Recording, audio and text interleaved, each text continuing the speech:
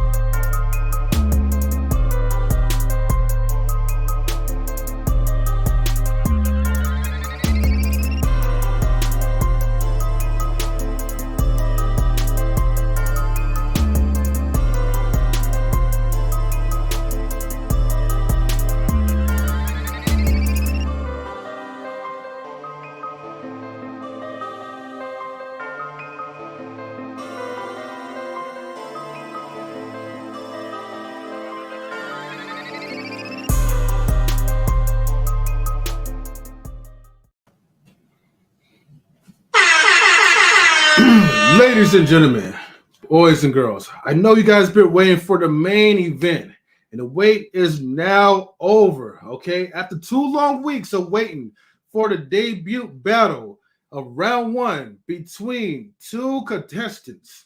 So let's go ahead and get to the point because we have you guys been waiting for so long patiently. So I want to bring in Miss Ashun, aka Lola, and I also want to bring in her opponent, Mr. Ali. So, welcome to Knowledge Relationships on YouTube. You know, Miss Lola's going to be the host. First is her opponent. How can I pronounce your name? Akaline? You can Ali? just say it's Ilkhan. Ilkhan Ali. Or you can just say Ali. Hey, you know, Ali, Muhammad Ali, you know. Hey, Ali Boubaye. First is Joe Frazier, whatever, Lola. Hey, anyways, though, you guys have a good, clean fight, and let's get ready to rumble as I get up out of this piece because it's about to be bloody and violent up in here. All right. Yeah, I love F3. Well, look, Icon Ali, okay? We about to take you back to Africa. All right, because I know you're missing that. Now, that's where you won. That's where you're going to stay. All right? Now, do you have anything you need to get off your chest right now before we start? Nope. It's all the ball's in your court. The ball is in your court. Yep. Okay. Well, thank you so much for that. I'm so glad you are obliged to play fair this time. So, last time we spoke in this forum, or was it the last time we spoke? But the last time we really spoke in this forum, you had graced me with some information about your past. You remember that conversation? I think so. Yeah. You were talking about the bodies of your exes, right? Remember that? That would the bodies. You lose the memory? All right. Well, I'm gonna help bring it back. I'm gonna help you bring it back. Okay. Because you thought I forgot. No, yeah, I ain't forget about that.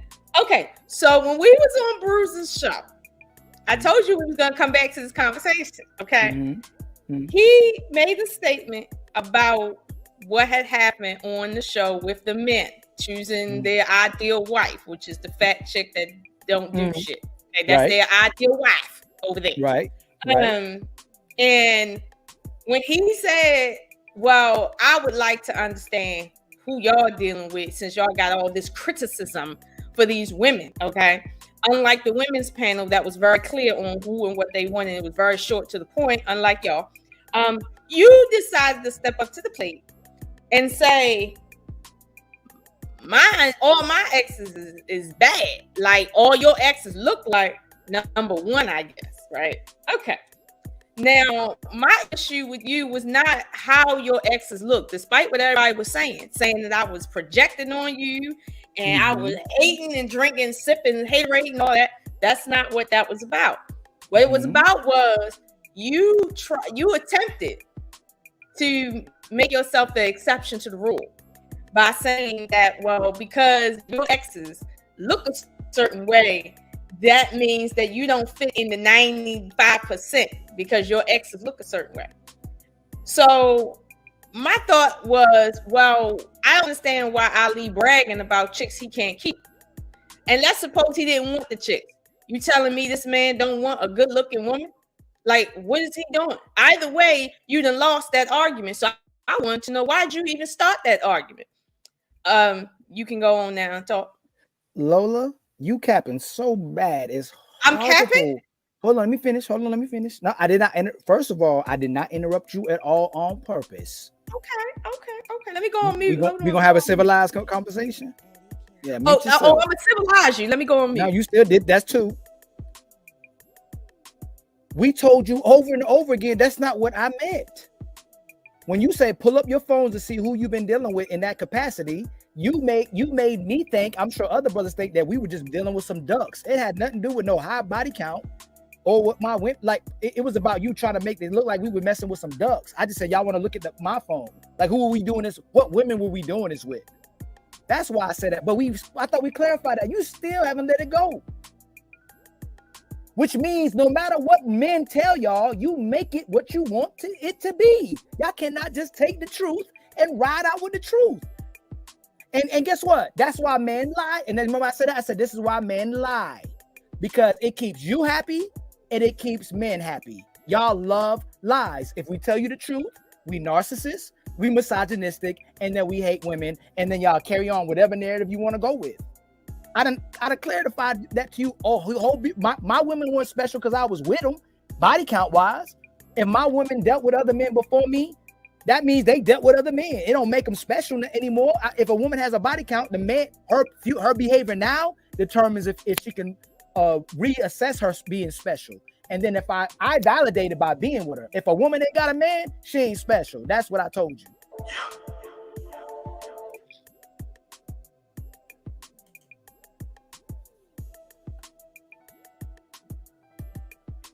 The computer didn't break, did it? Hold on. Can you hear me? Of course I can hear you. Can you hear me? Yeah, I heard you. Okay, yeah, my computer was freezing on me. Like I heard you on my sleep this morning. Go ahead. You know what? Okay. Okay. On one. Okay. Okay. So then I get what you was trying to do. Women a certain way. Lola, you breaking up. Your side breaking up. Hold on. Do you pay your bill? Can you hear me now? You get a little better now. You know? Do I need a super chat? Do I need a super chat the internet bill?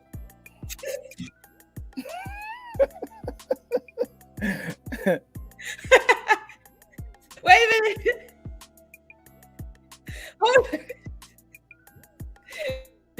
How much is the bill? Can you hear me now? Yeah. I can hear you now. Your screen just keep pausing, boy. God, look at God work.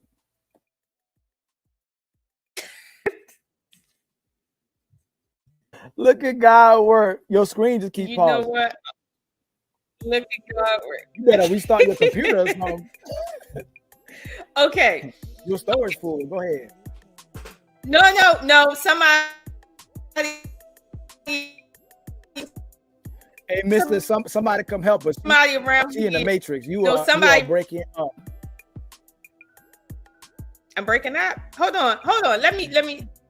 Bad. Hold on. Let me do this. Let me come out, and I'm gonna come back.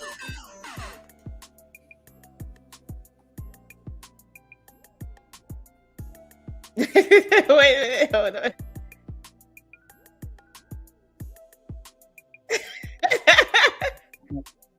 You breaking up. They done hit that Super Mario button already. So, ladies and gentlemen, while I'm on the show still, this is evidence when it gets too hot, the computer shuts down. The computer knew our ladies were about to get out of control, or one of our fine women was about to be out of control, and the computer shut down. It was tired of the lies. It was tired of the cat. She was about to come. She ain't had no more information. She must have unplugged the Wi-Fi. So this is what happens.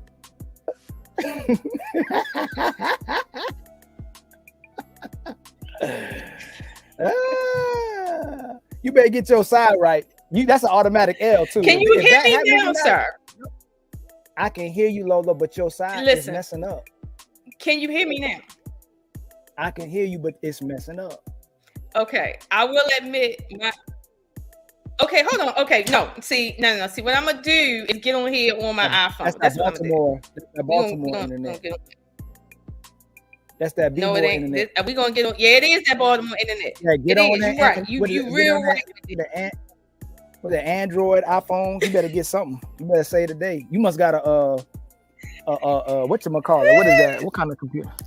A compact. You must have it kind of cleared up. Hold on, wait a minute. I'm Can you hear me though right now? You got an IBM. You all right, but it's now you still got an IBM. Wait a minute, hold on. Okay, I'm about to get on my other get on something. I'm about to get on my other account. Please, Lord Jesus. Hold on, I'm about to get you. Hold on. I hope so. It's not looking good. No, what? Okay. It is not looking good right now. What? Okay, that's fine.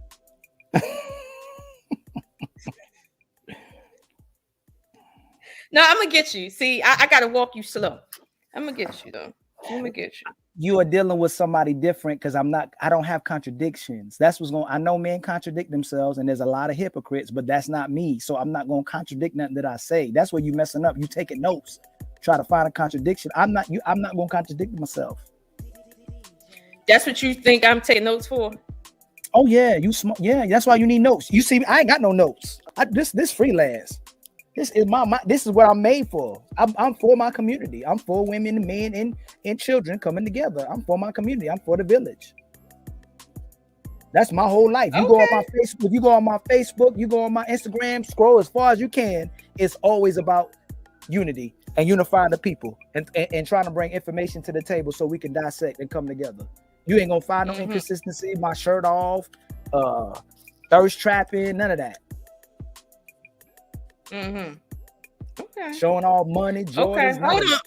I'm gonna take this down, and yeah, I'm gonna take this down, and then because I'm about to jump on. All you have to do is just X out yours and just go to your stream. You ain't got to take the live down. No, I'm not taking live down. Yeah, I'm just about to take myself down. Oh, okay. Hold on.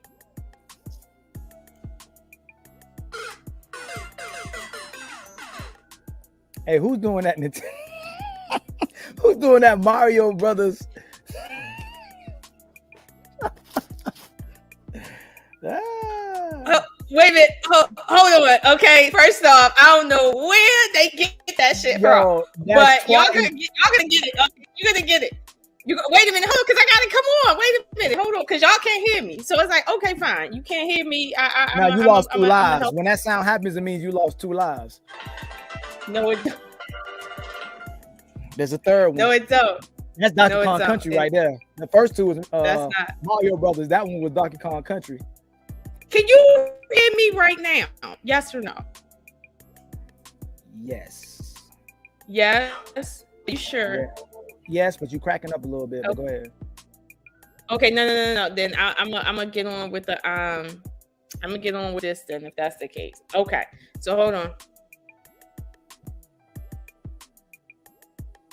Hey, Bruiser, come save her. She done took 3. She done lost 3 lives right now.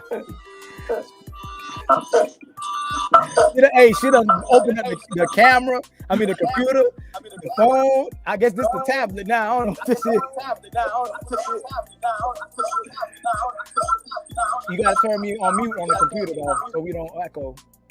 Okay, hold on, cause yeah, y'all, you know, I'm not really tech savvy, so you know, I still got it. You know everything but the tech, huh?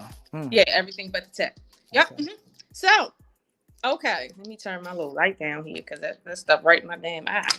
Okay, so can you hear me now? I can hear you. You can hear me now. I'm glad you can hear me because see, you've been talking and I've been listening. And oh, by the way, let me clear up why I take notes. Okay, I take notes because people like to filibuster, right? And like to talk without points, and I always bring them back to what they said, not because they pick themselves, but just to keep them on point. Okay, so understand that's what's going to happen to you tonight. Okay, so you said you wanted to essentially express that you don't deal with ducks. Am I correct? No, listen. Because I'm walking. Hold on. You don't know. Hold on. Before you go on a monologue, it was not that deep at all. I thought you were trying to tell us we deal with ducks. Open up your phone and show us the girls you've been dealing with. That's it. You making it. It's supposed to be a topic about some insightful stuff. You still can't get past that, and we all the men understood it when it happened. No, I can't. No. Don't say I can't get past.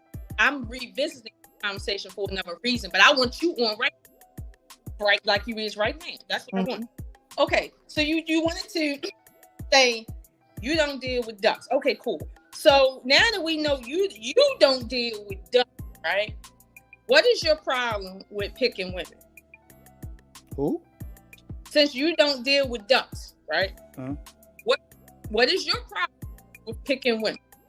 It ain't no problem about picking women. It's the quality of women here in these states. I can get women now. Hold on. You asked me a question. Now look, are we gonna do that tonight again? Are we gonna do that tonight? If you ask me a question, you gotta let me answer it. I ain't talking. Most of the brothers, including me, have perfected the getting game. The keeping game is a woman's job. That's not a man's job. The keeping game is your job. We can get men on. And when I say that, I can get married tomorrow with a woman.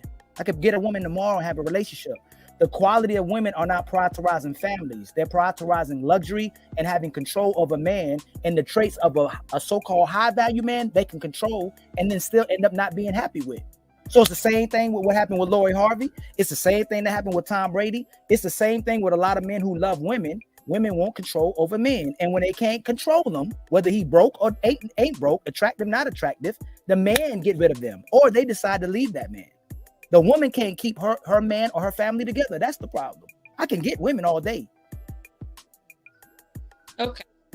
So, like I think I told you before, right? That when people start talking, one thing I don't like, and not that you did this, but one thing I don't like is when people speak in a way that isn't real or verifiable in some way. So it's in a sense, I don't mind theoretical conversation, right? Because I don't mind, but to some degree we have to really bring that into actual focus, right? So when you said, well, you know, they're not quality and it's their job to keep the relationship, right? And obviously you can get women that look good. You just can't get women that are good, even though they look good out here. No, that's not it. Okay, so quality is see, you still get what you want from it. Correct me if I'm wrong. Women complain about brothers lying, and then when they get with the brother switches, correct? I've never experienced that, but go ahead. Oh, Lola, after I say what I say, I want to know your answer to this too. Okay. So women will be chameleons to men. Women come on these panels. Women talk to men. Women get close to brothers or cousins or nephews, whoever they want to learn about men, but they don't learn about how to serve a man. They learn how to manipulate a man. That's the problem. So when they get a man to do, if they can get a man to do complete almost everything they do, they change and they start acting like the man. And they start prioritizing themselves. They stop serving the man. So I'm gonna ask you this too, since you want to ask that question. Do you have a man if y'all so good? Do I have a man? Oh yeah, do you have a man? Oh no, I don't have a man right now. Why not? Oh. Are you a good woman? Are you a good woman or are you combative? Hold on, I never said that. No. Are you a good? I'm asking you. Oh, let's slow. Are you? Hold on. No. Are you a good woman? And if you're such a good woman, why don't you have a man? And if I'm such a good man that knows how to keep a woman, why don't I have one? Because at the end of the day, I can get sex all day. A good marriage material is the problem. A woman sustaining her true virtue and being a good woman is the problem. So I told you women have a problem with being on a man's page and submitting to a man when they want them to have responsibility over them, but they don't give them authority. I feel like you don't give a man authority over you. Okay, hold on, Ali, because I'm gonna answer your question about me, right? But first, because please remind me to come back to that. But first, what you're gonna do? No. I asked you the question. The question first, and you didn't answer. I did answer it, and I'll ask you a question. No, this is two. It ain't you asking 5,000 questions. It's round one. So you asked me a question. I asked you. Okay. Brothers are saying that women have a submission. Hey, Sherelle. Brothers are saying that women have a submission issue. Okay. So, and I'm gonna tell you this: women that say a man is amazing, women that say a man gets me, women that say this is the man I've always been looking for until they can't control that man. But she's supposed to be on his page. She wants somebody to lead her, and she wants somebody to be able to put her in her place, honestly, and be in control. So if women aren't keeping men, it has to verify what men are saying, because men can get women all day long. Okay. So, and I'm asking you, you seem like a Miss Ashun. You seem like you like talking about sage and healing and and speaking, pouring love into a man, and you're so good. So why don't you have a man? And it's because you are refusing to submit and give a man authority over you.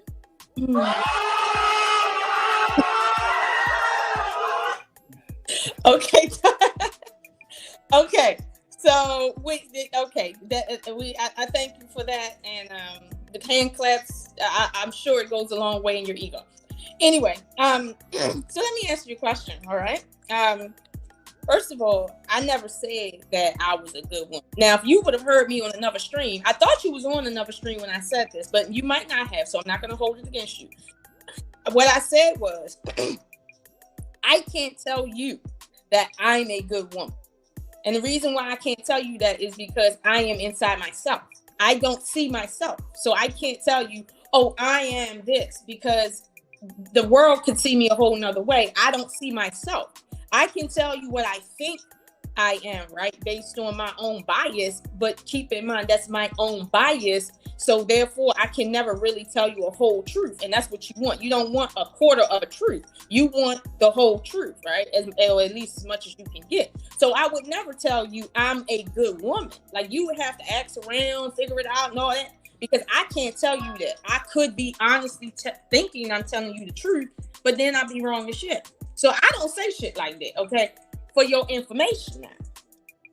Go ahead. I got my notes, so go ahead. Since you got your notes and all that, and for the brothers and the women, and maybe some kids watching, what makes a good woman?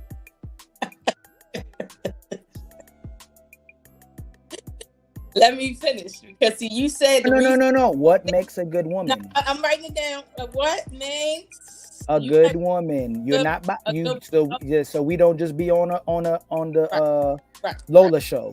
Right. So I'm interjecting to ask you what to keep the conversation flowing. I got that. Since this is crazy to me, you can say things in your life what something is or what you think, but somehow Lola don't even know she's a good woman because she's inside herself. So no. So what is a good woman? No, I didn't say whether or not I know. Listen carefully, because see, I'm not trying to manipulate you. Would I be Lola? What is a good woman? No. I'm not gonna do that to you, Lola. I'm not gonna do that to you, Lola. What makes a good woman? What makes a good Lola? Lola, what makes a Lola? What makes a good woman? I'm asking your question straight. I'm not doing all of that. About me calling myself a good woman. What is a good woman? About my submission, and you ask that question. Then you ask, what makes a good woman? What makes a good woman? Down the list. What makes a good woman? Okay, no, you asked about the submission piece second. We know you ain't submitting, so you ain't got to answer that. You're not submitting. You're not submitting. You definitely not submitting. Let me speak to that real quick. Okay. You don't got to run. You don't got to run from that, Ali. Just let me speak to it. You're not submitting, Lola. You ain't submitting, Lola. Okay. You ain't submitting to nothing. Go ahead. You can filibuster, but it's not going to stop, okay? Anyway, the submission issue when it comes to me, okay? First of all, the word submission is a highly subjective term, all right? Now, I'm not negating what you're saying, generally speaking, in terms of, well, what submission is to men. But I'm gonna be honest with you. Sitting back, listening to what men feel is the definition of submissive, what they feel it looks like. I'm gonna be honest with you. I have not heard two men say the same thing, and honestly, I'm hearing two different. It's two different. Remotely. Hold on, but. And I'm not saying this is me and you bringing everybody else. We this is between me and you. Lola, you are horribly deflecting. You're horribly deflecting. This is between. This is round one. This is Ali and Lola. This ain't every. I'm not bringing. We're not bringing people into this. I'm asking what Lola. So Lola, okay, Lola, what is submission to you, and what is a good woman? I'm about to tell you, but see, I'm talking about. Go ahead. Submission first. And then I'm going to talk about submission second, okay? Because you mentioned me first, then submission second. Cool.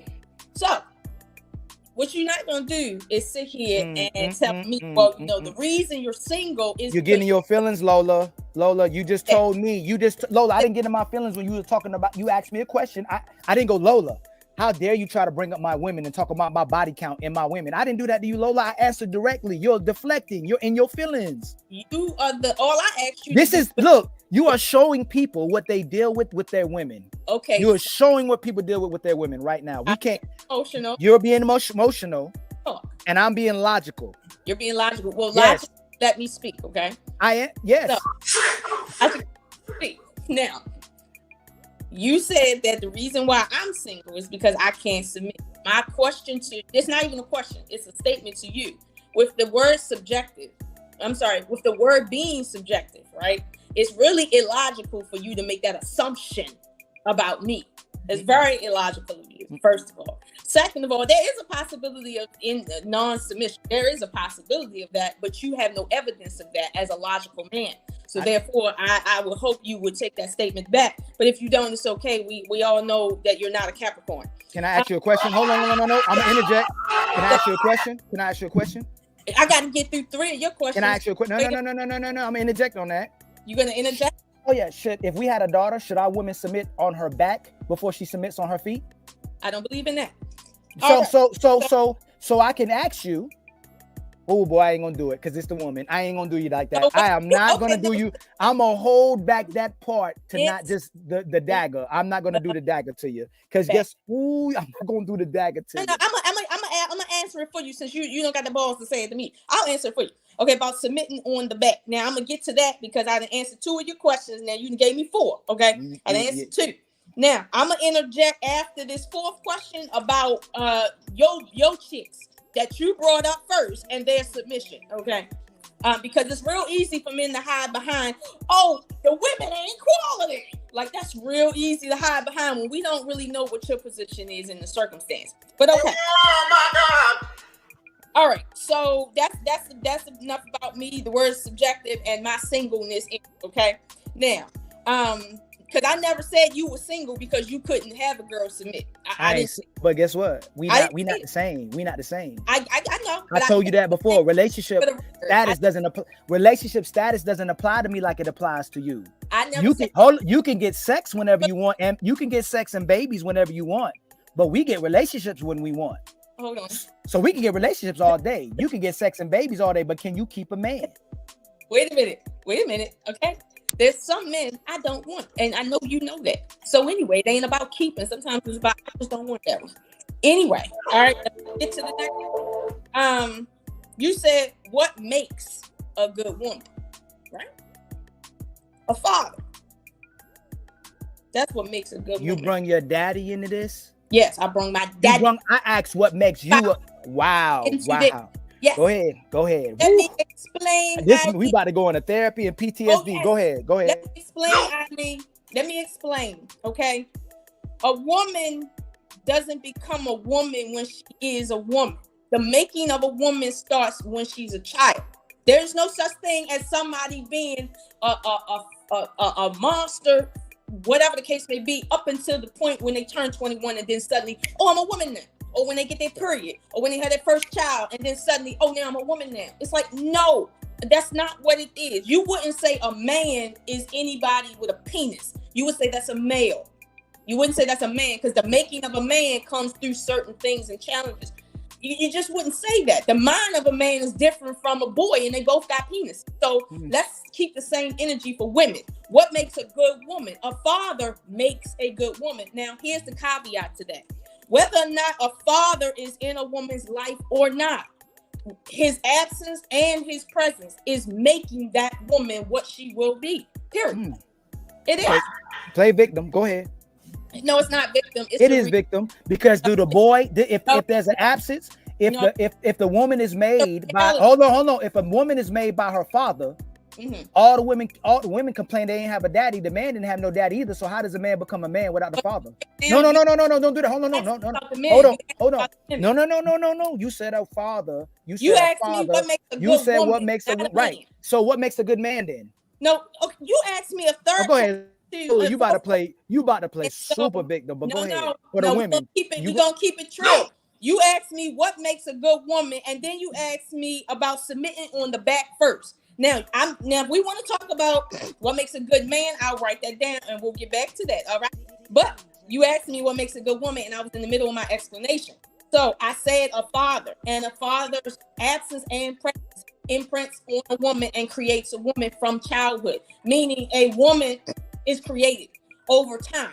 No woman is created because she woke up with a certain number of cells or certain DNA. That's not what makes a woman. I mean, that's what makes a female. All right. Now, if you don't agree with that, right? Okay. Empirical data will show you that females that grow up with fathers that they trust, that have been there for them, literally are better breeds of women than women that have not had that by and large, meaning there are outliers. You are Lola. Lola. I asked you what makes you a good woman. Okay. I didn't ask what makes a woman. I asked what makes you. No. This you're doing this again. You're going to go on a poem and a soliloquy about women right now. I asked what makes you. I didn't bring no other women in this. I asked what makes you a good woman. You keep deflecting and changing the narrative. What we talking about? No. You're not going to do that. You ask me a person. See, y'all like asking personal questions to men and stay on the man and make a man talk about himself and his life. But when it comes to women, y'all like to generalize and play victim and say all these women went through this stuff because they daddy. They went through all this stuff because what their environment did. No. I'm asking what makes you right now at your age a good woman. Don't deflect. You're not about to go. No. We're grown. We're not talking about no PTSD. None of that. We talking about what makes you a good woman. Ali, come on, Lola. You deflect, Lola. You said you weren't gonna do this. You asked. You are talking about you right now. You tell me when I talk about you. Say talk about you. Ali, don't generalize. No, Lola. Guess what, Lola?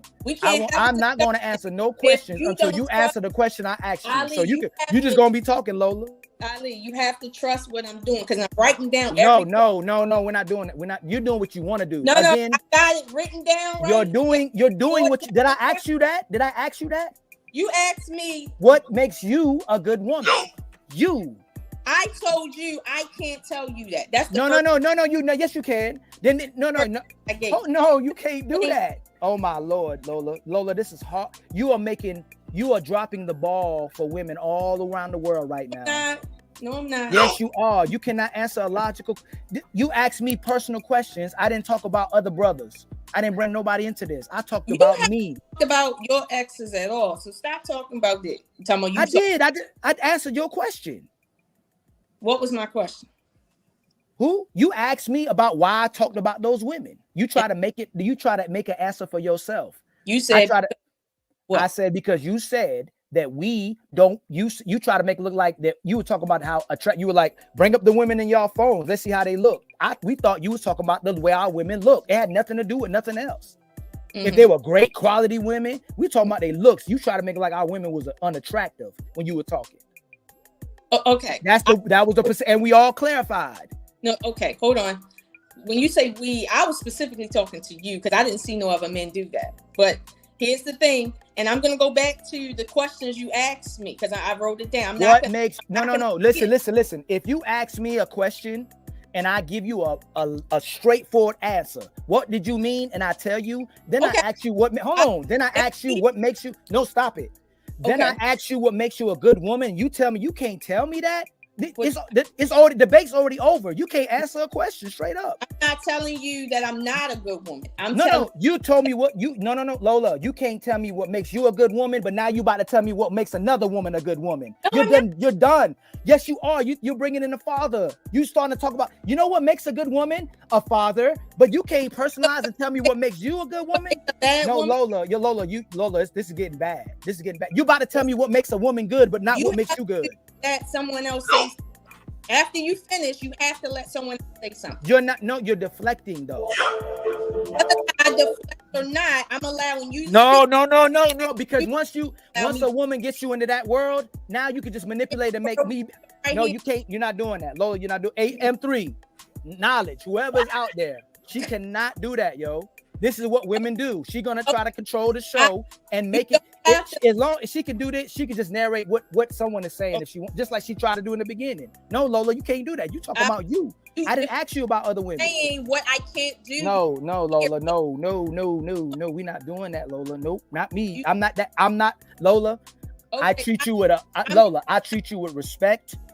I answer your questions directly. Don't belittle my intelligence. Please don't belittle my intelligence. I will look at you a certain way. You are belittling my intelligence right now.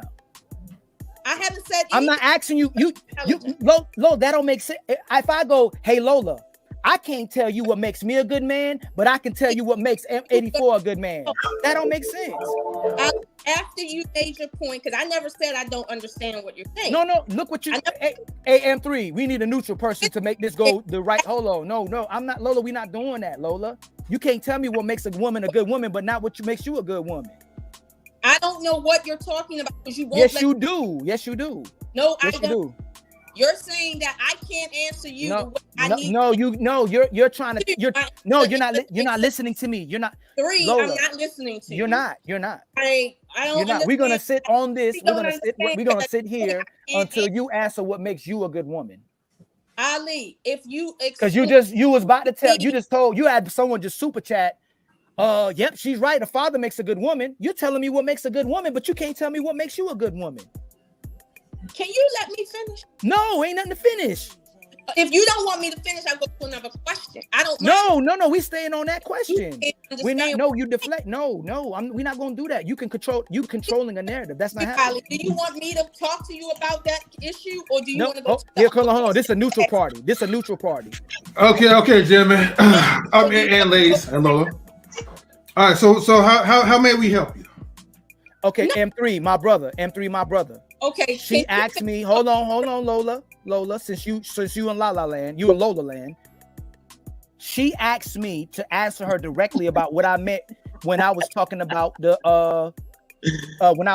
women in my. She was like, "Well, show us the women in y'all picture." She asked the whole panel about that, and I answered her. It was because everybody thought she meant the attractive level of our women. It ain't. You can't prove the quality of the women, so you know she wrong about that too. When I answered the question, I asked her what makes her a good woman. She told me, I can't tell you what's a good woman. I live in myself. Then she proceeded to tell us what makes a good woman by saying a father makes a good woman. So she can tell us what makes a good woman if it ain't her, but she can't tell us what makes a good woman if it's her. Okay, are you finished? Hey, you gonna answer that question? Okay. Hey, I want to give a quick shout out real quick to somebody who's a first time person in here. You know, salute to everybody in the panel chat, Marcus, Prince Blue, everybody up in here. I want to give a shout out to Fatty, man. Salute to Fatty, man. I see you, brother. Fatty? Oh, Fatty. Yeah. Hold on. Wait a minute. What's up, baby? Where is he at? Oh, okay.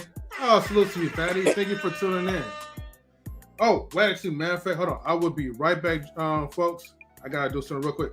Everybody, please make sure you guys subscribe to Knowledge and Relationships because I will turn the subscriptions on. So if you are subscribed, then you'll be able to comment. I'll be right back. Mr. 84.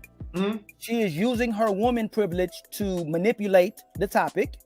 I'm going to use my man privilege to make sure we stay on the topic to be logical. We're not going to be emotional. We're not going to manipulate it. We're not going to do whatever narrative we want. We're going to be logical. Okay. Now, are you finished? Not until you answer that question, Lola. You're not gonna tell me what makes another woman good. Wait, Ollie, hold on. Hey, no, M3, brother.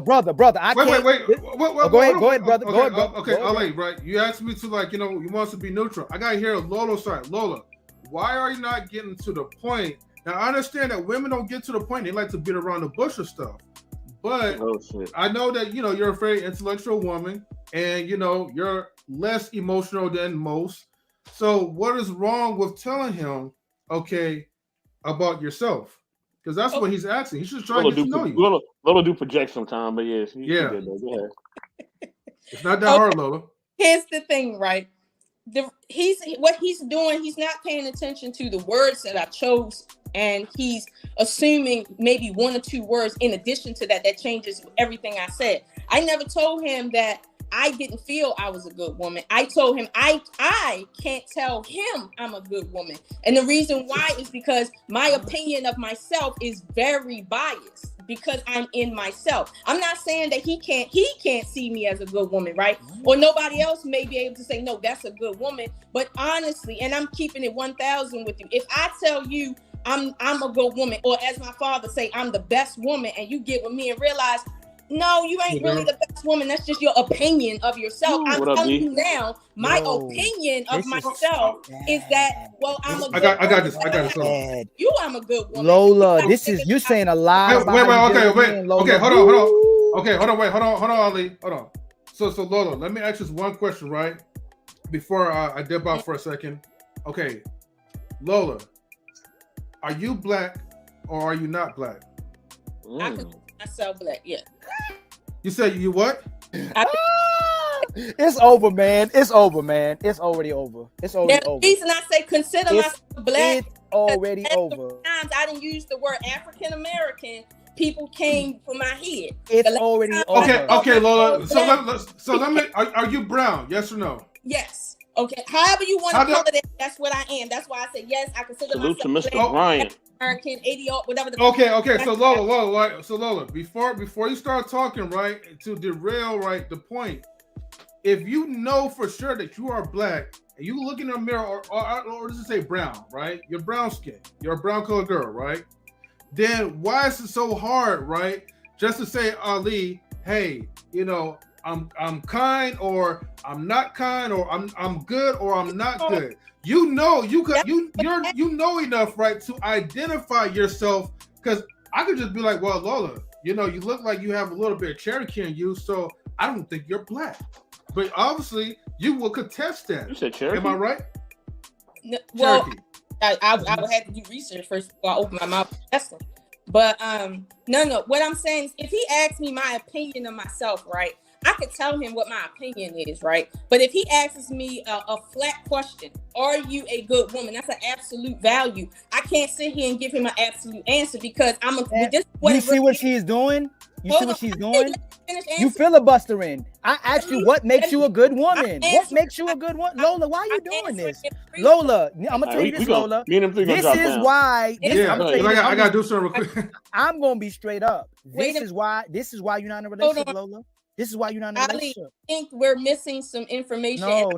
You're filibustering. I'm not saying that you're wrong. What I'm saying is that when you asked me, are you a good woman, right? I'm gonna be honest. No. You're not gonna do that. You're not gonna do that. No, I didn't say that. No, I said tell me what makes you a good woman. Say what makes you a good woman. That's all you have to tell me. Because if you ask me what makes me a great man, I can go all day long about it. That's fine. But I can't tell you. Cannot tell you the answer to your question. So then you can't answer none of my questions. Then there ain't no reason. Just let me finish. No, Lola, I'm not that. That's not me. You're not gonna do that. That means this is not gonna be a logical conversation, Lola. Lola, I'm always straightforward with you. I don't manipulate you. Hold on, Lola. I don't manipulate Lola. No, Lola, you're not. Lola, no, you being disingenuous. No, Lola, you're not going until you tell me what make you a good woman. I'm gonna stay on my clock. Go ahead, keep talking, Lola. I'm gonna mute myself. I can't give you no absolute value because you asked an absolute question. All I can give you is how I feel. Do you care about how I feel? Yes or no? All I can say is I feel I'm a good woman because. Do you give a fuck about how I feel? Yes or no? If the answer is no, then what I said stands. All I can give you is biased information that you would have to validate on your own. So no, I'm not about to sit here and tell you what I am. If you can't see that and perceive that on your own, my opinion is just that. I'm not about to argue my opinion with you. That's not what I'm going to do because I can't prove that to you. I really can't. I can't prove that to you. I could tell you one thing about my life right now, right? And you would disqualify me as being a good person, period. I can give you one thing about my past that would say, oh, hell no. Just one thing. So I'm not about to sit here and argue with you about, well, yeah, I'm a good woman. No. If you don't feel that I'm a good woman based on what you see with your own eyes and your experience, that's the truth for you. But I'm not going to argue my feelings with you about an absolute valued question. I'm not. I will tell you, yes, I got my opinion about myself, but did you ask me my opinion or did you ask me a factual question? You asked me a factual question. So I'm giving you a factual answer, which is I cannot answer that factually, and that is the truth. I can only answer that with my opinion and or my feelings, of which it has no place in this conversation. Okay? I think most men would appreciate that because that is the truth. Now, when you ask me about what makes a good woman, I answered you my opinion, which, I mean, obviously you asked me, what does it? In my opinion, fathers make women, whether they're good or bad, period. Like you went into, why aren't we talking about the men? You asked me about women. Now, I can talk about the men too, right? But to a degree, I'm outside of my realm talking about what makes a good man when I'm not a man, and I'm only giving you my opinion from the perspective of a woman. Like, we could talk about that if you want. But when you ask me what makes a woman, for instance, that question takes me back to a conversation I had with my father about what it takes to create a child from infancy to adulthood as a man. And in my opinion, my father is the reason why I am what I am, good and or bad. Like, he raised me this way. So it's like, that's my opinion. I could stand to be corrected on that, sure. But my opinion is fathers make or break the building of a woman, because the building of a woman is not her chromosomes, and it's definitely not her age.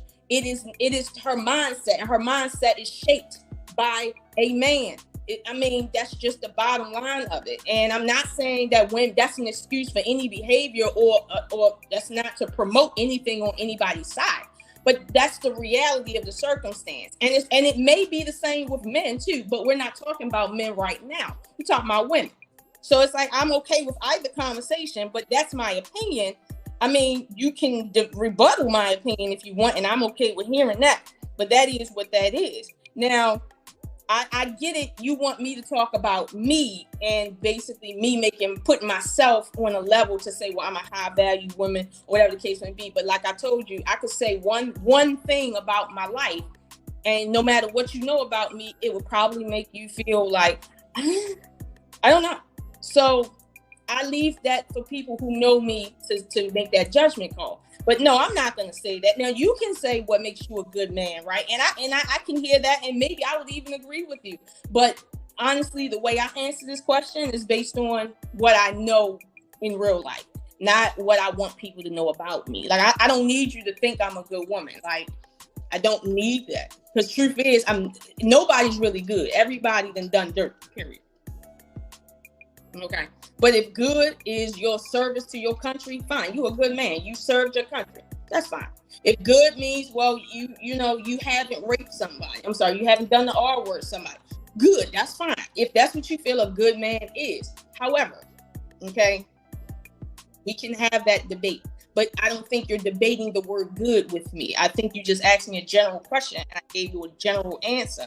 Now, you did go further to ask me about, why is it that women, not me, because you wasn't speaking about me personally, but you asked about women submitting on their backs first, right? And I told you I don't agree with that. And that's all I said to that. And we went into other things.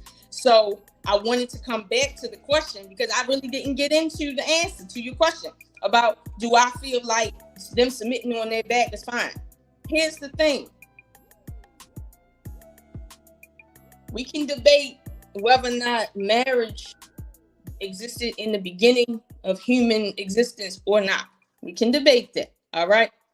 However, I don't agree in this day and time that having sex with a man first without the proper channels in place helps you in this culture. I don't think it helps. Granted, I've done it, and I haven't really seen where that's been beneficial, but I have done it. So I'm not about to sit here and act like, oh, well, you know, I'm above it. But I will tell you, no, based on my experience, I don't agree with that because it's not hitting for nothing.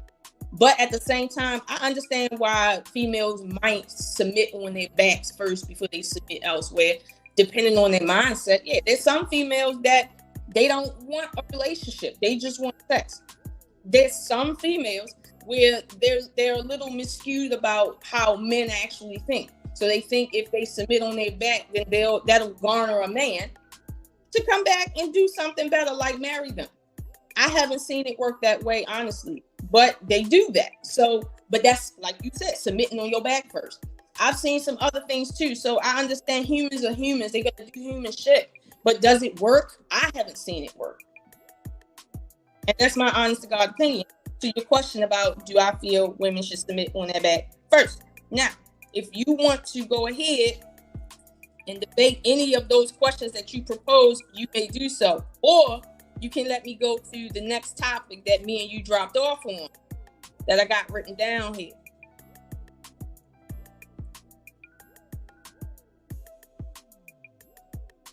Oh, you married? Okay. I asked you, what did you want to do? You don't have to be mad. You can just say, well, let's go to the next topic. Or you can say, I don't agree, or whatever. That's how you want to decide, type. Now notice this, Ali, right? When you was all in your feelings talking, right? I wasn't trying to overtalk. I let you overtalk me, and I just tried to get a word in. But the thing is, logically, right? People are gonna be people. That's the logic. People are gonna answer the way they want to answer. You can listen for the truth, yeah, but that is what it is. Now, I don't mind being asked about questions about me. I don't. But if you've noticed, I haven't asked you what makes you a good man.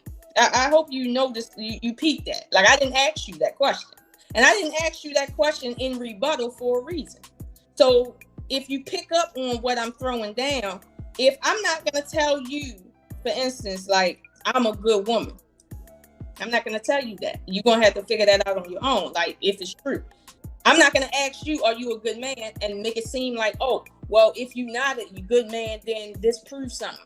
I'm not asking you that. Like, I'm not, because you can't really, that's not real. So I get it. That's a talking point. But if you feel like you a good man, you might be, but that's a different subject that you're not really talking about right now. So if you want to go on, I can go on. Just let me know.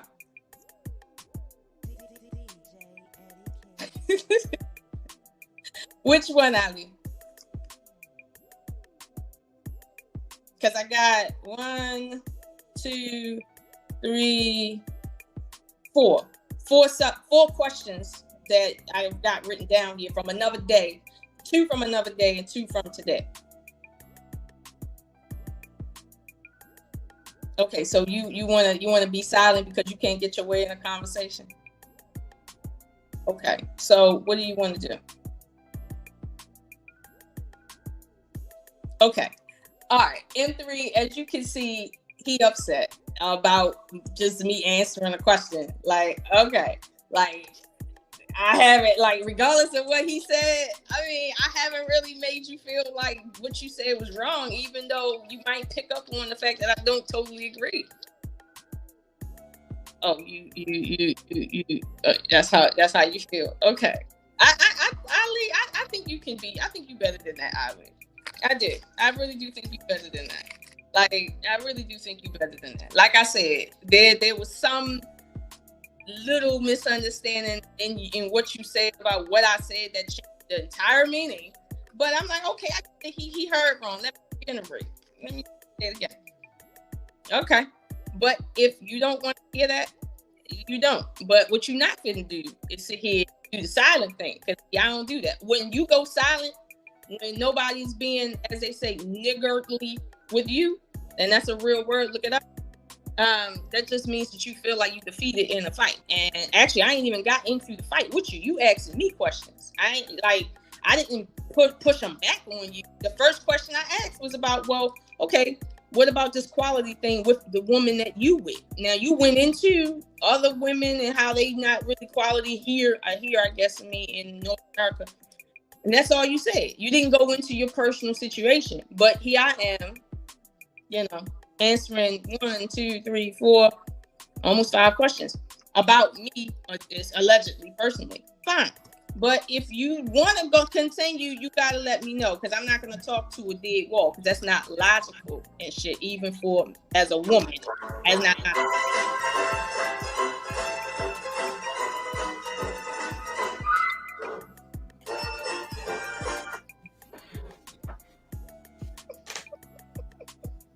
Marcus, you need to go ahead.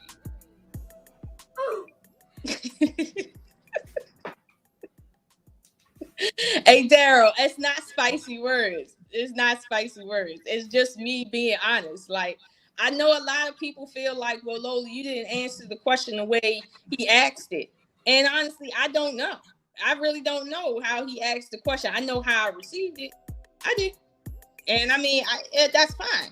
But I can't do what I can't do unless he want me to lie to him, which is something he just said earlier, that women lie and they want to be lied to. Okay, all right.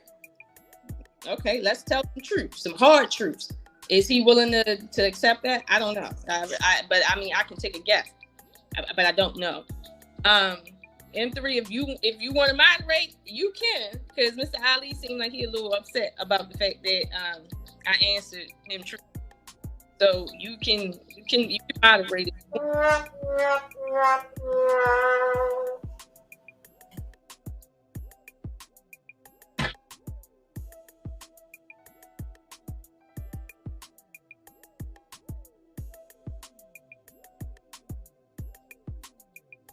Ali, I am not checking out. Okay. If you feel like you don't want to talk because you ain't get your way, you say that. I don't take it personally. Like, seriously, I don't take it personally.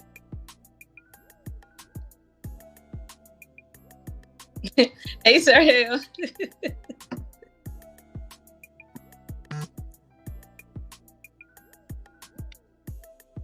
I can't see what's happening.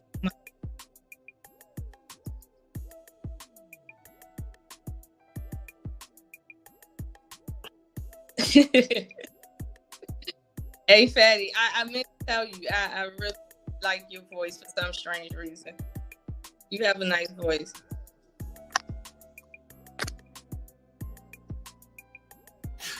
Ladies and gentlemen, this is what we do when we do the silent treatment. This is how women respond. This is what men go through. But we run out of resources and words to really say because women are not listening. Just remain silent. That's all. Mm-hmm. Yeah, please silent. That would be. Anyway, M3. If he wants to go on, he can go on, but he gotta actually say that. I'm not gonna force him to do it. Like I ain't about that. Like, he asked me questions, I answered. I ain't throwing no bombs at him, if you notice. So let him make that decision.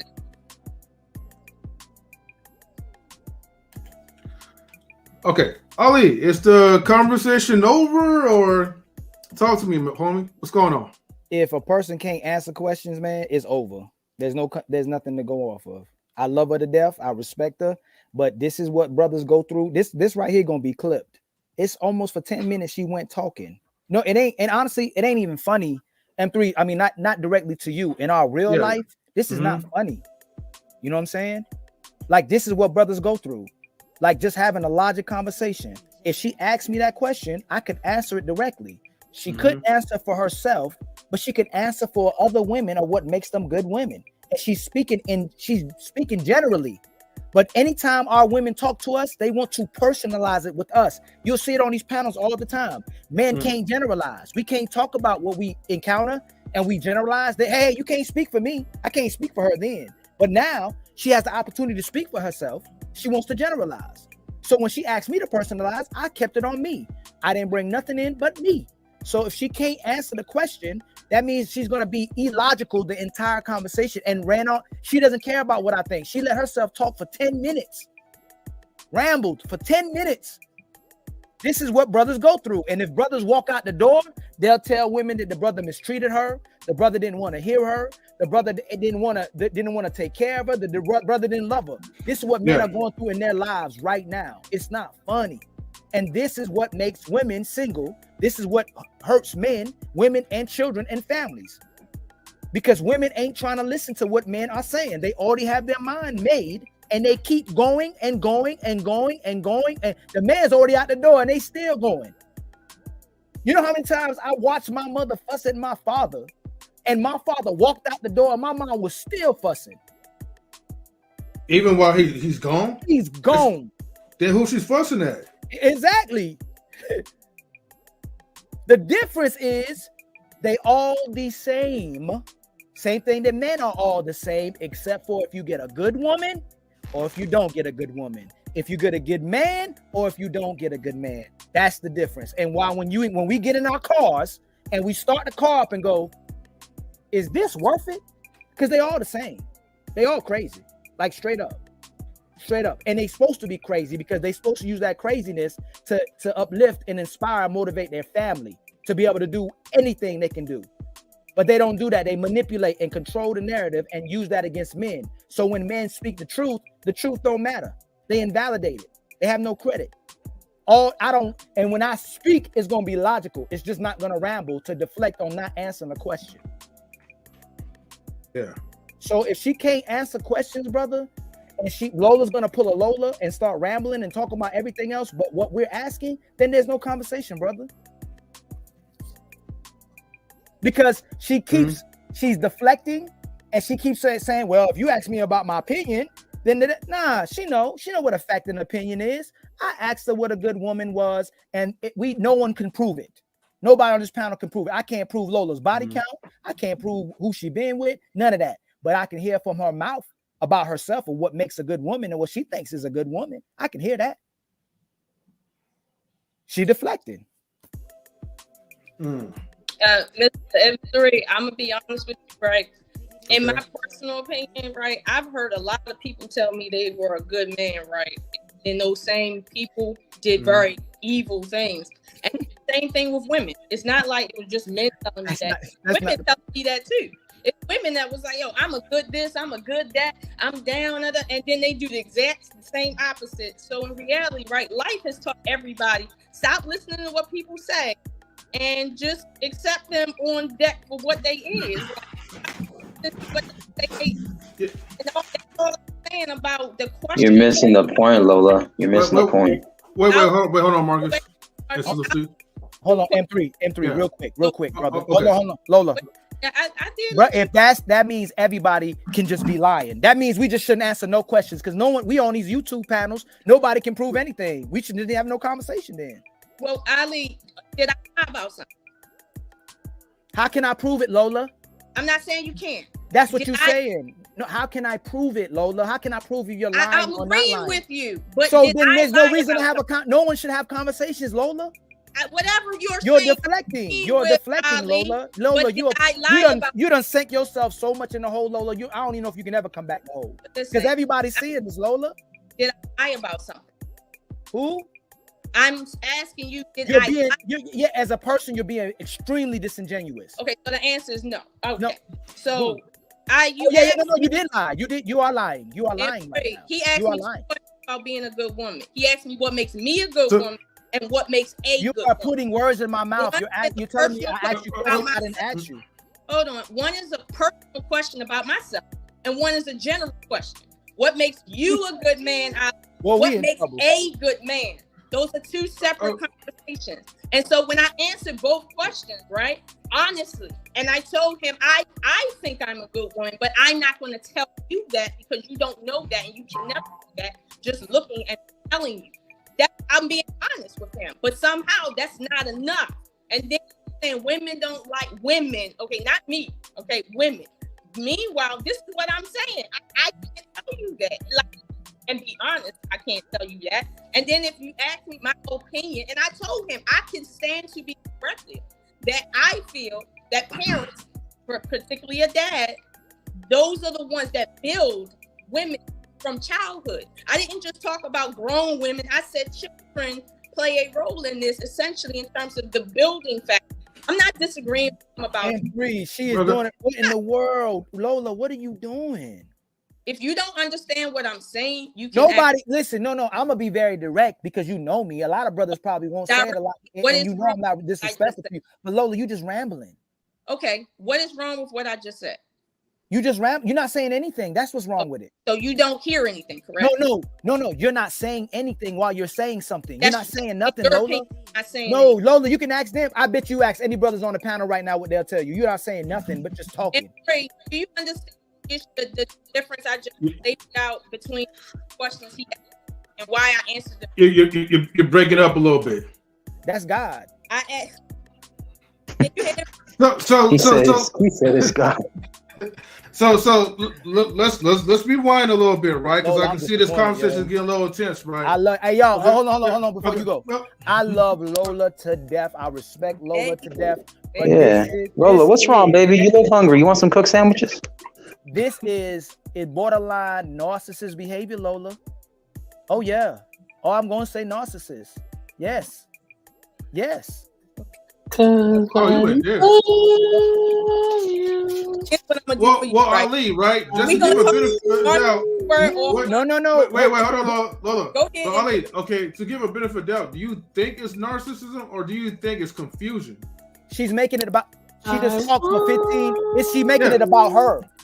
She's making it about her. This is not about the topic. We are not here to serve the community something they can learn from. She's making it about her. That's what she's doing. What we've been on talking about 20 minutes about what she's just making up stuff to deflect. That's narcissism. I was in mental health for 15 years. I know if you're talking to your wife, if I'm talking to a brother about clarity, and even if she don't talk about herself, it's about her right now. She's controlling the narrative. It's about what she thinks and how she feels right now. Marcus. Okay, maybe I might be missing something, right? But I thought you asked her a question. Wait a minute, M3. You heard what he just said.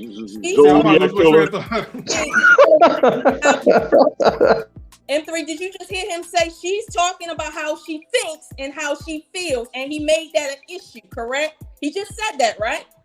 Now, earlier, I said to him what I think about myself and how I feel I am. Why does it matter? She's a man eater.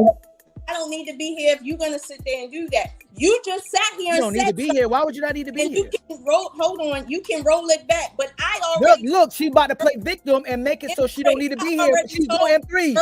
We see this every single day, brother. Bless you, M3. Bless you. She's about to shut completely down and play victim in this conversation. I've already Lola, you playing victim, Lola. This she's making about herself. She's M3. Are you confused about the fact that I told him earlier that my feelings about myself and my feelings about this topic is not of no concern?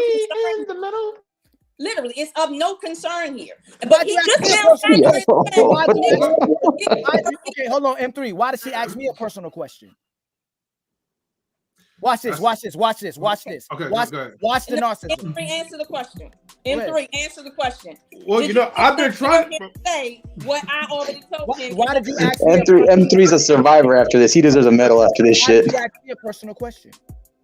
We're going to get to that. But M3, I'm going to give you, M3, the Congressional Medal of Honor and Freedom, M3. You cannot answer any questions because it'll lead to the truth. Right now, look, I just M3, you deserve the badge of honor. What happens on another panel? If you stay on the course of truth, shit, this gonna get clipped. You got to make it about yourself. You got to make it about yourself or deflect. You can say how you personally view it, but I'm asking. This is the Lola show. I'm going to listen. Thing that's correlating. That's what I'm asking him.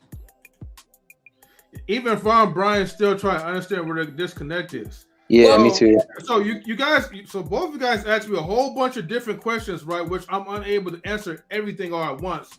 But to sum things up, right? M3, my brother. Hold on, my brother. We are only doing this because she's a woman. If it's a man sitting there, dude, no, M3. Ali, but let M3 talk a little. He's a host, though. Listen, we are only doing this because Lola's Lola. Like I still like if this was a dude, he'd have been tore up right now. You would have went into him. This is Lola. We gotta respect Lola. We gotta be understanding of Lola. We are letting this happen. Whoa, hold on. Well, no. Make no mistake, come on now. Right? We're not biasing this channel because Lola is Lola or whatever. If anything, people would think we're trying to say, oh, we're the opposite, or we're like, misogynist or whatever. Nah. Yo, no, not that word. You guys asked me a question.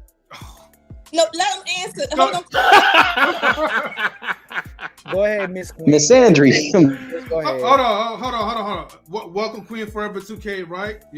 Hey, Queen. All right. So look, what I'm trying to understand is like, where was the disconnect, right, from the beginning? Because it sounded like, okay, Ali, because you asked her a question about what was the first question that you asked her, where it went down here from there. And Lola, you was like pretty much projecting like a lie about your past or whatever, because you was mentioning about because this person was like, oh, I'm good or I'm kind, but then they want to return to an asshole. That doesn't mean that it would happen to you. You're into a therapy session. Hold on, Ali. Hold on. Ali, let him rock out. M3, I didn't hear what you just said. You said I projected a lie about my past. I didn't say no. I didn't say nothing. Hold on. I'm muting now. Hold on. I didn't say nothing about no lie. Hold on. Let's not twist the words around, right? Because I will take this to the replay. All I said was that you was projecting a lot about your past because you're going by based off your friends' past experiences. People that you know, their past experiences where you just said that. You was talking about how people was like, oh, I'm a good guy or I'm a good woman, and they wind up not being good people. It's a difference between someone who's not sure versus someone who knows that what they are, but they're lying to get into that relationship. And I understand that you're trying to tell him that, look, the only reason why I know who I am, but the only reason why I'm not going to tell you who I am is because I don't want you to get the wrong idea about me. That's all what you probably should have just said in the beginning so you could have that proper understanding. But the thing is, if you know who you are, why does it have to be a long conversation? It just confuses people. Because if you're good, you know that you're good. You can tell them that you're good. If you're an asshole, hey, just be upfront and be like, yo, I'm an asshole. That's all.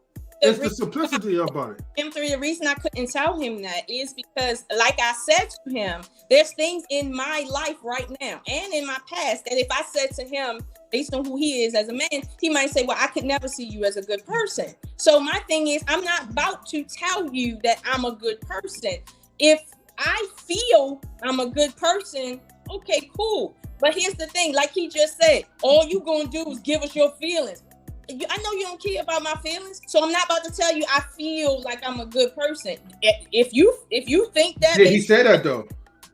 I'm sorry. Did he say that? I'm saying I would use him as an example as a person, like because he's on stage right now. But if he was somebody else, I'm not. So he didn't say that. Hold on. But see, that's the point. Okay. Wait a minute. No, I'm not the type of female that will tell you I'm a good female. I'm this, I'm that. Other females might sit there and do that with you. I'm not going to do that. And I'm not saying they're wrong, but I don't do that anymore, period. I don't accept people saying that to me. I don't say that to people. I can see with my own eyes what I'm looking at. I don't need nobody to tell me I'm a good man. I can see if you're a good man or not. I don't need those words. And honestly, right, I'm not saying that what he's saying about himself is not true. I just don't roll like that personally because of my own experience, not my friend's experience. But when I mention my friends and people I know, I only made that statement to just justify the point that other people may see me as a good person or even a bad person. But it's true. Well, either way, I am a bad person to people who see me as a bad person. I am a good person to those that see me as a good person. It's true in every form. So I'm not. But what are you to you? What are you to you? I feel I'm a good person. I feel I'm a good person. What do you know? What do you know? Y'all talk about feelings, but what do you know about yourself? Okay. So if we're not talking about feelings, I can't tell you what you see. Only you can tell you what you see. So again, I'm asking you, Lola in the mirror, what do you know about yourself? I just I feel that Looking at the man in the mirror. No, but okay, and you're breaking up, so I could barely hear a little bit what you're saying. So sorry if I'm repeating myself, but no, when I'm asking you, Lola, right? It's that I feel. But that's Feel. No, that's the problem. I'm a Y'all good gotta stop person. saying y'all feel. Y'all saying y'all feel. You know, feeling is the emotion. If you saying that you feel, hold on. If you saying that you feel, right, and Wait a that minute. means that one day you feel like shit, the next day you feel wonderful. Oh, right. What do you I know? feel, this is what I'm saying. I can tell you I feel I'm a good person, or I can tell you, in my opinion, I think I'm a good person. I can flip the words around 1,000 ways, but at the end of the day, I already told you nobody is good. Nobody is good, in my opinion. No, there's no good people out here. Everybody got a devil in them somewhere, period. And I've seen it. So I'm not about to sit here and front with you like, oh, well, because you said it, that makes it true. That ain't how I roll. Now, I don't disrespect people that don't look at life that way. But I don't look at life. I'm not even asking for that. You're asking me. You want me to tell you? You're not even asking that. And I'm not going to tell you that. I'm not going to tell you I'm a good person. Either you feel I'm a good person, or you see it, or you don't. I'm not. Okay. Let me be direct with you. I'm not even trying to force you to tell me if you're a good person. Question when I'm answering. No. You're missing the question down. You're missing the statement that I'm telling you. What I'm telling you is that stop using the terminology of feel, because when you're saying feel, feelings could be anything. If I say, you know what? Well, I feel that I'm a great person, and that means the next day I could feel like I'm a shitty person, or I feel like I'm just like a bum. You're seeing all these. Sometimes that's the truth, though. Yeah, but if I go to the overall picture of how women always talk about feelings, you know what I mean? Hold on, Lola, right? Hold on, before you neck pop, right? What I'm just trying to say is that in general, right, women always starts off with that word, I feel. Let's start resensitizing, right, the way how we're articulating certain type of words, and then just start saying about things that are factual. We know that, of course, no one is good all the time, but if you could measure a ratio, right, of maybe the good versus the bad. M3, can I say something? Hold on, Marcus. Hold on. Okay. Right. Hold on. I'm gonna throw my cape for Lola real quick. You know what I mean? I'm a cape real quick. You know what I'm saying? I'm throwing my cape for Lola because I'm my brother. I gotta do it. I can't let you beat up my tag team partner on the streams, and I can't. You know what I mean? Lola's my tag team partner outside of M3. You know what I mean? Lola's my tag team partner. You know what I mean? Black Files is here. You know what I'm saying? Shout out to QueBee. 84, don't do it. 84, this is love. This is love. This is love. Hold on, all the brothers here. Somebody say Black Files? The Black Files, hey. I gotta help her out. You know what I'm saying? Hey. This is a correction and growth moment. Ooh. Oh, Lord, the X-Files. Black Files. No, the Black Files. The Black Files. I mean, that's Lola. Hold on. Honestly, I got a cape for a little bit. I got a cape for it. Not my brother. Listen. Oh, no. You know, I'm gonna say this. All right. You know, and let me try to help her out. I'm just trying to help her out. So, Lola, what do you know about yourself that you would feel is a good quality about yourself? Okay, I feel. Okay, you want to know what is a good quality that you know is a good quality about yourself. Okay, I know that I have good qualities when it comes to nurturing my children. I know that I'm not in no limbo in that, in terms of sometimes not enough. I know that, right? Why do you know that? The reason why I know that is because it's beyond the physical with me. It is. I know based on the life that I was given, I did my absolute. I know that. I know that. Yeah. Why are you saying 84? No, because she got grown babies out here. She got to be specific. Lola got grown children. I know she don't look like she got grown children, but she do. Oh, I know she does, but she got to be specific. That ain't specific. She definitely knows how to cook sandwiches. Okay. What makes you a mother? And you know what? First of all, Lola, I am not taking away from that because hold on, Ali, Okay, keep that question in your back pocket. Keep that question in your back pocket. No, she don't answer my question. She answered your question. Hold on, we're gonna go to Queen, then Marcus. Queen, then Marcus. Go ahead, Queen. I wanted to say that I agree with everyone on the panel.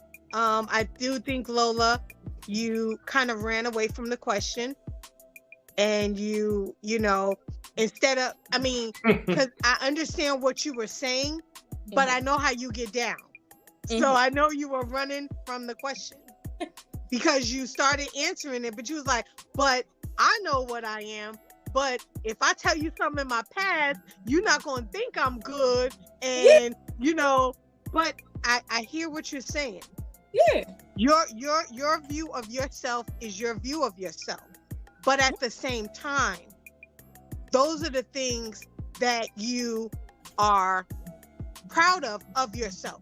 Certain characteristics, certain things you do, how you move and shake, how you treat people. Those are the things that you define yourself as a good woman.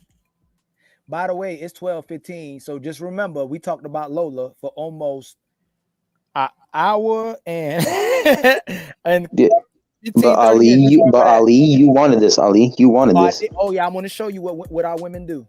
You know what? Hold on, Marcus, hold on. Ali, I go come back from round 2. I just want to make sure. M3. I love Lola to death. You know I will. Hey, Marcus. Lola made it about Lola. I didn't make it about Lola. Lola decided to go on an hour rant, not me. Can I say this real quick? Okay. Can I say this real quick? Go ahead, Marcus. You're up next anyway. So, like, I don't have an issue with women being emotional because that's technically how it makes us different. It's just the rash decisions that sometimes they can make after. I think that's the only issue, but I'd rather keep women emotional because that makes them different than us as men because that's part of their system. That's part of the genetic construct, right? So it's only how she handles it. If she's batshit crazy emotional, yeah, I'm not going to deal with her. But usually it's also the decisions you make. So Lola, when you said you were, these guys will tell you the right things. Remember that line, if men lie, women buy. So that comes down to a vetting process. A person can tell you whatever. A car salesman can tell you whatever. But you got to make sure you vet the car, you drive the car and stuff, right? Right. So, you know, that comes down to vetting. And again, when it comes to relationships and love and stuff, it's a gamble. Right. It's a gamble. Right. So that's going to happen sometimes. Right. You know, I took a gamble and I took a chance. I'm pretty sure you took a chance and you gamble on things. It's just the way it works out, and you learn from it and you move on and you pick yourself up, you pick your head up and you keep moving forward. That's it. Hey, Marcus, y'all. Lola got the whole world on her side. Lola got the world. Hold on, Lola. Let me finish before you get emotional. Women have society coddling them. They're entitled. Right. They have their hand ready to catch them. Okay. Hey, bro, I know this. My mom and sister are like that. Yeah, I know this. Brother. Oh, brother, you know I respect you a lot. You one of my favorite people. Yeah, I do too. We don't need to tell her none of this because we the one that suffer from this stuff. We need therapy. We need, if y'all brothers weren't here to support right now the truth, Lola could have ran a whole narrative with this. If me and Lola were trying to have a relationship and this happened. To be fair, bro, it's both though. It's both. No, it's not, brother. No. If we had a conversation and we were trying to get to know each other and have a relationship, Lola would have took this occurrence right here and made it whatever she wanted to, and would have said Ali is like this. And there's a lot of brothers that will go, man, hey, Lola don't lie, because Lola is one of the good. Lola's supposed to be one of the good ones. And I'm not saying, by the way, I'm not saying you're not one of the good ones, but you couldn't even say you one of the good ones. But that's the first time. No, that's bad. Because if you're expecting a man to be if you're expecting a man to be a man and stand on his square, then you need to be a woman and stand on your square. When a man asks you who you are, you should be able to communicate that, especially if you are supposed to be friends in a relationship or having a logical conversation. You can't go into I feels and I think and start manipulating. Now you can say I feel about something in reference to something that may cause you to have an emotion. I feel like M3 likes me. I can't prove that he doesn't like me. But when we asking something about yourself, what you know. Yeah, you cool people. Then you go, I can't tell you that's personal. But what makes a good woman is if she has a father.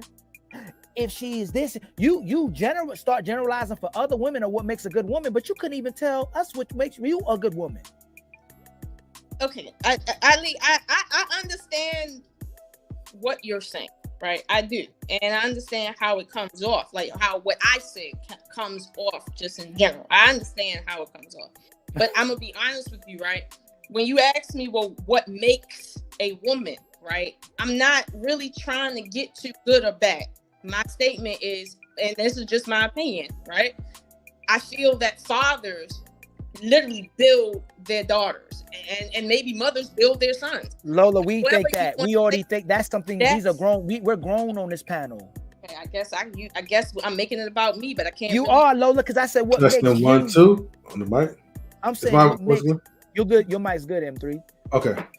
I asked you, Lola, if we sitting at a table, hey Lola, I'd love to get to know you. You know, I have my own issues I have in my life. And I go, Lola, you know, if I want to pursue you and get to know you, and from my eyes, it seems like you're a good woman. What makes you a good woman? Okay, Ali, I remember I told you that me personally, right? I'm a little different, right? I acknowledge that it's not like most women. I acknowledge that.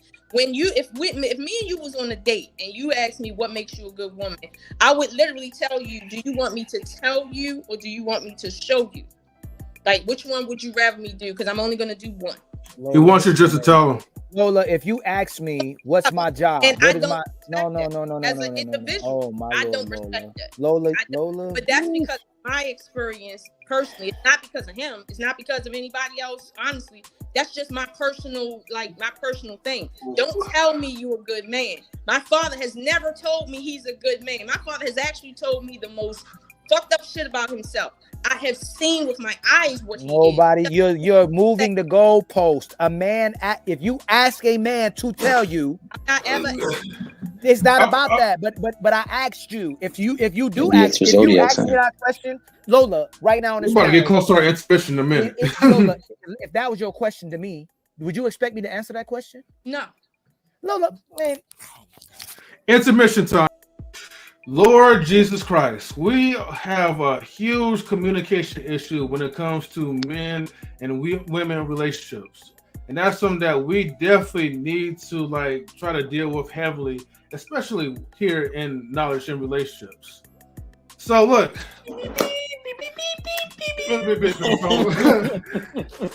Look, that's my favorite commercial. Yeah. Right. Favorite commercial of the Zodiac. Hey, next time, I'm gonna play the Be Right Back stuff. But look, so Vouaghn Bryant, yes, a well-needed intermission, right? Thank you, Vaughn.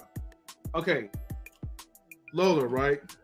Okay, you got now. We're speaking things like in general for most women, okay? But in you specifics.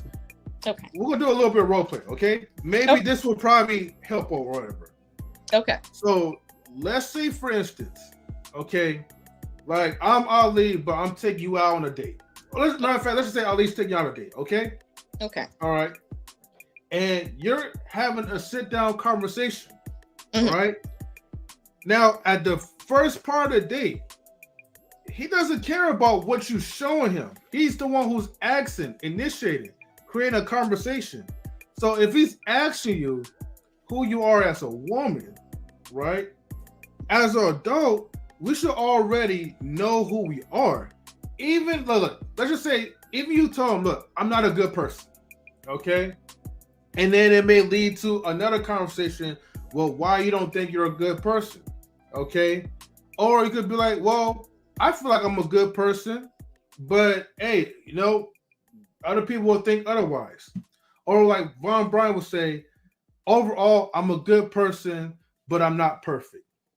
That's how most people usually kind of have that articulation. So that way, you know who you are, you're sure of yourself. Because here's the thing, if it was the other way around, matter of fact, I'm going to reverse this real quick, okay? Reverse Uno card. If you guys was on a date and you asked Ali that question, are you a good person or not? And he gave you that runaround statement saying that, well, I am whatever you say I am. You know, I may think I'm good or I feel this and that. That will be a red flag to you. Because a lot of women needs guys that are for sure of themselves, that are direct.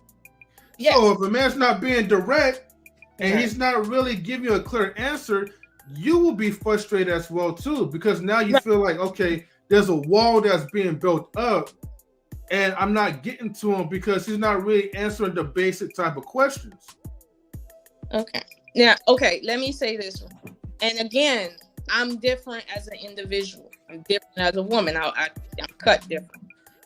There's certain questions I'm not going to ask a man, period. And this is one of them. And but if you said that to you.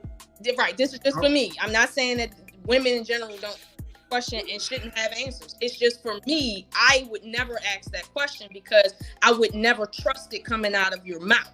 I just wouldn't. And when you ask me that question, because of who I am, and I know who I am, I just don't like that conversation, because if I'm telling you who I am, for instance, I've dated guys and told them how much of a woman I really think I am based on what I do that I feel is good, and they didn't really agree. They didn't agree, and they have a right not to agree. I'm not taking it personal. But at the end of the day, what was the point of the conversation if what you see is all that really matters to you, no matter what comes out of my mouth? So why don't we skip my mouth and get to what you see and what I see and what I'm going to do and what you're going to do? Like, why don't we just get to that? So that's me, though. And I'm not saying that Ali's question isn't a legitimate question in a sense to the average female. But for me, it's not. And it's because of my experience just in general, and not bad experience, but just in general. And honestly, you know how I roll. Okay, I'm a little bit of a deep roller. You ask me, do I feel that generally speaking, I'm good? I'm going to be honest with you. I mean, I got my days where I feel like I'm generally speaking good. And then I got my days where I'm like, you know what, maybe not. You know, let me put a timer. Lola, let me ask you. Sir Hal got a question to ask you. Mm-hmm. He says, okay, ladies and gentlemen, if you go to the court and someone is defaming your character, Lola, how will you defend yourself? I would defend myself by talking about what the subject matter is and whether or not it happened or not, and whether or not there's evidence to substantiate that on my side or their side. Laura, you're a thief. How you defend that? What did I steal? You stole whatever that I'm saying that you steal. What is that? You steal? I'm asking you. I just heard you're a thief. I don't know what I stole. What did I steal? I heard that you're a criminal. I heard that you beat up people. Is that true? I'm sure you did hear that. Yeah. Wait a minute. Did you say criminal? Okay.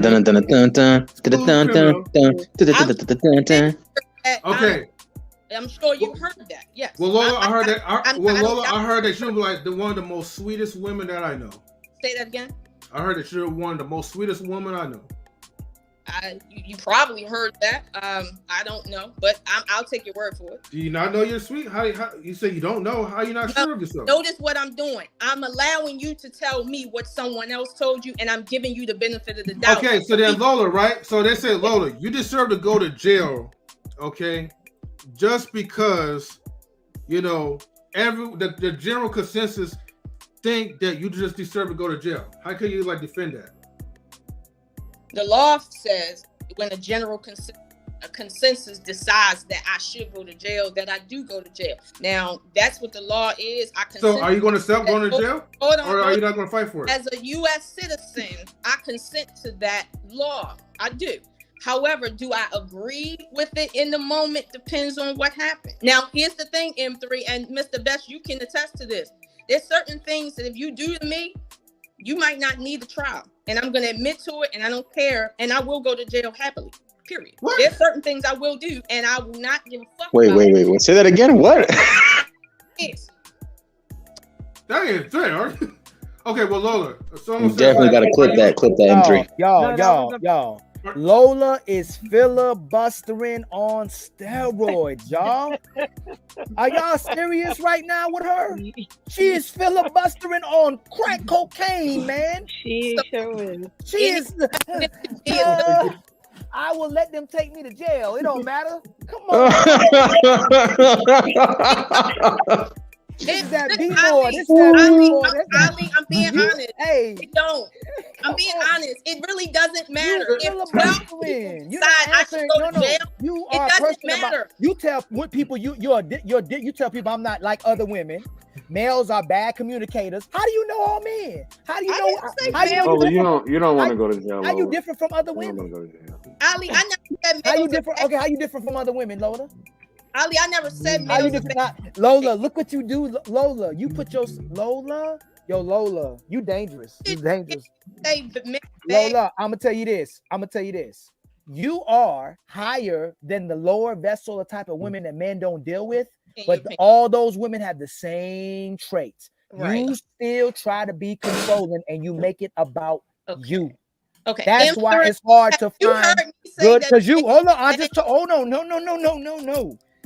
You done talk more than anybody. Have you heard me say that men are bad communicators? Like, have anyone heard me say that? Y'all don't y'all. No, you never said that men are bad communicators.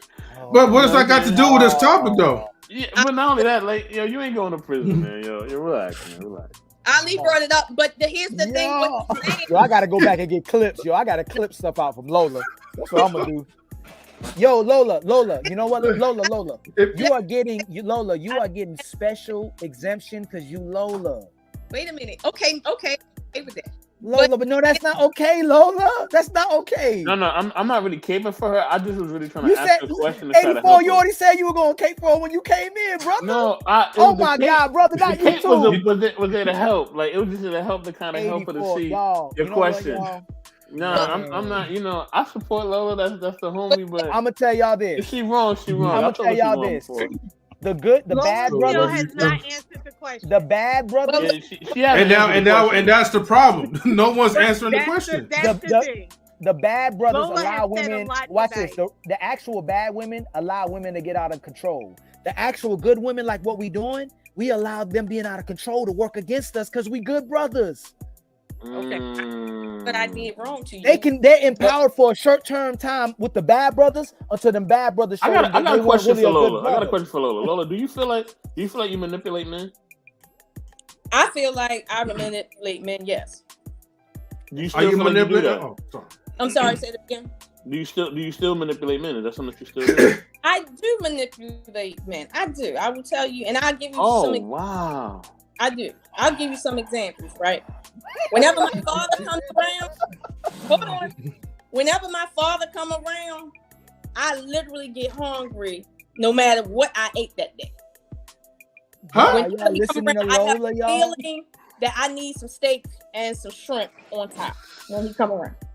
My father loves to spoil me, and I love to get him in a mode to spoil me. Yes, so I do that to my father. I've been doing that since I was a little girl. Ain't gonna stop. Okay. Now, here's another way I manipulate men. When men try to fight me in my martial arts class, oh, you best believe I turn on the female thing until they get right next to my face, and then it's over. Okay. Yeah, I manipulate men in that way. I do. Okay. Even hold on, let me give you another example. Okay, even right now. What do you do? What do you do to them in the martial arts class? What do you do to them? She's trying to prove it, man. Go ahead. Fight me. They're supposed to fight me as they would a man. So you know I'm gonna turn on the woman card. Okay. All right, that's me manipulating. Brothers, everybody that's watching, Okay. Women want the power and authority of a man. I didn't say the privileges and provisions of a woman, and they manipulate and have the accountability of children. Wait a minute, let me give you another example, Ali, of how I manipulate men, right? So every time my son comes bragging about it. Hold on. Wait, I'm not bragging, I'm just being honest with you. You got that bragging about it energy. Wait a minute. Every time my son comes to me, right, and he wants his father to do something, I judge whether or not it's something he should be doing, and then I tell him, well, let me talk to your father. Every time I say, let me talk to your father, I always come to him when I hear he's happy. I always come to him with words that I know don't trigger him. So yes, I am manipulating him. In a way, I am. So I'm gonna be honest. That is manipulation. Even though I don't have an ill intent, it is manipulation. I'll give you that, Ali. So I can tell you're already doing why are you doing this though? And this is not something you should be proud of. Why are you doing this? Why are you lying? No. Lola, you slowly exposing the good woman. You are wait. a good woman. Excuse me. Wait, everybody, hold on. Get a queen. Wait, Get a hold on. Yeah, let the queen speak or whatever. Queen, get a queen. I'm gonna put you in the matter. I'm gonna put you Put a one-on-one next to her. That Lola has answered your question. She's controlling. She's a manipulator and a narcissist. Yeah, there you go. Those are some characteristics. I told y'all that already. are Lola. It's Lola.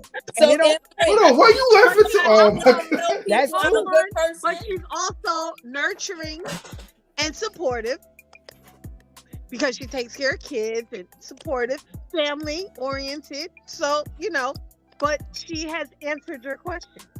Lola, when you're a I'm just saying. narcissist, you're neither good or bad. You do what's best for you. And we can technically say that that's not a good person, but you are doing, I guess your experience in life has put you in a situation where you have to do what always benefits you no matter what. That's how you're moving. I'll say but she could be a narcissist for her family. Well, okay, I'm gonna be that Queen, Miss Queen, don't do that. No, let me be honest with y'all, right?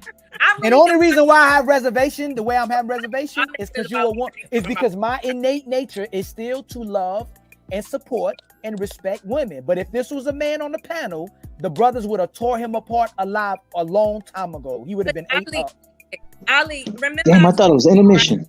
Hold on. Remember, I told you that I can't tell you whether. Hey Lola, you lost so bad it don't even. Lola, you beat yourself up. You have to decide that on your own. Hey Lola, you realize you beat your. Can you play that Mario Brothers thing? You beat yourself up, Lola. Okay. You put yourself in the corner. You gave yourself timeout to yourself, and lost a whole bunch of lives. Let me ask a question. I got a question for real. I got a question. And that's something you're not handling well. You're not handling me telling you there's times when I'm How? I'm not mad at you. No, Lola, you're the only one getting emotional. Lola, I'm not mad at anything. I know. Wait, hold on. Because before you guys continue, hold on. Mr. Best in the World does have a question to ask, and I know it's an important one. So when y'all going on a date, man? Like, yo, for real. Okay, look. If Lola can answer this question, this question, Careless Whisper in 3. Lola, hold on, y'all. If she can answer this correctly, and she got to do it right away, Lola, are you listening? Can you hear me, Lola? Because I'm a lover. I'm about love. I'm a lover. If Lola can answer this question very quickly, you cannot think about it. You have to answer it immediately. And hold on, Lola. And you have to prove you don't manipulate or change anything.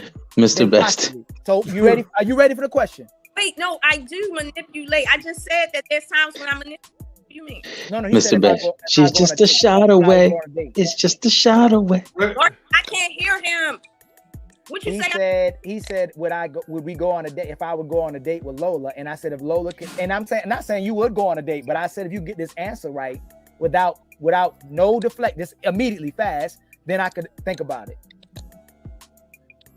Okay. So are you going to answer this question instantly? No thinking, looking off to the left or nothing. Oh my God, he said looking to the left. I was trying to tell you. Look at the camera. He know you, girl. He know you. Ready? Are you ready? Lola, you can't answer that question, Lola. You can answer the question, but let me Lola, just answer the question. Lola, why, Lola? Ali, you can ask me, but let me tell you what I was gonna tell you. Why do you gotta say all that, Lola? Ali, they cut me off, so I was trying to say something. We ain't missed nothing. You said, Lola, that you ain't said an hour ago. Lola, go ahead. Okay, are you ready, Lola? She froze. Nah, she done took she done put the cam up. Oh Lord, she done got one more. Y'all better I gotta send her some. Listen, y'all better Lord. leave Lola alone. Man. Oh my God! Now we playing victim. This ain't right, yo. Stop. Oh Lord, man. Leave Lola alone. I'm in decision. I hope you is messed up. camera. Lola better not have changed the camera off and rage quit. She better not have rage 84, quit. please shut up. Please shut up, 84. You hurt my ears.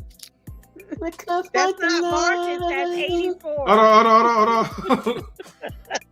Oh, are you back? Oh, sorry. Hold on. I don't know what happened there.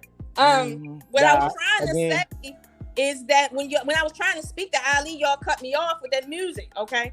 What I was trying to say, what I was trying to tell him is that I understand what he's saying to me. I get what he's saying, but I'm answering him honestly, whether it makes me look bad or not. But I wanted him to see that this is the reason why I told you I don't tell you that I'm good or not, because who I am might not be good to you. Because you get to keep this, you get to keep what you're doing a secret right now. You get to keep this part of you a secret. That's why you don't.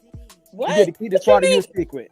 All they got to do is listen. When they ask you a question, all they got to do is be quiet and just let you answer. Just answer without answering.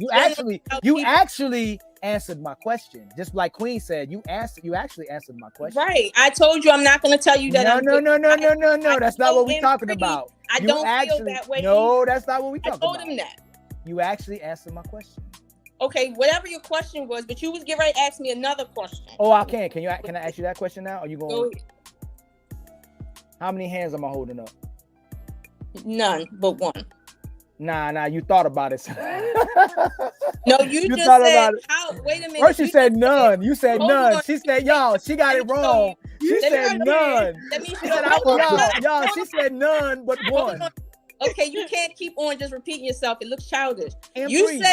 You said how. M3. She said I was holding up no hand. Hold on. I can't talk if you don't want to be quiet at some point. You just said how many hands? Wait a minute. Wait. I can't hear. I'm not talking. Mute him so I can talk. I'm not going to talk if he's just going to keep on going into it, because it's like I forget my point, and I don't like that. And I got paper right there. Okay, wait, hold on. Ali, hold on. Right. You got to mute him. Got paper. No, I just told him to chill real quick. No, mute him, because it's like I can't be on my subject. She trying to take over the panel. She just mute him. M3. She said, Tiger. I'm just saying, mute him so I can speak. Because I don't want to speak over. Hold on, Lola. Hold on. You don't need to be muted. I just communicated him. You gotta let men be men, right? Let the man lead. Now Ali is not talking, so go ahead and speak. I'm not speaking to man. He don't need it. He don't need to be muted. He don't need to be muted. We want you to get to your point. So don't need to be muted when he comes with this little thing like that. Lola, you sound staticky. Can you right now? Hold on, Lola, right? I just told you, I just asked Ali, can he please respectfully not say anything while you're talking? He's giving you that respect right now. So honor that, right? And start talking. You're asking me to honor something that hasn't been happening the entire stretch. Oh.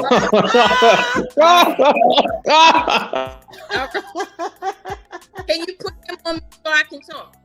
She's a victim. Please. I mean, I don't mind going on me. Can you put him?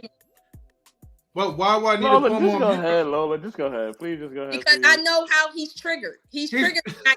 So therefore, you put him on. Oh, damn, Ali. You triggered, Ali. I'm not going to put hold on. That's the agreement is we're not about to step in and put nobody on mute. Okay. So we're having adult-like type of conversation. So hold on. Let's bury that part, and we want to hear from you. Matter of fact, let me put you on the camera right now. Go ahead, Lola. Speak for us. I'm not going to be on the camera so somebody else can come on and start. He's not going to chime in. I'm not going to do it because he's been chiming in this entire time. I've been asking y'all come to the stage because he like to talk and filibuster. No, you asked us to. No. Hold on. We're not doing this. You guys asked us, right? Especially exclusively me to come up to like moderate, and be safe about the conversation, and not be biased. And that's what I'm doing. I'm playing my role. I'm coming here. No, Stan, it's not Fight Club, but it's starting to like Fight Club a little bit, right? M3. Hold on, wait. Hold on, M3. Y'all came up here because I stopped talking for 10 minutes. Yeah, but y'all was still bringing me up here, though. She asked you to come. No. Everybody's been watching. Whoever's been watching. I stopped talking for 10 minutes. I get that part, right? But even the first time, like, I'm not going to interrupt her because you asked me not to interrupt her. Yeah, and that's why I'm telling Lola. So why are we so hell bent on Ali and he's not even talking? It's Hey, yo, Lola. Hey, M3. Hey, M3. Lola is squeezing the shit out of the victim card. She manipulating. That's why she laughing. She manipulating. I know. Look at that. Woo, mission accomplished. Mission accomplished. Grand Theft Auto. Let's go. Lola, let me ask you this question though, real quick. Matter of fact, hold on. Everybody go in the backstage real quick, just for a second. I gotta speak to her one-on-one real quick. You know what I mean? Excuse me for a second. Okay, Lola. Oh, no, Queen. You know. Look, Lola. Let me ask you this though. Okay. What's really going on, Lola? Talk to M3, right? Ain't nobody around. Everybody's in the backstage. What's going on with you? Why are you trying to control this conversation right now? Okay, I am here on my second, so there should be some level of control. That's first to answer your question. Now, you said what's really going on. Okay, here's what's really going on, right? I don't really believe that Ali can handle my truth as somebody who isn't really trying to fuck his head up. I'm really not trying to fuck his head up, but he can't handle it because it's just honest. For instance, me telling him, I don't think I'm a good person. I don't believe anybody's good or everybody got evil in them, right? You know, I'm sorry, I forgot to give you like a timer. I'm gonna give you 1 minute, Lola, right? So that way, go ahead. I tell him the truth about who I am. That sometimes, yes, as a woman, I do manipulate. That's just in my nature to a degree. I manipulate for myself. I manipulate for men that I'm with. You should see some of the stuff I do for men I care about. For my children, for my parents, I manipulate other people because I want for my friends. I do that.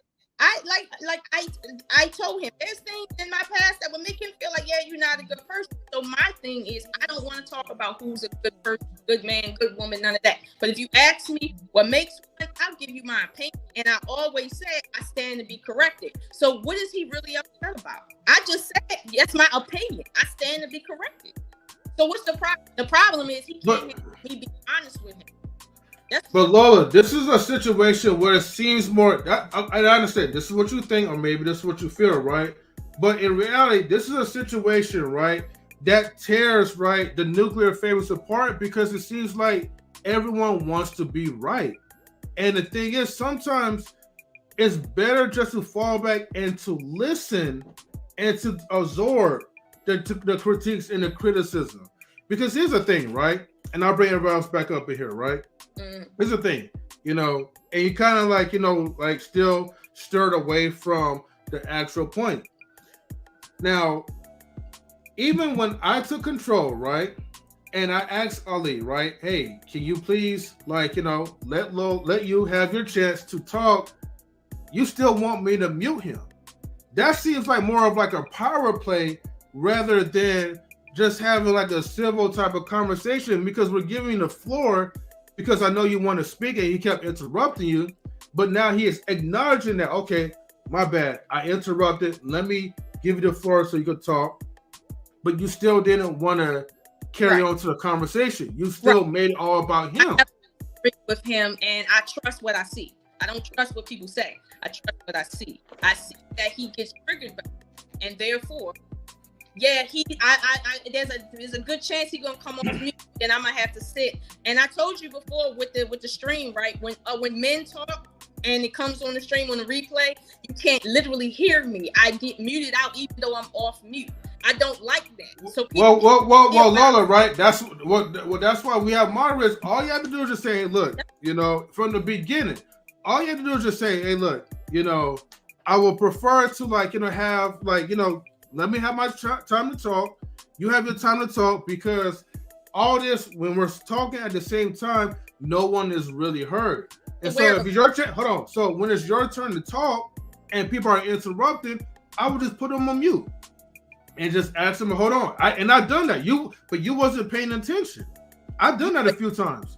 I put folks on mute. You just wasn't paying attention. I put him on mute. I put you on mute. I put a few other people on mute. Today? But you just wasn't paying attention. I didn't see because you was busy running your mouth. I'm supposed to be talking because I'm answering a question. Yeah, but the point is, I've done my part, and I'm showing them, displaying that, look, everybody needs to talk one at a time. So when it was your turn to talk, instead of taking advantage of the opportunity, you should start attacking them for nothing. No. Here's the thing. If you had to put people on mute, it's because you had to put people on mute while I'm trying to answer a question. Whether or not people like my answer or not, that's a different conversation. However, if you had to, you know why you had to. We don't need to discuss that. My thing is, it's not a power move. It's a I'm tired move. And if you're going to keep talking over me, and I know nobody's going to hear anything I'm saying, and you're going to keep going, then I'm going to keep going. And that's not a power move. That's a I'm a match you move. If you want to keep going and keep going and keep going, then that tells me to keep going and keep going and keep going. Okay, now, I get that part, but when someone's already taking action to play and is stepping into the play, there's no need for me to mute them. That's the point I'm telling you. If you as a moderator, no need to mute someone that you've had to mute before because you know. But if I already established that connection and he's acknowledging it, then give the brother a chance. Okay, the same way how you want people to give you grace, you gotta give people grace too. Here's the thing, my grace is as much as I want you to mute him, you mute me when he's talking. That's my grace. That's my grace. Mute me when he's talking too. Like I will mute anybody who's interjecting while the other person's talking. I will do that. That's not a problem. Honestly, I've done that to everybody. It's the issue right now. But all I'm saying is I'm fair. If I'm asking you to mute him while I'm talking, I'm okay with me mute myself while I'm talking. And I will be okay to mute you too. That's not a problem. Okay. So if that's not a problem, right? Then me saying, hey, mute him is not a power move. That's all I'm trying to prove to you right now. It's not me but trying you missed the point though. And you just let me talk. If I already established that connection with him and I told him, hey, like, you got to pay attention and let Lola talk because we're missing the point, and now he's acknowledging it, then there's no need for you to say, okay, mute him or empty, mute him. He's already muting himself. There's no need for me to hit the mute button because it presents it as a power play, and you are using manipulation, Lola, so you're not fooling me, okay? This really ain't manipulation. It's just me saying I don't trust what he just said to you because I know how he's gonna respond. And that's the problem in relation. We gotta look. Yeah, I know. Okay, relationships built with trust, right? If you guys look, if you guys don't ever go on a date, you guys gonna have to work things out. Mr. Best in the World, can you hit up Ali? Are you still here? Yeah, I get him up. Okay. Look, Lola. All right. Everybody in chat is rooting for y'all. Okay, they want to make sure to you guys make this thing work. All right. They want to see you guys go out on dates, be happy. All right, because y'all got that compatibility, but it's like, man. Look at what you just said, right? You allow him to ask me a question, right? And he asked me, how many hands am I holding, right? How many hands? And I said none. You know why I said none? And he wouldn't let me talk. He would not let me talk. And I know why he wouldn't let me talk. The reason I said none is because there are no hands with an S on the screen. There's only a hand up on the screen. So the answer to his question is, it's a trick question. How many hands am I holding up? I'm not holding up any hands. I'm holding up one hand up. That's the issue. But you notice he kept trying to talk. And I'm like, can I explain? No, you got it wrong. And I'm like, you know what? I'm okay with people trying to do that because I know the real people that's out there that caught what he said know why I said none first. And then I said, you're holding up a hand. I didn't say you're holding up one thing. No, I said you're holding up a hand up. I didn't say you're holding up one hand.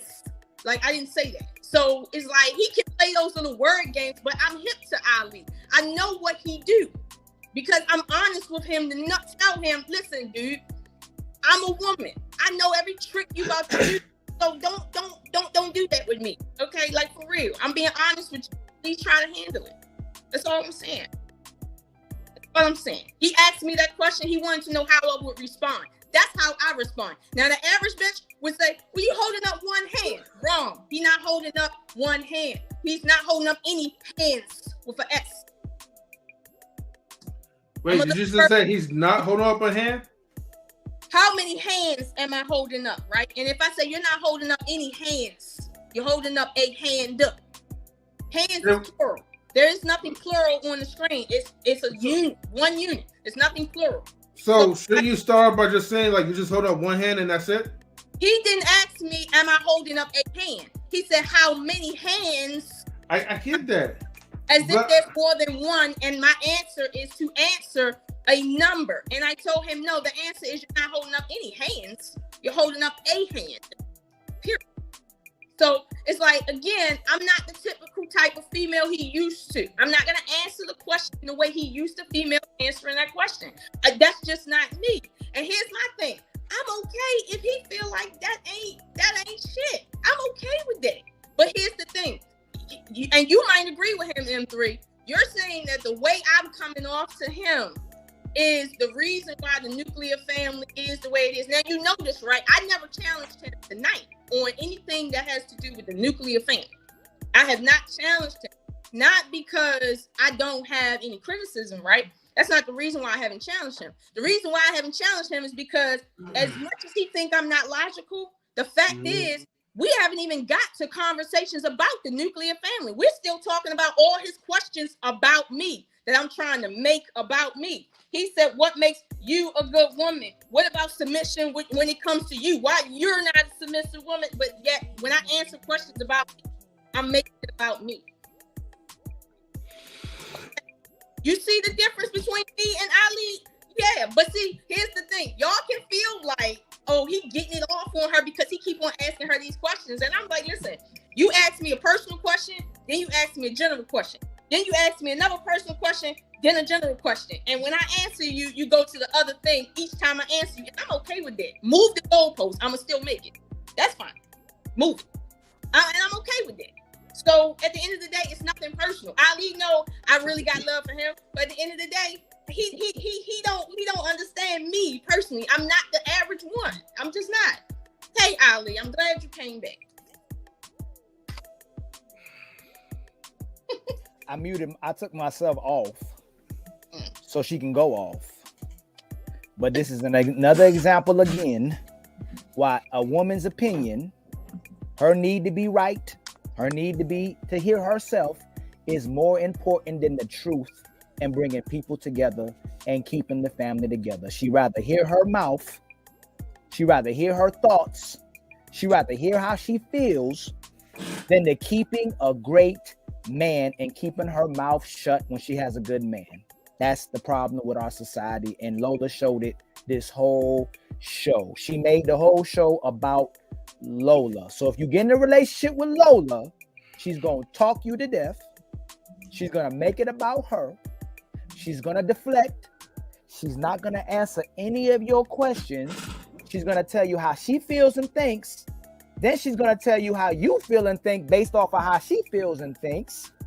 And then when you walk out the door, she's going to be like, got him, but didn't get him. Drop the mic. Another loss for Lola.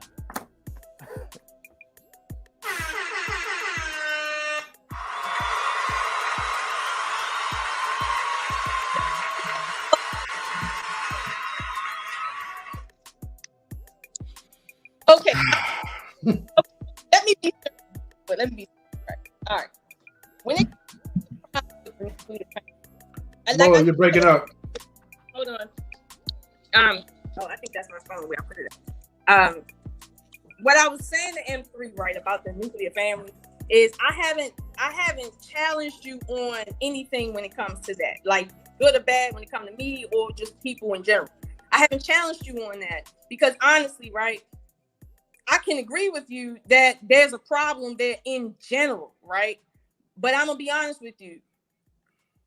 It's too big of a problem for me to speak generally about. It really is. There's too many problems coming from too many places. And if you don't ask me something that is specific, right, I just feel like it's too huge of a problem for me to sit there and blanketed statement. So I'm not disagreeing with you, but at the same time, I mean, I can't really argue the problem. I can say, yeah, a woman being a asshole might be a big ass problem in a relationship, right? But that I mean, that's a problem even in polygynous relationships, in poly relationships, in any relationship. That's a problem, right?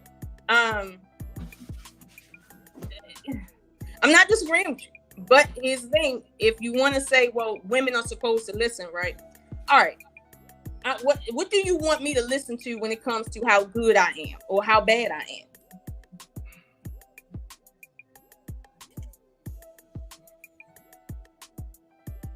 Nothing. All right. So that's what I'm talking about. You know, you did all that talking, and then when I tell you, oh well, all right, I know what I'm telling you, but if you don't want to accept me telling you about me, fine.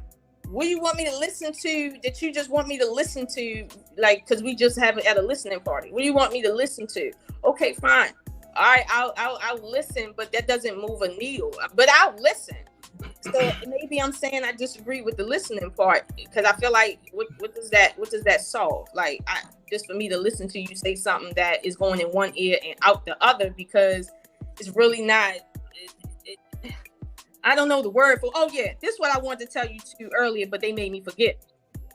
I don't really know the definition of a narcissist. I don't. I hear people say that word, but I don't know the definition of a narcissist. I really don't. And I hear people throwing it around. I've never called anybody a narcissist because, like I said, I don't know what a narcissist is. I heard people say it's people that think they godlike or something like that. Maybe. I don't know. But I'm being honest with you. I really don't know. I've never got into it. I never really cared to. But at the end of the day, who cares about who's a narcissist? The question is, who are you still fucking with, whether they're a narcissist or not? But that's the truth about me. I'm not going to tell you, well, you know, I know what it is. You can call me a narcissist, but honestly, I don't know what that is. It doesn't faze me because I really don't know what that is. I don't know. Maybe you can educate me, but I don't know. You know, I'll do it for you. So I have a long page, right, of surviving a narcissist, okay? Mm-hmm. And this breaks down the full definition of narcissism, okay? Mm-hmm. Even if it says the 9 signs that you're dating a narcissist and how to get out. But you know what? Hold on. Let me just read one paragraph. Okay. So, what is a narcissist? When someone posts too many selfies on their social media or talks about themselves constantly during a first date, you might call them a narcissist. But a true narcissist is someone who has a narcissistic personality disorder. Individuals who have a NPD. NPD is narcissistic personality disorder. Believe that they are superior and unique compared to others. Okay, and they expect to be recognized and treated as such. They are often unable to recognize the opinions, and I need to cut this flow apart. They are often unable to recognize the opinions and needs of other people and are dismissive of others' problems. Okay, the diagnostic systematical. Oh, actually, I don't need to read that part. But like I said, the list goes on, right? Pretty much, you can say need for excessive admiration, self-entirement, lack of empathy, interpersonality, exploitative behavior. Let's see, what else? Demonstration of arrogant and haughty behaviors or attitudes. Let me see, sense of self-importance, preoccupied with fantasies of unlimited success, power, brilliance, beauty, or idea. Anyways, basically the whole goddamn list like goes on, you know, and on and on and on about narcissism. Wait a minute, let me ask you about that. Right? Is that definition something that what you just said? Is that a narcissist has all of these traits or some of these traits? You said a narcissist could have and if I say all, right, I'm not using the term all as in like you gotta have every list of these traits to become a narcissist. I'm sorry, a narcissist. Like you could have like 1 or 2, whatever trait, right, that identifies, that pretty much signals that person that you're a narcissist. If that makes sense. Okay, I'm gonna be honest with you, right? Every trait that you name, I know somebody with that trait, but I wouldn't call them that name though. Like I don't know. Like, I mean, that's why I asked, is it that clinically you have to meet a certain threshold, or anybody that has any one trait like that? Like, really? Also, narcissism. I keep saying narcissism. Narcissistic people also put the blame on others, or they usually talk about others, right, when they're trying to deflect from talking about themselves as well. It's a tricky part because narcissism usually goes back to themselves, to their own stories, but when it comes to shifting blame, they usually use other people as an example for why they're the way that they are. Like I said, I only just read like a paragraph. This, like I said, this would have been like 2 hours me reading all this. Okay. Oh, they also said they're charming at first too, though. Say again. They said narcissistic people are also charming at first, so they're good at luring people in, but then after a while, they use manipulation tactics, right, to lock the person in, make the other person feel unsure about themselves. So then that way they could find a need for the narcissistic type of people. So and then once they find a need, then they'll have full control over them. Okay, so basically anybody that is controlling is a narcissist. Anybody that is unaccountable is a narcissist. Anybody that's selfish is a narcissist. Anybody that has any type of flaw in their personality is a narcissist. I didn't say that. I'm just reading from what the article is saying. M3, can you read the points from the what I just sent you? There's passive, covert narcissist. What is that? He's about to read some of the points. Just read some of the points in it'll say what is covert narcissism. Just the points right there in the points. And we can some of them you can't really tell until you get to know somebody, but you can go to the you go to that. You can go 1, 2, 3, 4, 5. Start at like a tendency to be passive aggressive right there, and read them last 4. You know what? Hold on. Let me share so that way people will know what I'm reading. Okay. Mm-hmm. Wait a minute. While you getting ready to read that, Ali, is this a clinical mental disorder or is this something personality based? Who? What did you say? Is this a clinical mental disease or is this something that's just Lola, you know, I don't know what a narcissist. Lola, you know that nobody goes in. When someone talks about narcissism, ain't nobody going no clinic to define it. They define that off of someone's behaviors. Lola, come on, Lola. He's reading something that's talking narcissism about is a choice too. It ain't. I worked in mental health for 15 years, Lola. That's why I asked you. A lot of the mental disorders that people are being misdiagnosed, and those are. Do you know the biggest thing about therapy? That you know what you know what people do with therapy, especially narcissists, is they use a way to use therapy to keep from having accountability and be responsible for their behavior, so they deflect to a mental problem. But it's not a mental problem because most of those people know between right and wrong. They go somewhere and they allow someone to say, hey, the reason why I can't do this is because this, but I expect the person I'm speaking to be a man and a woman. Okay, so it's not a mental disorder. It's just something that people... No one said anything about that. It says disorder. He just said it 3 times. Okay, you know, hold on. Let me read it real quick, so then that way we could follow along this one. What is covert narcissism? Covert narcissism is also known as vulnerable or closet narcissism.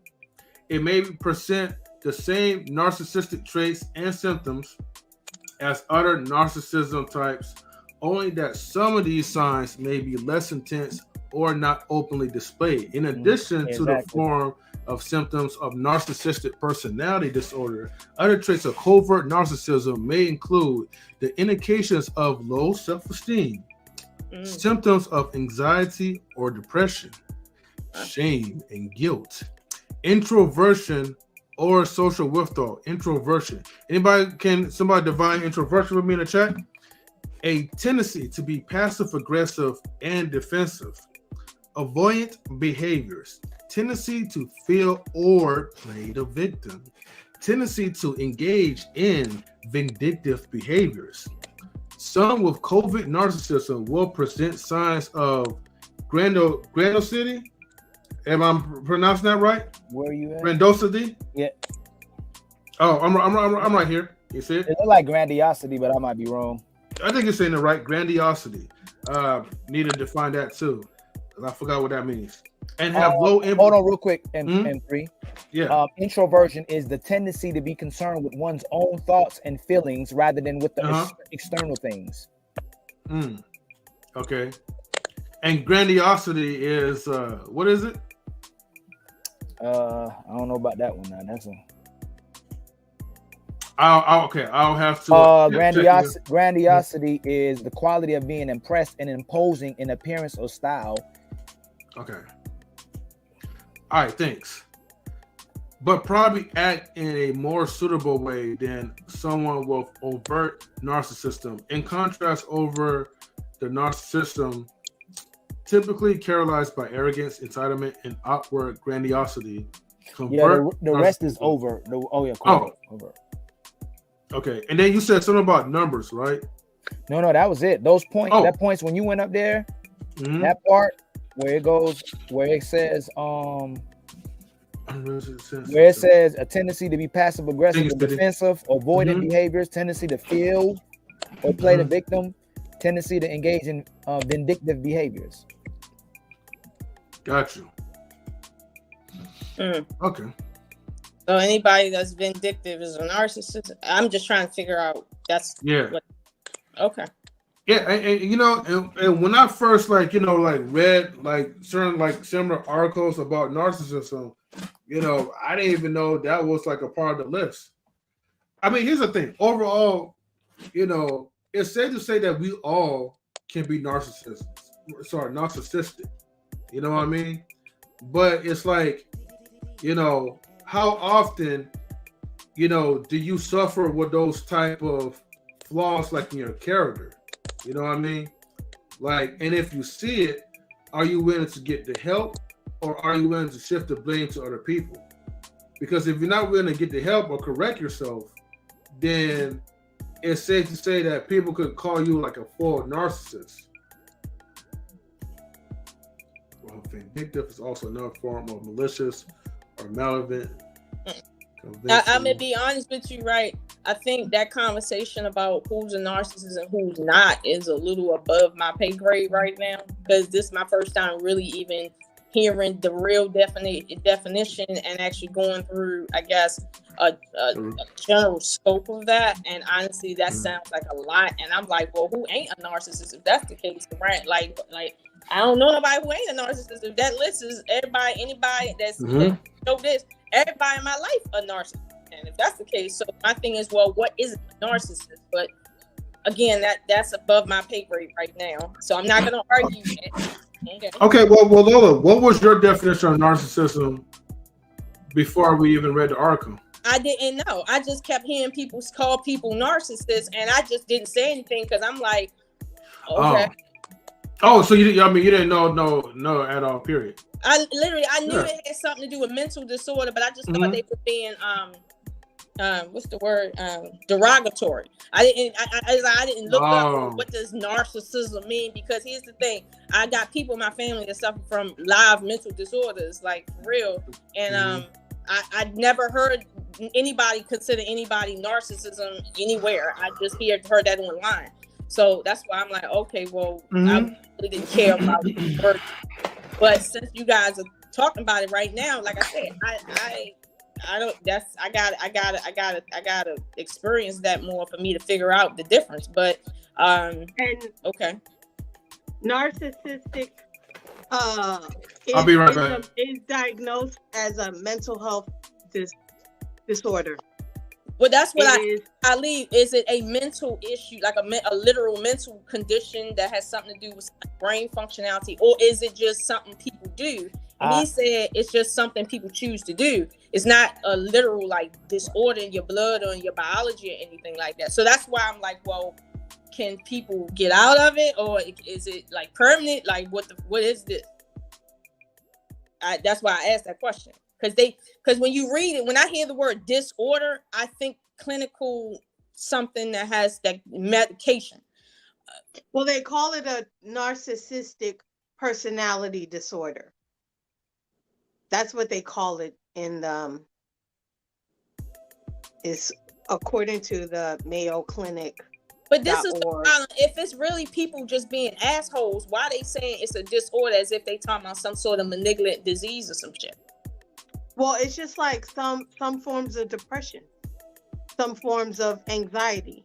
Do some people have? It can happen, and you can get over it. Like I know clients have had that have suffered a spell of depression due to whatever traumas, and when they get therapy and help, they do get through it. But Queen, what I'm asking is, does depression? I don't think what y'all saying is depression means you are a narcissist.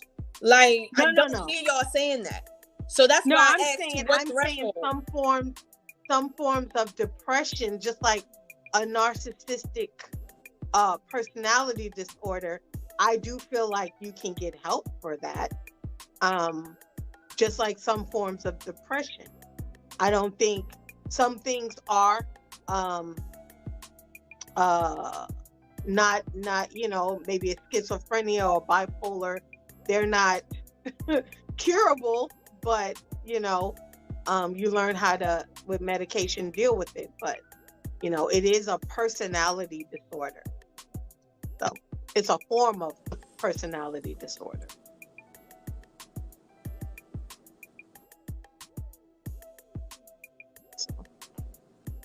I can't wait for round 2. Man, are you drained, Ali? Are you? No. Okay. I work. One, I care about all of us. I love Lola to death. I love people to death. I try to be very reasonable because we all we got, right? But I was in mental health for 15 years, and I come from a very strong family, so it takes a lot. I lost a lot of relatives in my family too. It takes a lot for something to drain me anymore. So no, it don't drain me. But it does. I'm just joking with you. I'm joking. No. I don't even take it. No, I don't take it like I don't. I'm in the mental Queen, I health don't take field. it like that. I don't take it like that from you at all. I'm It's in the just mental health field. it's sad that I don't even. I think we're starting to get to a place where a lot of people are desensitized and dehumanized to a lot of things that should be serious. Yep. And then people, this country, the government worldwide finds ways to diagnose people with issues so people can play the game. So if I'm supposed to be your husband and then I go to the therapist or psychologist or go to a mental health facility, I can just go, hey, can you just say I'm not listening to her because I got ADHD and ODD? Like it's most people don't have disorders. Most people are making a choice. And the system makes money off of it. If they couldn't make money off of it, they put people in jail and kill them off so fast it wouldn't make sense. Well, it's not just people making money off it. It's also population control. I'm in the mental health field and homelessness right now, and a lot of it is people. I see a lot of people who just don't want to work, and so they go and they want that pill. And they say, "Oh, I see things, I hear things, so I can get free programs and free housing." Well, why? So you got to go deep dive into that. Majority of society is now unmotivated to live. So majority of our families are broken. Our parents, even after integration, even after Jim Crow, a lot of our families were close with their brothers and sisters and their mothers and fathers. They didn't have cell phones. They didn't have computers. They didn't have technology. They had to rely on each other. And they built very strong relationships with each other in one of the worst periods of humanity. Nobody was talking about no mental health disorder. Nobody was talking about quitting. Nobody was talking about being reliant on something to be able to not do something you're supposed to have when you have a responsibility to each other. So once the system can start medicating none of our families would ever especially, and just being honest, let white society dictate if black people have a problem, and it takes away from the fact of what's happened to black people generationally, and it takes away from what's been happening to white people generationally as well too. people are criminalized, people are dehumanized, people are desensitized, and people are have their humanity taken away from them, and their families broken. And that's why you have a lot of people who are not men and women, and that's why you have a lot of people with identity crisis. And then when you can control the population to that degree, people don't even know what they're supposed to be doing. People don't even want to live anymore because they don't have no purpose. Yeah, but I do think that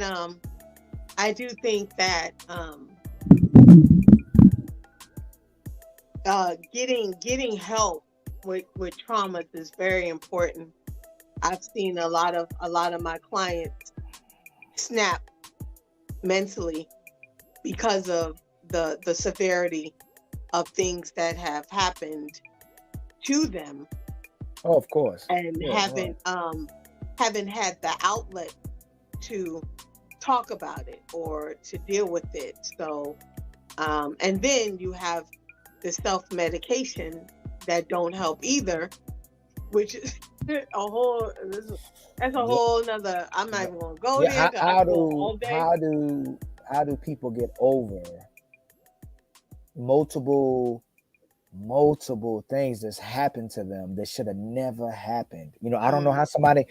I was very privileged to have a mother and father in my household where certain things may have happened that happened with other relatives, like you may get in certain encounters. But I had a mother and father that was supervising like 24/7 and kept us a lot from harm's way. I can only imagine what people can feel having certain things done to them or certain things they encountered, whether it was purposeful or not. It could have been indirect or direct. But I think the main thing that happens is if something wrong happens to you, like I've had my experiences growing up as a kid, if you don't have no support group, if you don't have a mother and father or uncles or aunts or grandparents to your every turn when something happens, the support group matters more so than what's happened to you. Because if something happens to you, you go, man, I got my mother, I got my family. You know what I'm saying? But if you don't have that support group, and that's the problem. That's the problem with society. So all these people going through stuff, it's just going to get worse and worse and worse because families have been destroyed. Families are gone. But it's not even just the family. The village mentality has been destroyed. Right. It's about the money. It's about the growing up. It's about the house. Growing up, I didn't. At one point, when I was really young, I didn't even know how many brothers and sisters I had because there's so many damn people in my house that would just flock there because of my mother and my father. Right. Young people, from all over, know.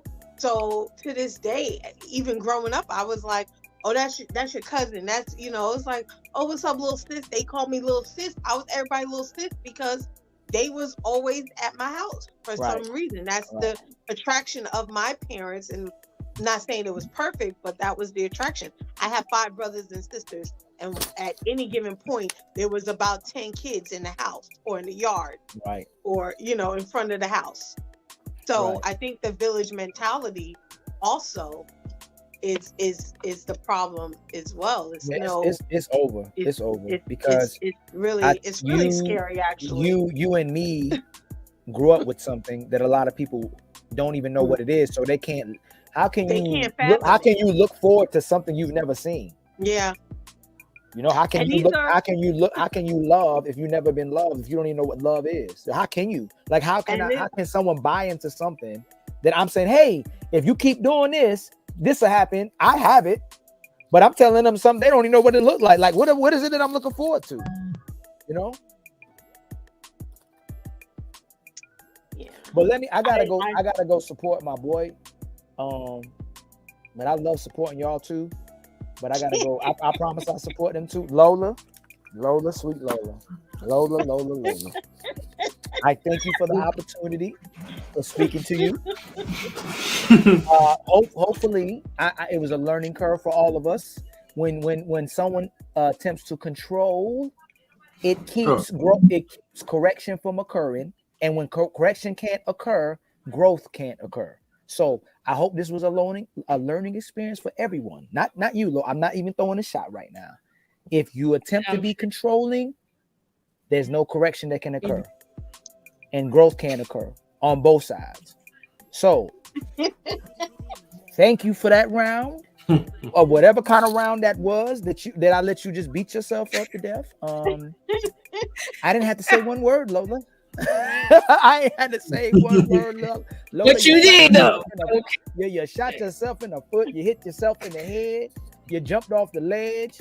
You barked up the wrong tree. Keep talking. That was your own tree. And I'm sure you. I told you already. I was from the murder sure capital where they murder for capital. I already told you that. So thank you for that. M3. I love you. Oh wow. Marcus, Oh, it's always great to see you. It's always great to see 84. Uh-oh. Am I me twice?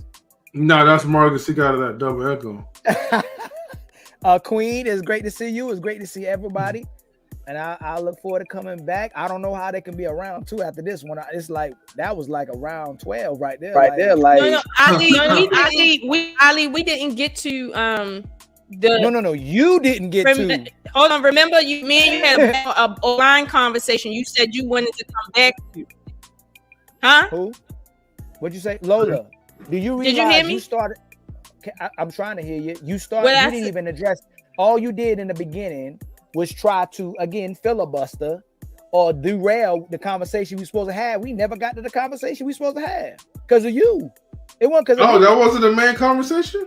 Heck no, we ain't get because listen, my brother, you can come right here today. Hold on, Lola. Me and you can M3. Me and you can have a conversation like we have sometimes. We get straight to the root of everything, and it's done. We'll be done. We'll finish it in 5 seconds. Then we'll just talk about some other stuff. Hey, brother, how was your day? How your family doing, brother? Women, good luck.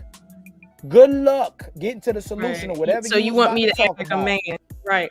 Okay. No. I think we should talk about why you want men and women. But okay. Now, if it doesn't apply, let it fly. But Lola, if someone is talking to you, Lola, logically, okay, we should want a male. Why you want male traits in a Lola, modern them woman? Notepad ain't gonna help you. Everything's right. And Lola, everybody watch. That. Lola, everybody watch. Lola, go back and watch this when it's done. Please do. Lord, you're gonna be like, damn, Ali. What I was trying to say to you, and then told him three. I can talk. That's the thing. Go, Lola, you still ain't learned. That you Lola, doing you it rather again. hear yourself. Lola, did you not learn anything today? Ali, you doing it again. Lola, okay. Lola, what are we gonna learn from you? But you're doing it again. But you're doing it again, though. You're doing it again. I'm just saying you're talking right now. Okay. Oh well, I thought he was like answering like a question that you asked him because you kept going in and out, so we couldn't hear it. It's crazy because she cut me off, right? What she said I was gonna do, right? Yeah, go ahead. Mm-hmm. All right. I was trying to tell him that he asked several questions that took up the time, but we didn't get to the other things that he wanted to talk about offline because he asked me 5. God is working. No, we're trying to tell you like you're going in and out. God, you was going in and out. Everything you were just saying, we missed it. God's plan. So you can't hear me at all. No. Is that what? Can you hear me?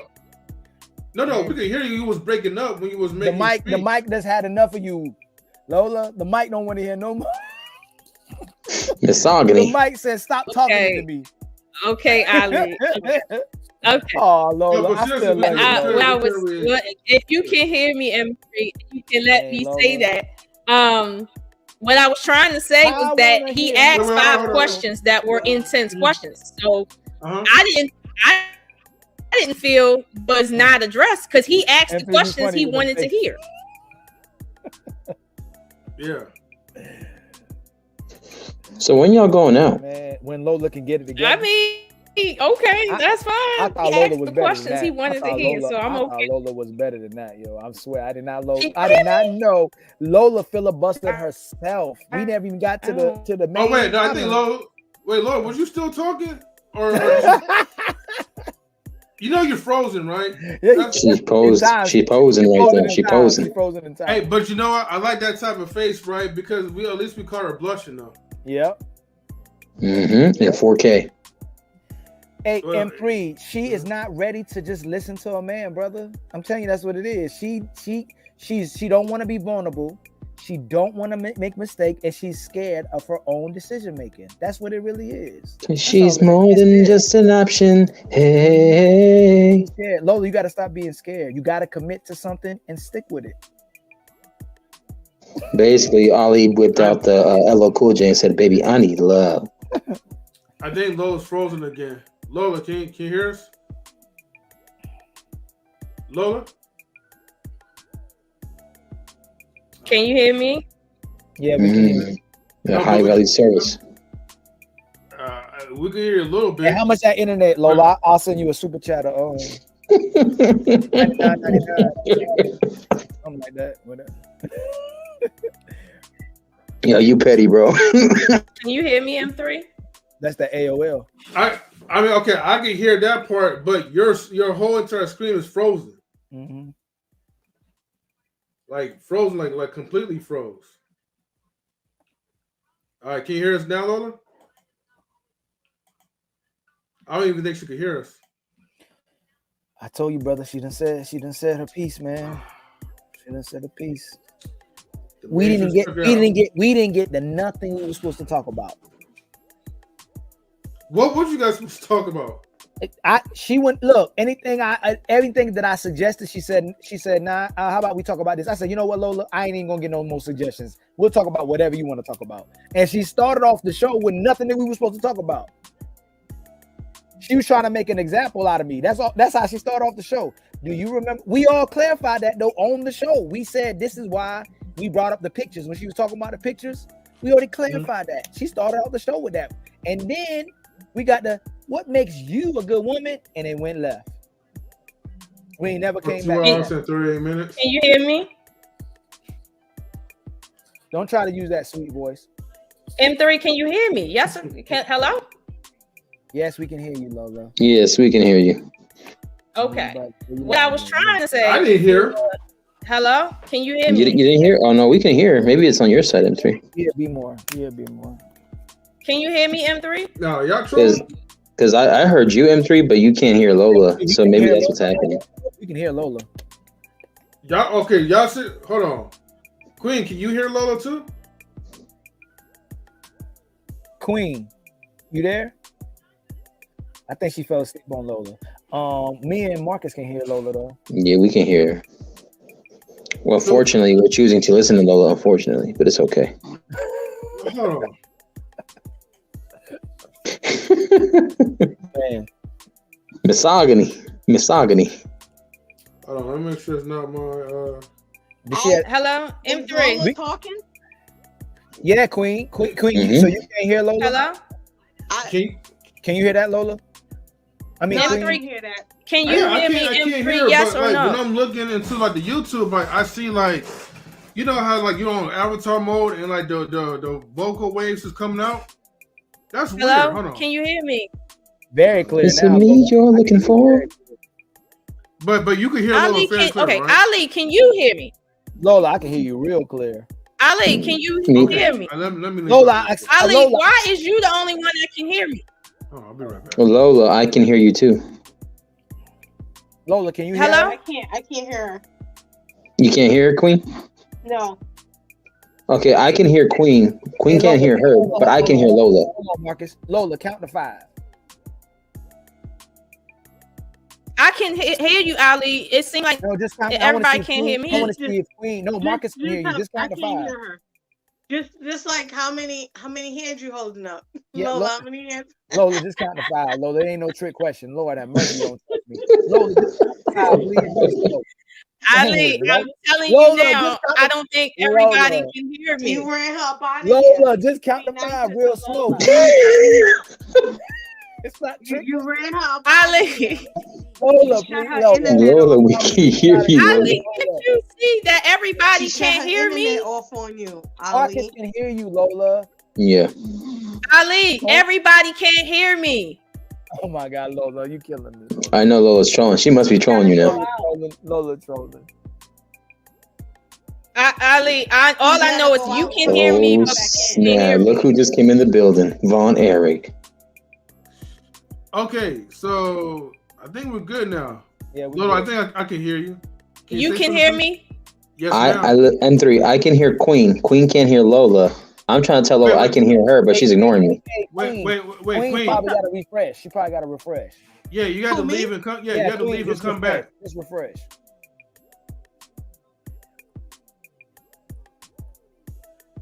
Queen, you had to like leave and then come back. That's what I had to do. Okay. Vaughn, Eric, how you doing? Salute. Okay. What up, everybody? Shout out to Baltimore. So y'all, hey, Marcus, stop messing with Lola. Hey, Vaughn. Last time I was defending you when she was attacking midget lovers. She was attacking midget lovers, and I was defending you, Vaughn. All right, stop picking with Lola. We fellow Baltimoreans here. Vaughn, she was picking on you when you were loving midgets, and now you treat me like this. Now it's true. I can't compare. It's going too far. As a matter of fact, why aren't you watching The Wire right now? Watch The Wire. If you don't understand a Baltimore woman, leave her alone. Marcus. No, Vaughn, she grew up on the nice part. Vaughn, she grew up on the nice part of Baltimore. You did the same thing, huh?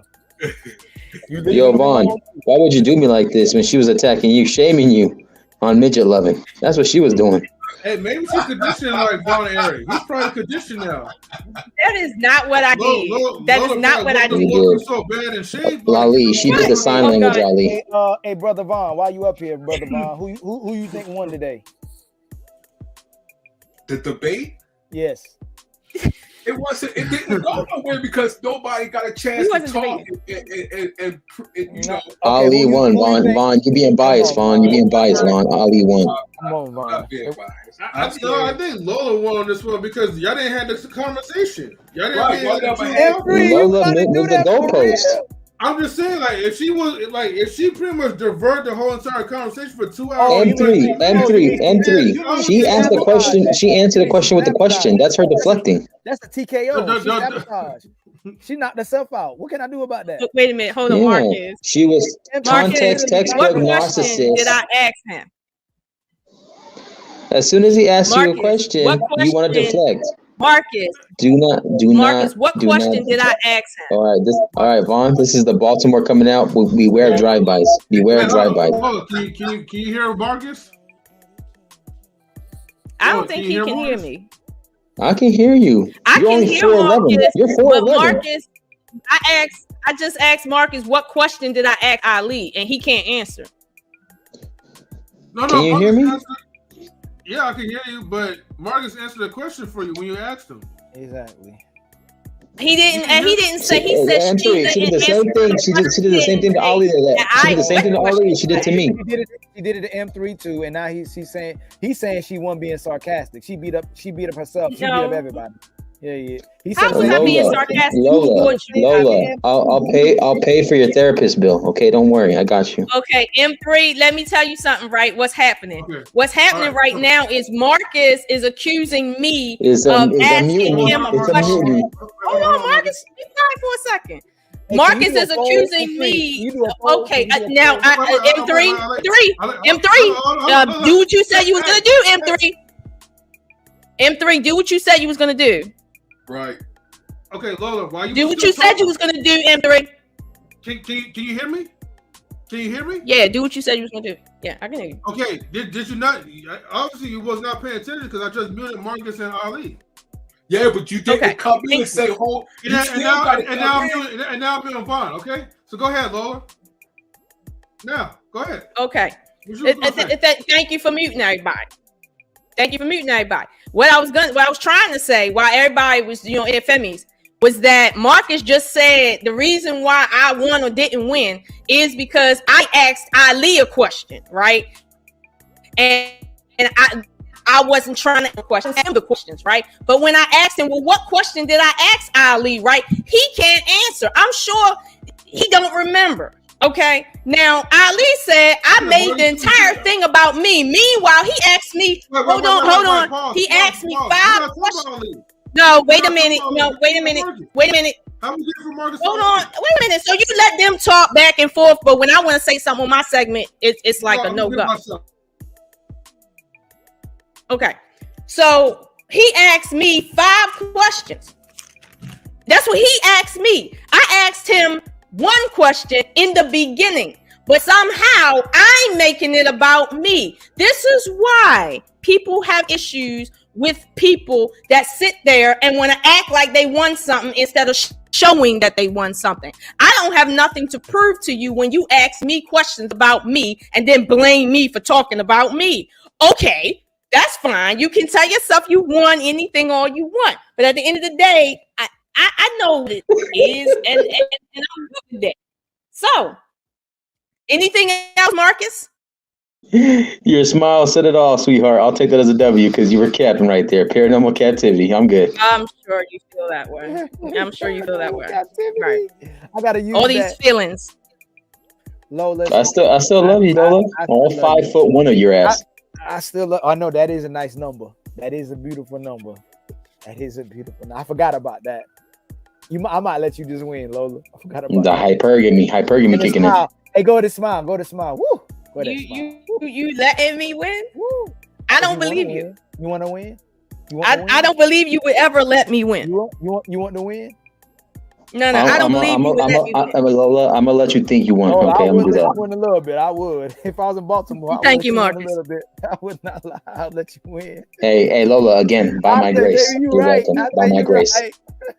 I say you're right, baby. You're right. I mean, but okay. In all honesty, Ali, Lola, right? I said by my grace, I let you. Marcus, said Ali, like seriously, like because every time y'all want to interject, right? He got to put y'all on mute. What does that say about y'all? No, wait. To be fair, Lola, okay. You know we're having connection issues, right? Oh, I'm sorry. Lola, you're breaking up. Mm-hmm.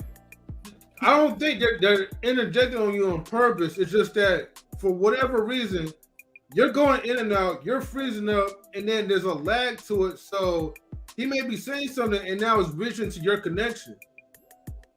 You gotta get better internet. Plug in like your Wi-Fi router, the Ethernet cord to your computer, and then that way you'll have better internet. Yeah, stop buying that swamp water Wi-Fi you call internet.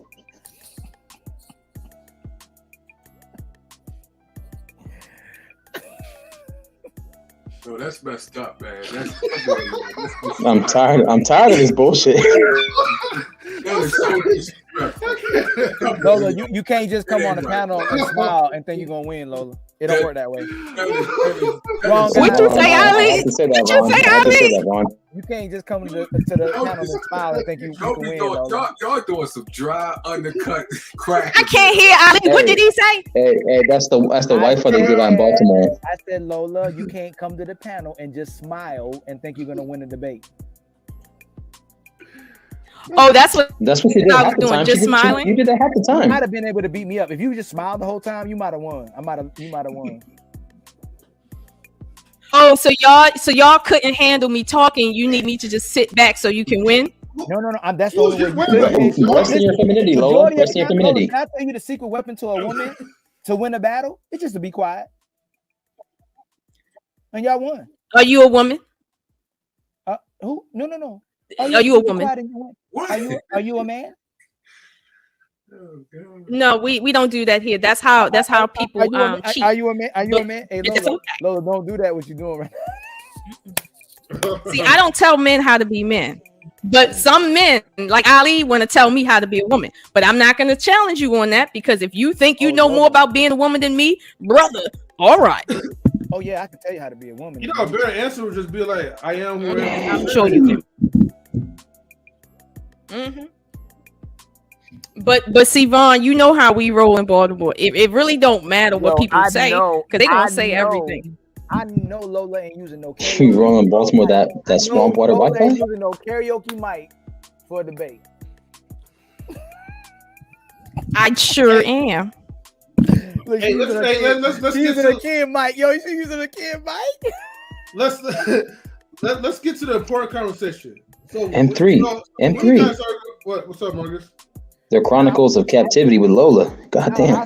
I supposed to be gone 30 minutes ago. I still ain't supporting my boy. Now but see, Ale, she used manipulation to keep you here. Tell your boy you over here with me. That's what she's doing. Hold on. No, she didn't. She says, boy, she locking you down, Ale. She's like, tell your boys, right, to take a hike. You in the house with me. All right. All right, Lola, don't play like that. Don't play like that. I'll be coming to Baltimore. Don't talk crazy like that. Talk crazy like that. Okay. That's how you put the base. No. See, no, you came over here and he knew that, and then you gonna sit here and say, "Well, I gotta support him too." Here's the problem with the black community right now. You out with your boys instead of doing what you're supposed to do when you're supposed to be at. But he needs you. I get it. Because the woman gotta talk all day. We gotta talk all day. Black community. Don't put it all on night. Don't put it on. She gotta talk. All she do is yep, like Pac-Man. Yep. Don't put it on. You guys sit up here and put it on just on black community. It happens in all communities. Don't just put it. It's all Vaughn's fault. Yeah.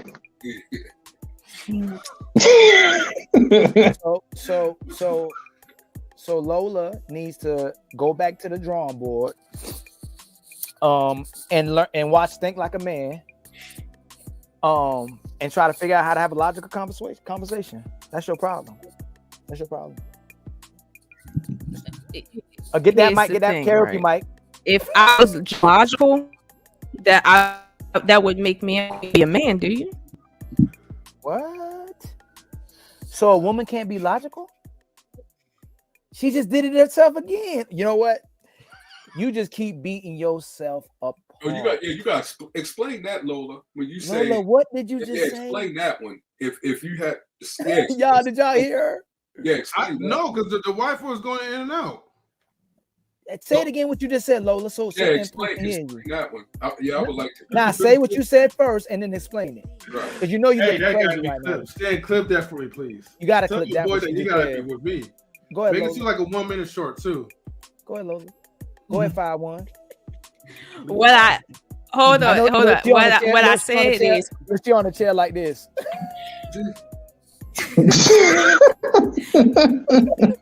Oh, that is. Oh, read back up. Oh no, that is so disrespectful. Hey, when she mad, she be like this. Listen. I was honest that I'm short. Don't I was honest about my height. Now, if you can't handle it, just say that. Okay. Oh, she pulling the heightism. I was honest. She said it's your height shaming. Heightism. Hey, tell us what you just said though to M3. What did you say about when I said being logical? What did you say?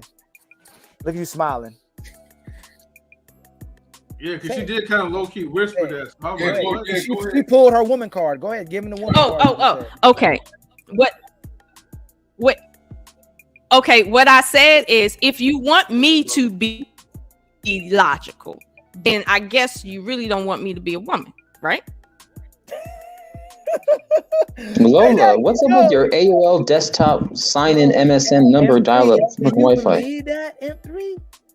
Because I'm asking her to be a lot logical, I'm telling her not to be a woman. Hey, the round is destroyed. She destroyed herself. I don't have to say nothing but let Ali, ask her what her zodiac sign is. It's a Capricorn, I think. Zodiac. Oh yeah, because she capping. But she capping, boy. I don't know if she can make it a Capricorn right now. I do want her to explain that. Go, explain it, Lola. I would like to hear that. And we all gonna mute ourselves. I'm muting. Yeah. But hold on. I think she froze, so she can't explain herself. Yes, we unlocked. That's what I'm saying. Lola, can you hear us?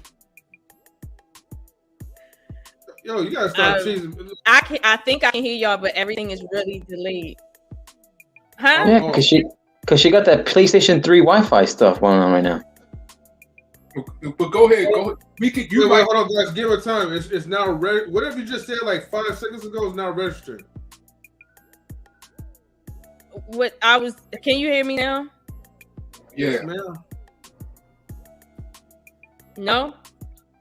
You can't hear me? For the love of God, yes. Yes, just keep talking. Go ahead and keep talking. Just go ahead.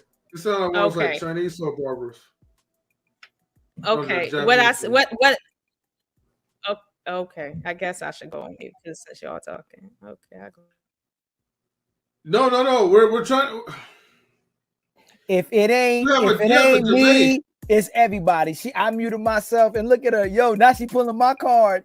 Look at her smiling, yo. Look at her smiling. Oh my God, yo. Lola, we're trying. Hold on. Lola, y'all can't hear me when I'm speaking. Hello? No, Can y'all hear me? Because it's like Yes. it's extreme delay and I can't Lola, speak. we said yes. You know you can hear us say yes. Just say what Yes, you're you gonna say. can Go hear ahead. you. Just go ahead. Okay. Yes. Thumbs up.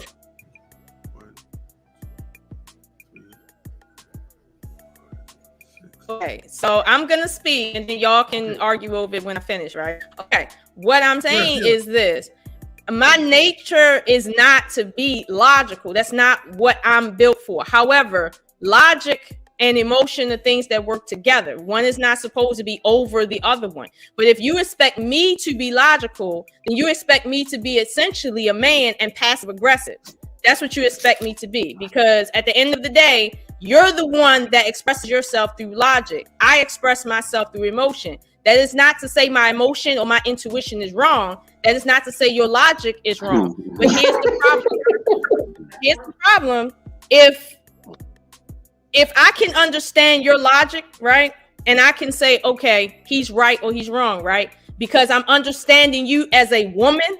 What that says is if I can understand me and I can understand you, but all you can understand is you, who's the superior one? I want to make a point real quick. Logic, because emotions cloud your judgment. I want to make a point real quick. Know what I mean, I'm gonna give a few shout outs. Shout outs to We On Like Nation. Good to see you, brother. Know what I mean, Stan Joseph, please stop referencing that other channel on them people. Know what I mean, Frost Pass. You know, we don't do business with them. They doing what they do. Salute to them. Now listen, at the end of the day, right? This is my thing. Oh man, my man Dennis Schroeder back on the Lakers. Hey, baby. So yeah, They still losing. I watched about. No, he won tonight. You barely won, Marcus, against the Knicks. Man. Anyway, let me get to my point. I was watching the show last night. Salute to Howard Tribe Media Group, right? Salute to them. And the show was about should you do a relationship check-in list, and I was like, man, hell no. Okay, you know why you don't do relationship check-in list? Because all it's gonna do is wind up in arguments. All right, you know what I mean? It's just gonna wind up in a whole big argument. Somebody gonna complain about something. You're gonna start thinking about something that happened a few months ago, and you know, you're just gonna go back and forth. All right, there's no need to have a relationship check-in list. All right. If you do that, you know what I mean, it just gives grounds, you know what I mean, for people to get into their emotions, especially women, right? Oh, Thomas Bryant back too. Oh, snap. I'm sorry. So, you know what I mean, like nobody wants to deal with that. All right? Let's deal with the here and now. All right? I like to deal with things in the present. If you do a relationship check-in list, you're gonna have to go all the way in the past, right? You're gonna start bringing up all the stuff that happened 5-6 months ago. You don't want to hear that. You know what I mean? Like men, we really like things to be. The reason why we like logic is because the reason why we lead and we're able to lead is because when we deal with logic, we deal with the factors that are happening here and now, right? We deal with what's going on right now. You know what I mean? We don't care about what happened 4 months ago. We don't care about what happened 4 seconds ago. We want to deal with what's happening here and now. How can we make things work here and now and make it work sufficiently so that we can be our best in the world, no pun intended, and that we can just grow? You know what I mean? That's what men are always focused on. We're always focused on getting results. You know what I mean? What's good, Stan? You know what I mean? That's what we're focused on. We're not focused on anything else. Nothing else. It's all about the results. But no. Women, you know, most of the time, at times, they don't focus on results. They focus on a whole bunch of other stuff. You know what I'm saying? And that's a whole bunch of other stuff. It gets us tired. You know what I mean? Because men, we carry the world on our shoulders. You know what I mean? And we're expected to do that. We're expected to carry our parents, You know what I mean? The women that we're with, siblings, everything on our shoulders. That's what we're expected to do. You know what I mean? So, that when I seen it, I was like, no, that can't happen. So I get why Mr. Ali says what he says, about how men are more logical. You know what I mean? And how we deal with logic. And the reason why we deal with logic because, and we're more logical because we don't want to waste time. You know what I'm saying? We don't want to waste time. Men know time is short. We usually die first. You know what I mean? Salute to Mr. Ali. You know what I mean? I know you had to go. But yeah, we hate wasting time, man. We really do. So Lola, the reason why sometimes you may have a lot of, confusion with men or interruption with men is because we don't want to waste time. All right? We know time is not on our side. The older we get, time is not on our side. Time is on your side, okay? You're going to basically probably outlive every man on this panel, okay? You know what I mean? That's probably the truth, Boo. I'm just being honest, okay? So you may boo Marcus, but it is what it is, all right? Time is always on the women's side when it comes to living a long time. But we don't got a lot of time. We got 70 years at best, all right? Especially if you're a man of color, and that's all I got to say. Well, this was fun and entertaining. Shout outs to Ali for sticking around. Lola, this was another great show. I want to hear Lola's rebuttal to that, though. I want to hear what she got to say. Okay. I'm gonna be honest with you, right? And I don't think people are really feeling where I'm coming from with this, and that's okay. But I feel like a woman's intuition and a man's logic is supposed to work hand in hand. Right now, the way y'all are framing it is like to say if a woman can't operate like a man, then that means she's not operational. And my thing is, all I've ever experienced from women when they want to be completely logical is passive aggressiveness. That's the only thing I've ever experienced from a woman when she claims she's logical 100% and that's how she's moving through the world. It's like that's just all I've ever seen is passive aggressiveness out of that energy. And my thing is, why is it that my intuition is not equal to a man's logic when the creator felt we don't need none of that's what was necessary for me? Like logic wasn't necessary for me. However, it doesn't mean that logic is the only thing that exists in the world. But For the instance, world will crumble without logic. Hold on. Let me go back on mute. Y'all ask Marcus the woman question since he's currently a woman. No, let him answer the woman question. Yeah, y'all did cut her off while she was y'all messed up on that one. She doing the manipulation thing. She doing it. I see it in her eyes. I see it. Just give y'all the Ali tribute. Y'all messed up. At this time, she was right. Mm-hmm. I see it in her eyes. I see it. Lola, come on, you, Lola. Come on, Lola. Okay, go ahead, Lola. And first of all, Lola, you ain't hear my side. So you ain't here because I'm on your side. They was drowning you out. They was drowning you out. Right. No, I know, but they was drowning you out, and I was struggle streaming. So I couldn't hear, and they was drowning you out. You're drowning him out right now. I got your back. I got your back, Lola. I got. Don't worry. Don't try to come in with the Baltimore connection. Get out of here. Listen. At the end of the day, all right, Lola, you're wrong. Okay. No, she not wrong. No, she's wrong. No, most women are wrong. Most women are wrong. Let me tell you why. She's coming from a woman perspective. She got intuition. Just okay, you can say she's wrong because she's coming from another perspective. Of course, she's going to be wrong according to you because you're coming from a man's perspective. But y'all messing up. But Vaughn, in reality, Vaughn, right? That the world can crumble without logic. That the world will fall apart without logic. Yeah, wait, hold on for a second. Hold on. You guys are missing a key point though, right? Let me ask you this though, right? Okay, I get what you're saying. Don't think I don't understand where you're coming from, okay? As a woman's perspective, right?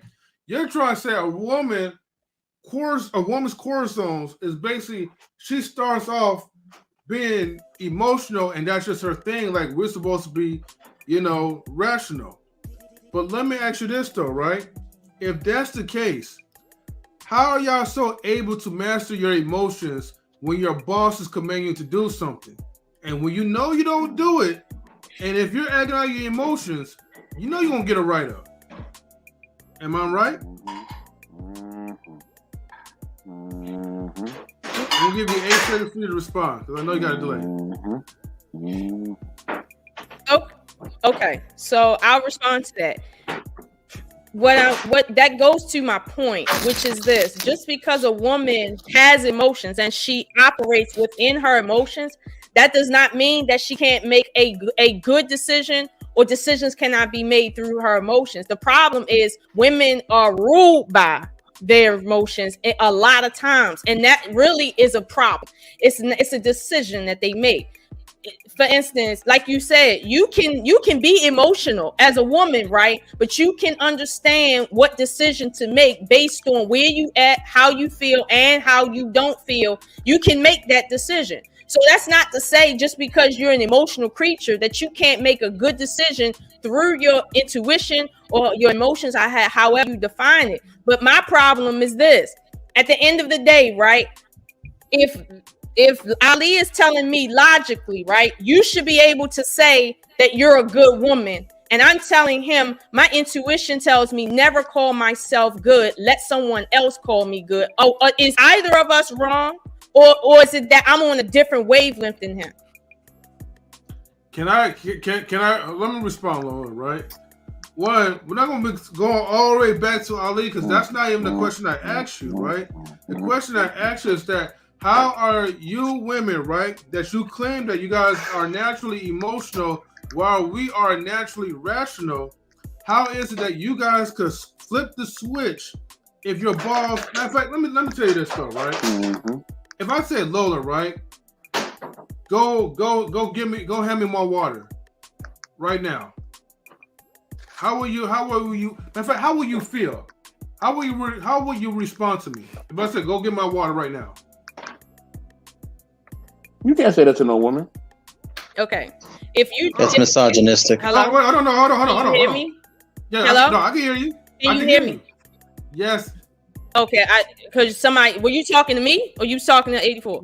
No, I was talking to you, Lola. Hey, don't do that. Don't do that. Don't bark up that tree. I was talking to you.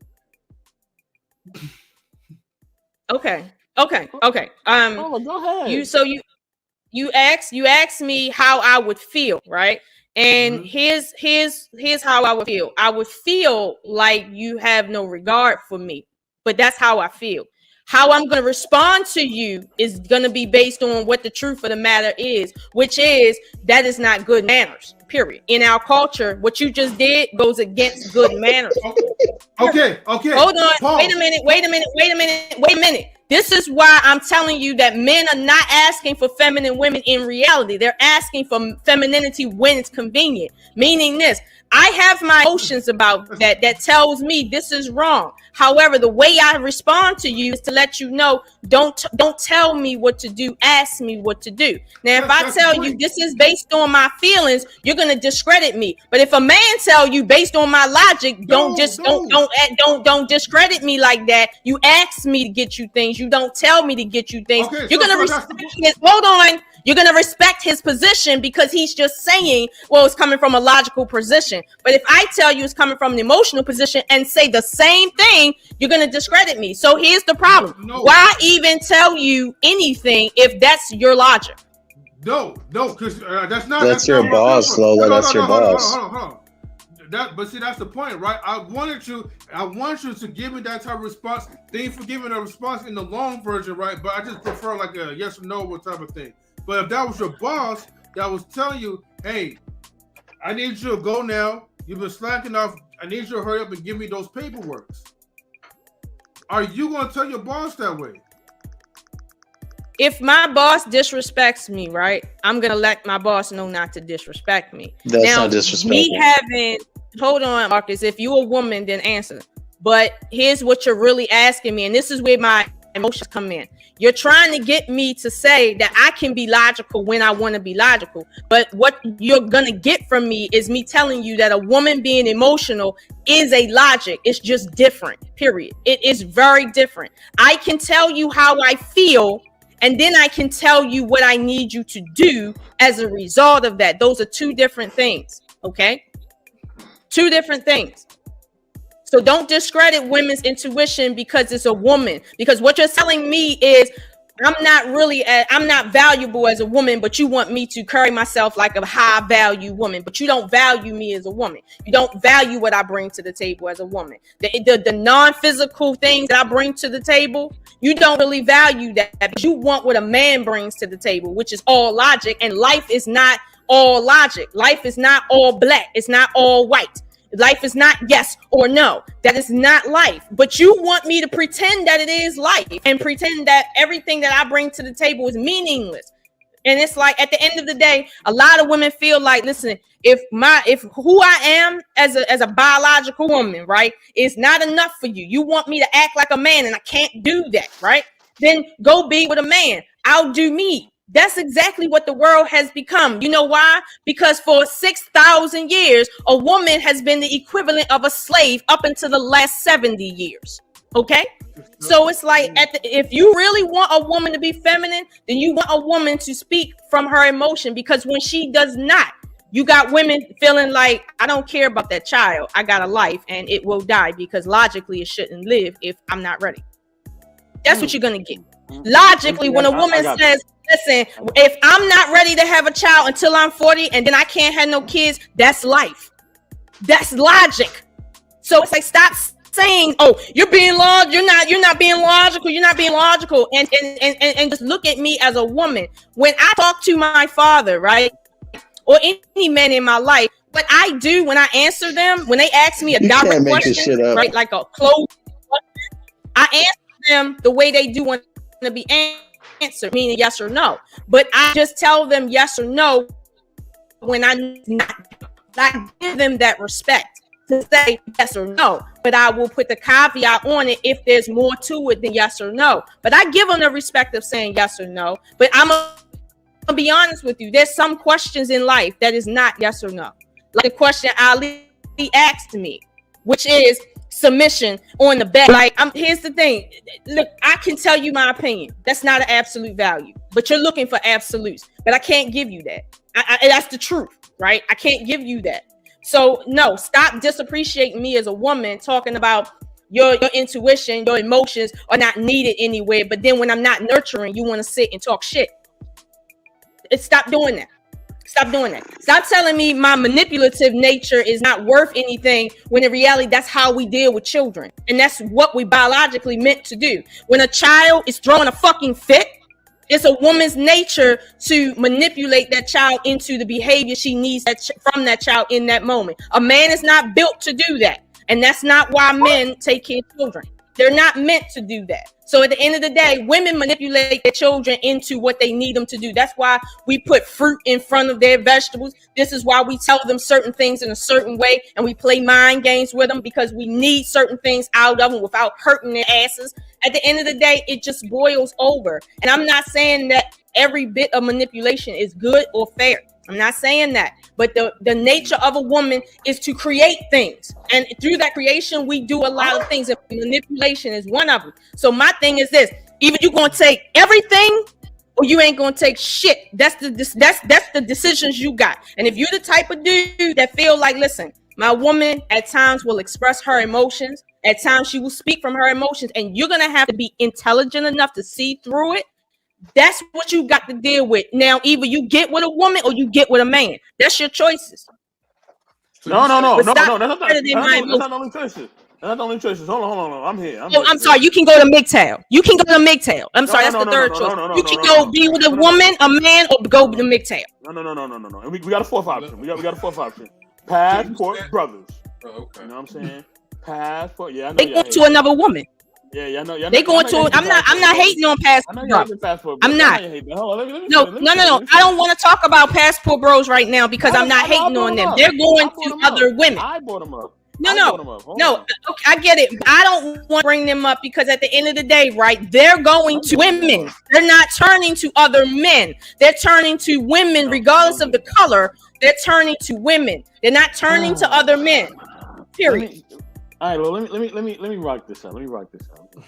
I'm using a few examples here, but salute to the passport brothers. Now I understand why. See, Lola's the type of woman you done came home from a long day. You want to cook sandwich, right? And she's sitting on the couch doing that face that she just did just now. and you don't even know what the hell happened. You just came home from battling the world as a man, having the whole world on your shoulders, and she's doing all this. You see all this? This is what she's doing while she's sitting there. And you're like, man, fuck that. I'm about to just go back outside. I ain't got to do it. That's what's going through your mind. That's what's going through in my mind. Now, listen, at the end of the day, right? My grandfather used to come home, and my grandmother used to just be talking about stuff, and he would just say, he would say, Grandma, soapbox, please, you just run your mouth too much. Please be quiet. I'm like, damn, why is my grandfather talking like this? Then my grandfather passed away, and I had to live with my grandmother, and I was a man. And I understood why he said that. I finally understood why he told her she just talked too goddamn much and shut up. I understood. You know what I mean? And it's not women's fault. It's not. I don't really blame them. I kind of do blame men for this a lot. Of the things that we've allowed over the years. You know? Of trying to be understanding and all that. Look, man, damn all that. Okay? Listen. You know what I mean? Men want peace. Okay? Want peace? Quiet. All right? Sex, silence, and sandwich. Those are three elements that we really do want at the end of the day. You know what I'm saying? Women want certain things too. You know what I mean? They have core elements. Both men and women have core elements that they're looking for. So let's just start there, right? Women want core elements, men want core elements, right? We both want certain things out of each other. That's just already known, okay? But we sit here, we cap, we bullshit, and we act like, men act like, I don't want all that. And women act like, I was on the panel with men yesterday. I said, listen, you guys are men. If you guys can have your way with women and not suffer any consequences, not have any babies, not have to worry about any disease or have to worry about anything, you know what I'm saying? Any woman drama, you would do it. Oh, no, we wouldn't. Yes, you would. Okay? You're attracted to women. You know what I mean? The only way you wouldn't want to have your way with women is if you wasn't attracted to them. And that's a whole nother issue. Now, let me say this, right? Men don't need no intuition. Okay? We don't need any of that. We just need you to be a woman and to play your part and play your role. All the intuition shit, you're trying to be nosy and figure shit out, and you think you know something that you really don't know, that's just gonna bring a headache. And we don't want none of that shit. Look, that intuition stuff, save that for your mama, your sisters, your homegirls, and your cousins and wherever else, and your auntie. You know what I mean? Save that for them. You know what I mean? Don't give me no intuition. I don't want none of that shit. You know what I mean? I don't want none of that shit. All right, we are going based on my leadership and my logic. Leave your intuition at the door, or leave it at your work, your job, wherever else. Or there's the door. Or there's the door. You know what I'm saying? Yeah, exactly. We don't want none of that. Don't stop trying to figure things out. Stop trying to think you got the answer. There is no answer. I'm the answer. Okay, I'm a man. I'm a leader. I'm the answer. All right, I'm AI in this, not you. Okay, you are to submit. All right, that's it. You know what I mean? That's all. And that's why we argue. You know what I mean? That's why men and women argue. Because, you know what I mean? One is asking one to do one thing, and the other one is asking the other one to do another thing, and people ain't playing their parts. That's why the argument's happening. You know what I'm saying? And now that everybody's on equal footing, hold on. Now that everybody's on equal footing, people feel like they don't have to. Hold on. Now that everybody's on equal footing, the people don't feel like they don't have to play their part. This whole soliloquy you did about all these things and blah blah blah blah blah. Listen. That's why men are fleeing the country, or they're going to different countries where they may not need a passport. Yup. You know what I mean? That's overseas, whether it's Puerto Rico, whether it's wherever else, right? Just so they can find a sense of traditional women. Okay? They may be being used by these women, okay? These women may be taking them for everything that they got, right? There's a YouTuber. I'm not gonna say his name. He has a foreign wife, right? And I can tell like she's like running this guy, pockets, and she's like basically kind of just doing whatever the hell she wants at times, right? She rolls her eyes on camera. She's younger than him, and she acts a damn fool sometimes. But I'm pretty sure when them cameras go off, she brings that man peace. You know what I mean? She brings him peace, and that's all he wants. He's an older man, a man of a certain age. That's all he wants is peace. That's all we're looking for. All that other stuff that you're talking about, we don't care about none of that. Like I said, save that for your homegirls, your sisters, your cousins, your mama, your auntie, whoever else. Say that for them. We don't want none of that. You know what I mean? Salute to the passport, brother. That's all I gotta say. Shout out to the passport host too. Well, now everybody have different perspective on the relationships. That's that. So you got to link up with someone that y'all become equally yoked. To tell a woman this, to tell a woman that, if she's not that, don't mess with her. Leave her alone. She's not for you. That's just and a woman with the man. Just he's not for you. Now it's women that go overseas too, that get men. That men that adore them. So don't just say just men go overseas and get the women. It's just women. Not as much as men though, Vaughn. Not as much as men though. You don't know that. So until you take that poll and they receive me that poll, show it to me. You don't know it. Vaughn, I agree with you. Hold up. So I agree with you, bro. Okay. So I'm just saying, don't just say men going over there. Women do it too. So yeah, no. let's just say now, Lola, I understand when you say, like, I didn't need more understanding on this. When you say men, well, Vaughn, to give you some clarity, just real quick, the women actually started the passport movement. Yep. I'm not talking about the passport. I'm just saying. But you brought up the example, Vaughn. Just like men. That's all I'm saying. That really don't care as far as who started it. That means nothing to me. I'm just saying women go overseas too, looking for men that adore them. That what men here in the United States do not do. Now that's just reality. So we can sit up here and say women need to do this. Women do the same thing. Men need to do this. Men need to do that. Just find someone that you equally yoked with. Just find someone that y'all can grow with, grow together. Instead of sitting here putting each other down like, oh, you have to do this, you have to do that. Wait a minute, hold up. Who are you? That's how you are. That's how you was raised. That's how your life is, what you brought together, how you see women. Then you go after that woman then.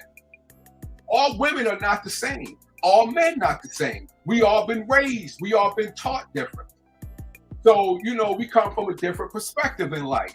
So we look at things differently. That's all I'm saying. But Lola, I just want to know as far as the logic and emotion, because you said women are emotional. So should women rely, because you said they do have logic, should they rely on logic more to control their emotions? Yes or no?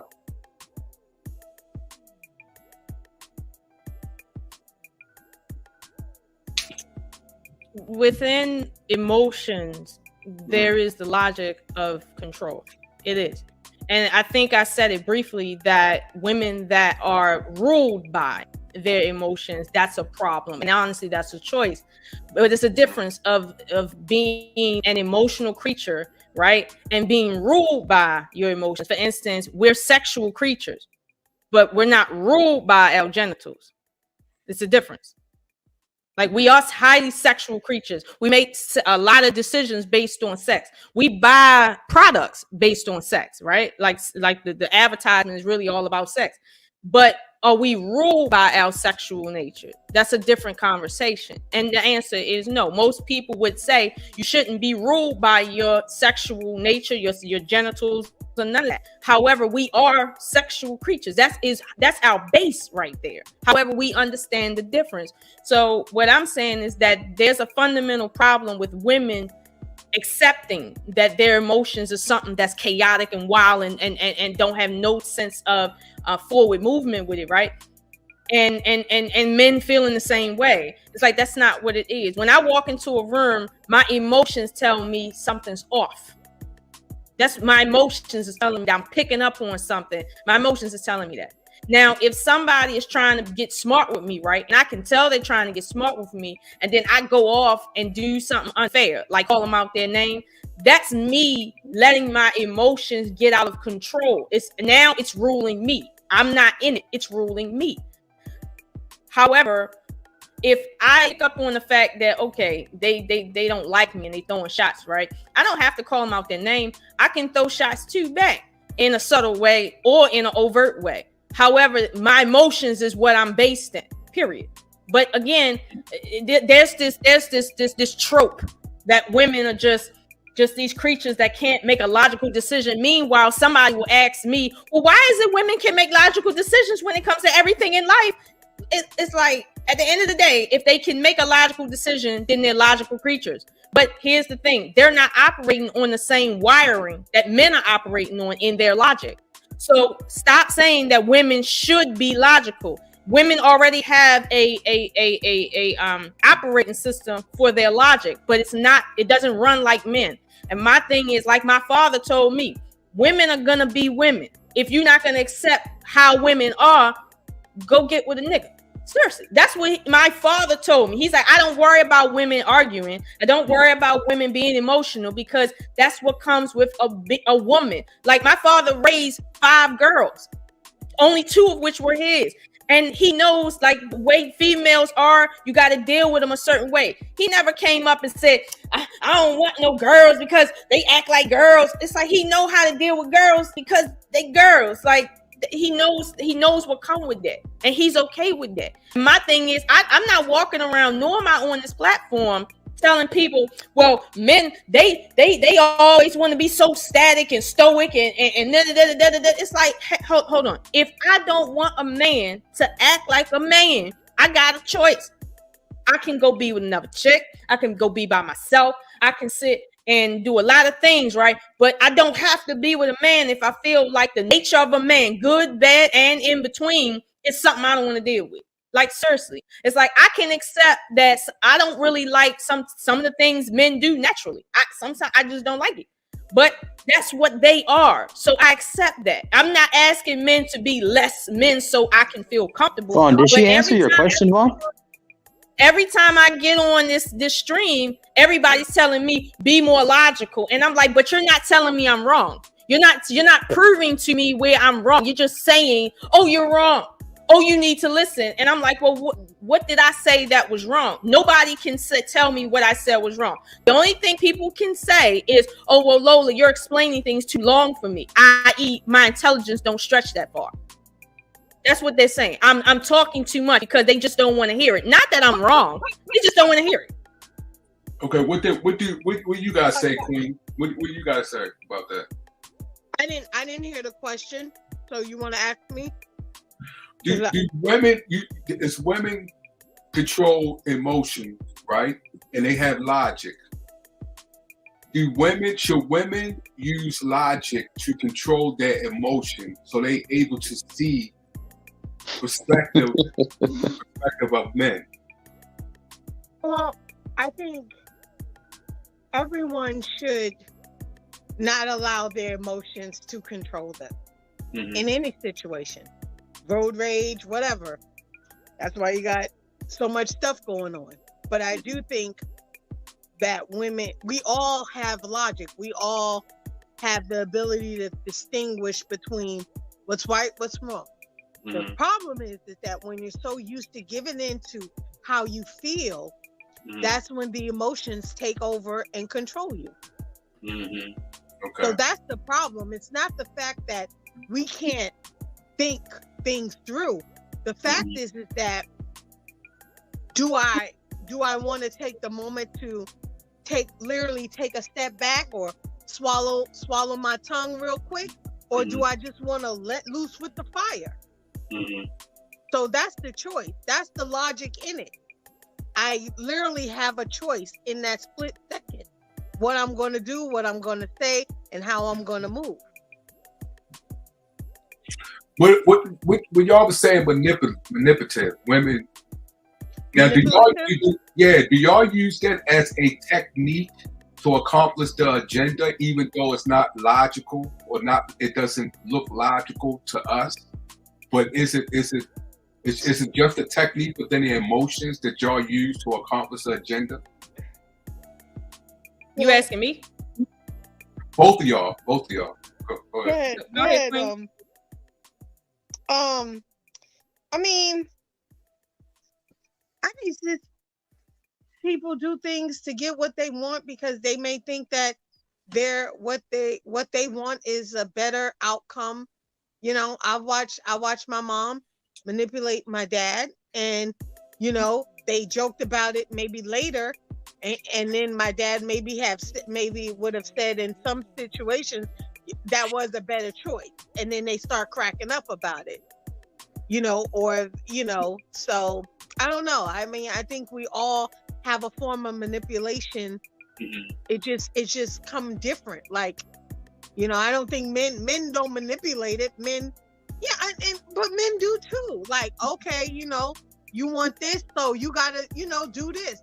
We all have a form of manipulation that we do to each other to get what we want.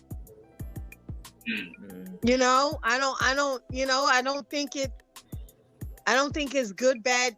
I think it just depends on the situation or the context in which it's being done. Is it for the better good of us, or are you just trying to use and abuse me? So that's the spectrum. Those are the number 1 through 1,000. Where are you falling in that? So, I think we all have emotions. We're humans. If I hit you hard enough, you going not me particularly, but if you get hit hard enough, you gonna cry or you gonna say ouch. Just like me.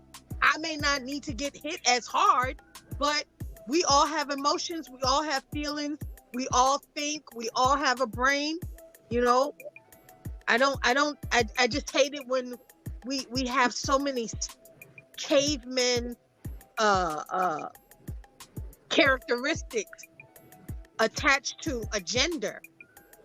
I've seen my dad be assertive, I've seen him cry, I've seen him, talk sweet, I've seen him talk firm, I've seen him, diffuse a situation, I've seen him go off. I don't think he's less of a man. I've never thought of him less of a man, even throughout all those situations. He's a man. So I embraced that. Like, so when I had boyfriends that were very stoic and non-emotional or didn't know how to communicate how they feel and I'm good. Knowing you good and well, you're not good. I ran away from that because to me that's a ticking time bomb.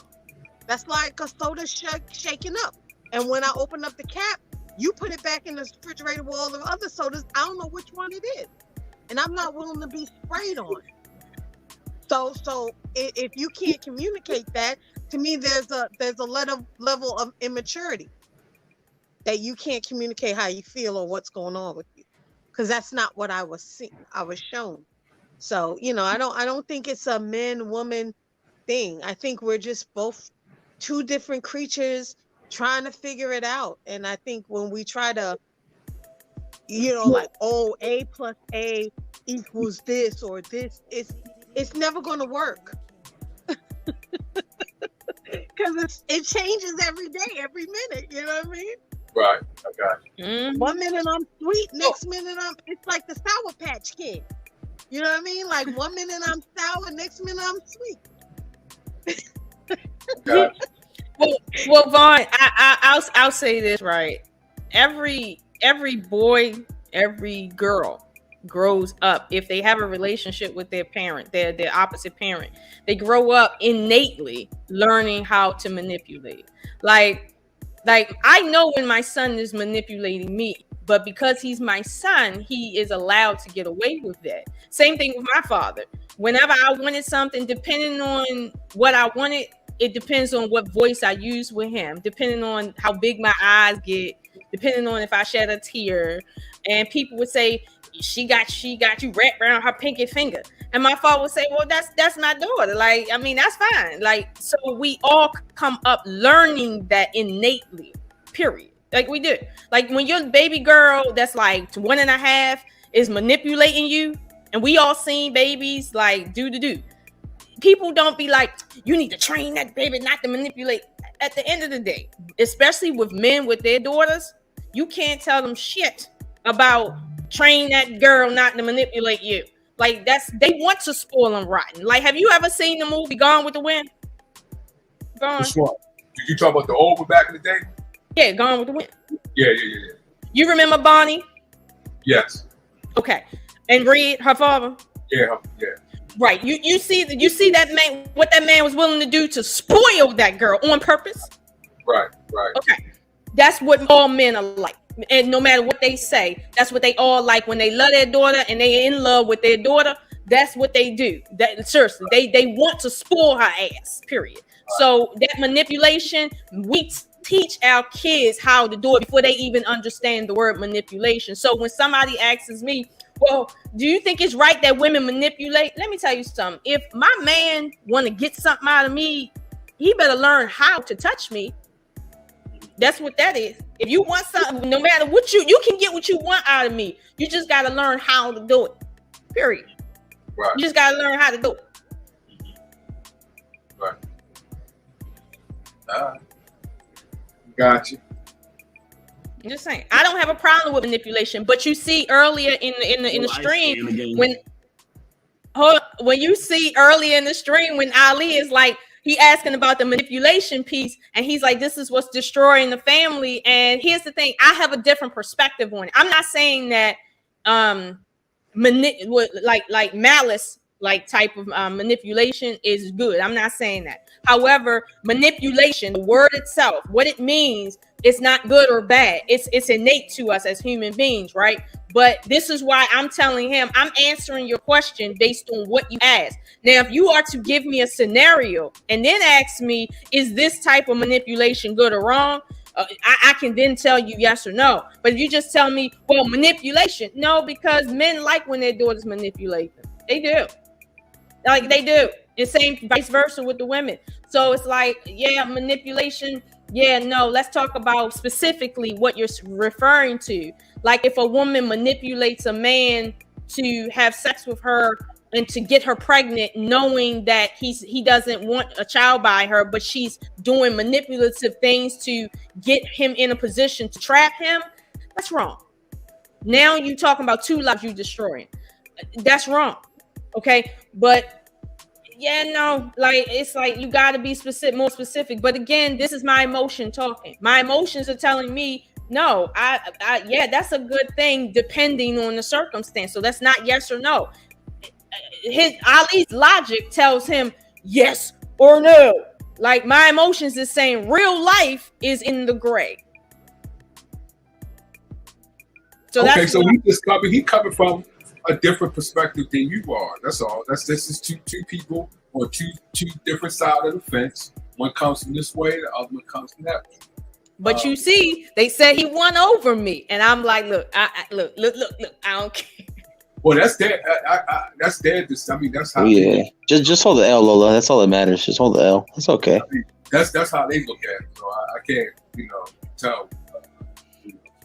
To look at, but that's just to me, it's just two people that's on two different sides of an aisle of life and look at things different. That's all. And then sometimes they may see things the same, and sometimes they don't. Right. But see, that's the framework I'm talking about. The framework is different. However, me and him can agree that there's certain things that you shouldn't be manipulative about. Right. And that might affect the nuclear family, generally speaking. For instance, if you're not ready to settle down, you shouldn't manipulate people who are ready to settle down into thinking you are, because now you're destroying lives, like period. That's what you're doing with your manipulation. But if you're a man and you want your woman to, I don't know, practice anal sex with you, there's a way you can manipulate her into doing that with you. Would you be wanting to do that? What's between two people in their bedroom is between them. Should he manipulate? Yeah, if that's what he wants. I mean, asking her to do it might not get it. So, I mean, at the end of the day, we can argue these things, but again, we're coming from different frameworks. But the thing I hate is when people treat women like our framework is less than versus different. And this is why I think a lot of people, and I'll say people because it's not a race thing, a lot of people are coming perspective of why do we even care about men's opinion, because they're not going to see us as equal anyway, so we might as well bolster ourselves as being superior. And that's the only reason why people really ever feel the need to be superior, when they feel oppressed. Now they feel a sense of superiority, versus if people was treated like their framework is necessary for nature to happen just like everybody else's, we wouldn't really have this pressing need to be over someone. Like, you don't feel the need to prove you're better than vegetables. You don't. You know vegetables need you just as much as you need vegetables. You don't feel the need to prove you're better than trees. Lola, why are you conflating these points? Hold on. Let me jump in this. Trees need, and we can. I gotta jump in this real quick. I've been silent for a minute. I'm gonna jump in this real quick. Lola. Look. I'm gonna tell you the problem, right? This is more of a woman problem than a man problem, right? But men do this too sometimes, right? Sometimes we get caught up with this, right? So sometimes with people, I'm gonna say people, right? But sometimes like it'll affect women more because I've seen this with my own female family members. Sometimes y'all want a man to be something that he just ain't. You want him to be something that he ain't. Mm-hmm. He's never gonna really go to school. He's never gonna get a career. He's never gonna do anything. But in your emotions, y'all believe because you see the allure of him. You like what he's doing in the bedroom, and y'all think that he's gonna wife, but he's only gonna pipe, right? And you keep going from one pipe into another, like a plumber. You know what I mean? And you're getting mad because nobody's wifing you. Whereas the thing is that you got to stop chasing a certain type of man. That's really it. This whole narrative of people are destroying lives and all, like you said, that's a whole bunch of crap and cap. Listen, the problem is that people need to stop chasing people that are out of their league. Or not even out of their league, that's out of their vibration. You know what I mean? Because the thing is, you're chasing somebody that's out of your vibration. When you're on somebody's vibration, it happens seamlessly. You talk seamlessly. You want to be around each other seamlessly. You'll just do the most simplest things together just to be around each other, right? You know what I mean? Chilling. You know what I mean? Whatever. You know what I mean? Like, you will find ways to communicate. You will find ways to just be around each other, right? Because it just flows naturally. You just like being around each other. But what happens is a lot of times with women, right? It happens more with women than men, right? Is the fact that you women will see a guy, you know he in the streets, you know Leroy that knocked down 3 girls on the block already. He done knocked all 3 of them down, right? And he ain't wifing nobody, right? And Leroy got a reputation. But you think that you can get Leroy and make him a husband. Then that's where you go wrong. You found Leroy in the streets, you know what I mean? Like you find a dog, you know what I mean, who's a dog that's out there and they got rabies or whatever. You just think you can bring that dog in. You can bring that dog in and you can finally make him a housebroken dog. No, that dog is used to being out in the streets, running around biting people, acting a fool. But you think you can bring him in the house and make him housebroken. It's never gonna happen. Okay? Y'all gotta stop doing that. Stop chasing men that don't want y'all as wives. Period. And you'll get different results. You won't be getting played or none of that. And it's simpler for men too, at a lower degree, I think. You said at a lower degree. Yeah, lower degree. Because men are logical. We know when a girl for the streets, we see it. So, you know what I mean? Like they said, don't try to change your whore into a housewife. Right, exactly. You know what I mean? Right. Stop chasing women that are whores and trying to make them more than what they are. Keep the whores as whores. They are whores. Let them be in a whore sector. Okay? You know, in a certain area where they have the red light district, right? That's what they are. Keep them in the red light district. Stop trying to bring them home to your mama. Rick James says she's a special kind of girl, one that you don't bring home to your mama. Stop bringing these women to your mama. Stop bringing them in your home. They don't belong there. They belong in the streets. It's for the straights. All right? Leave her there. And it's the same thing you women got to do. Leave Leroy in the streets. Okay? Stop chasing him and trying to make him a husband. It's never going to be that. And that's it. Anybody destroying your life, you're destroying your own life because you're trying to make a man something that he's not. And a man will tell you. Look, men, we're sometimes we're just so bold in our bullshit. We'll tell you, yeah, you know, I be going out with my friends and we be having a good old time.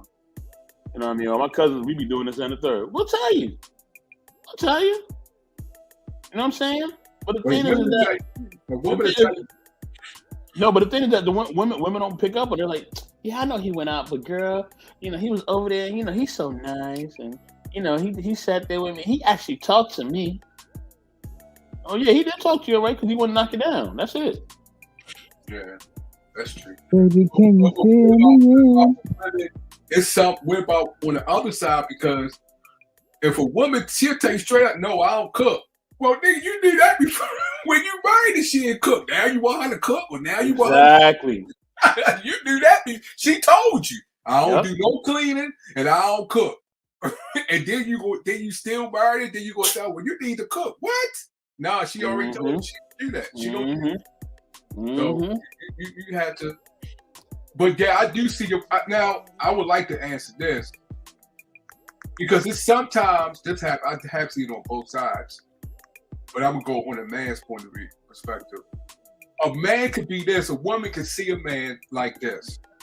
Then after they get with him or marry him, they want to add something. Or you need to start being this also. Wait a minute, hold up. I didn't start off like that. So for you to add that on after we got together, come on now. Come on. Now, if I can, okay, but if I can't, you still need to accept that, because we didn't start off that way. So it's certain things that I see it on both sides too, though. So I just don't want to see it on a man's side. But I think, like you saying, you can't change people. Now, you just can't, or you can't expect for them to change once you get married, or y'all been together for a very long time, and then on the 8th year, you want that person to change because you see someone else, man, a certain way, and you liked it, or a woman a certain way, and you like it, so you want your man or your woman to change of what you just seen, or something happened in your life that you feel as though this need to be in your life. It doesn't always work that way. And if it doesn't, then I think a person shouldn't force another person to do what they can't, unable to do, unwilling to do. Well, can I give a little bit of pushback on those points though? I guess I see it as one point, but I'm gonna give a little bit of pushback, not a lot, but a little bit. Okay, I've seen a lot of YouTube videos about women asking men, okay, why is it that men don't just stick with the hoes?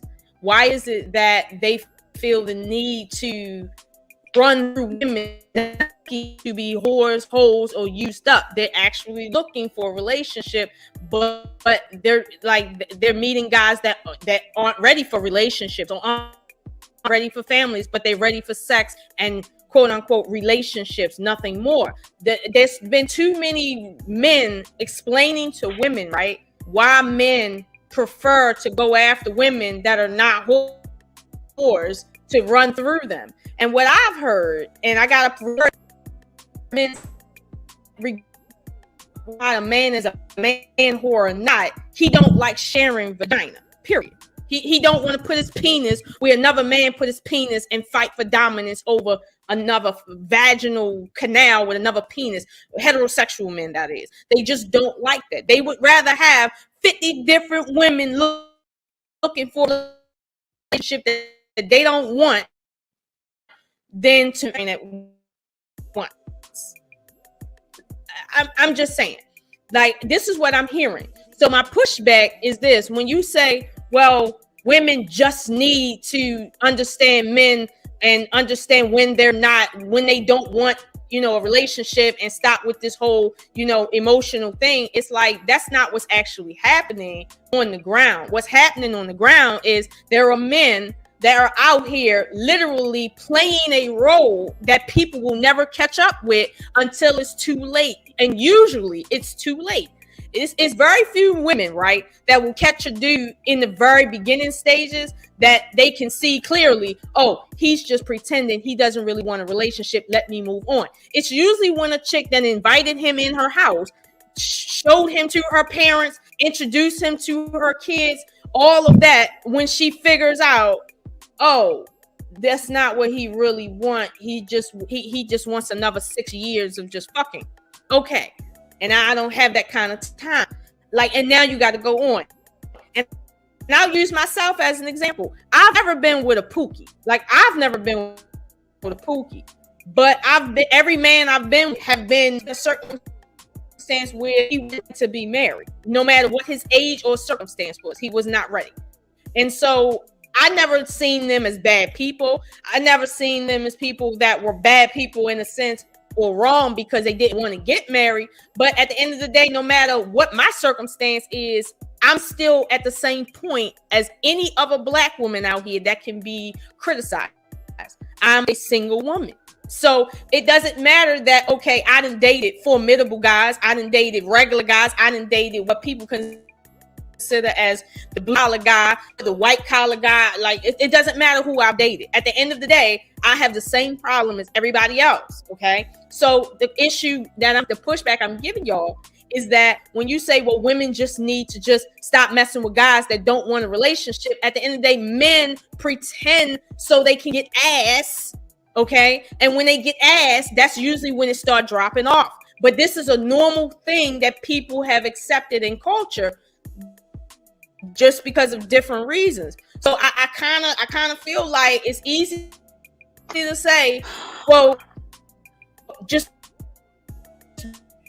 don't date the guys that aren't ready. And it's like, what man think from you but to use your body and make sure I get you pregnant and leave you with a kid because I'm not ready for it, but I still want to have a relationship with you just for sex.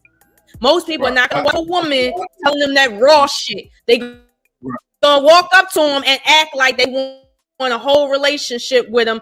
And it's just Ron, Netflix and chill. I got this one. Hold on. I got this one because I got to grab something real quick. I just want to ask you a question. Hold on one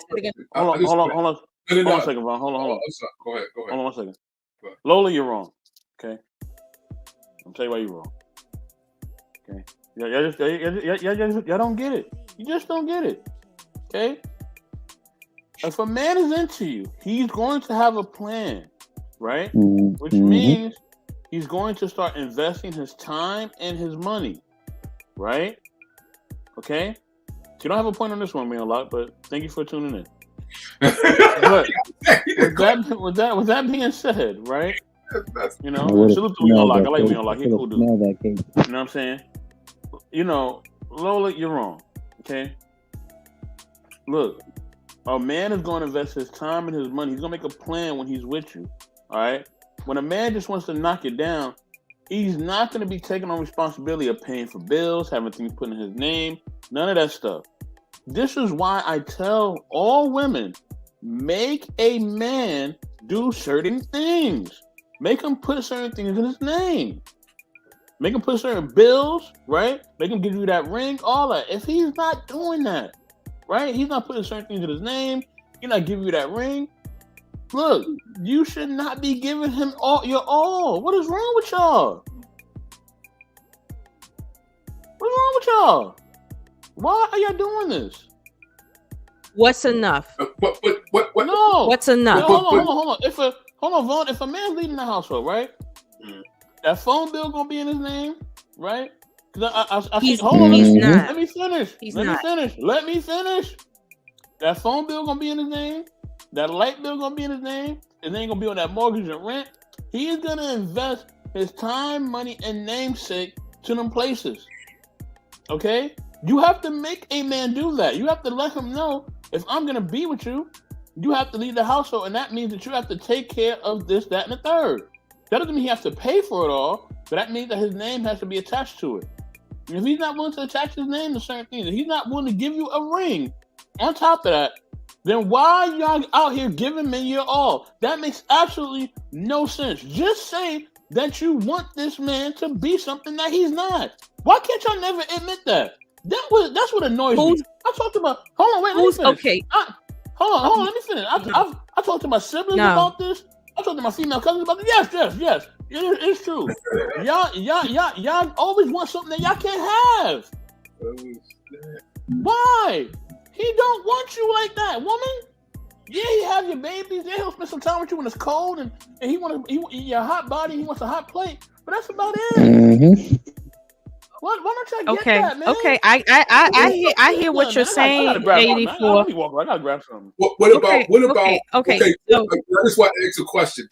Have anybody Ever seen that movie True to the Game? You ever seen that movie? Yeah, I seen it a long time ago. You see, Long time anybody- ago, I done forgot.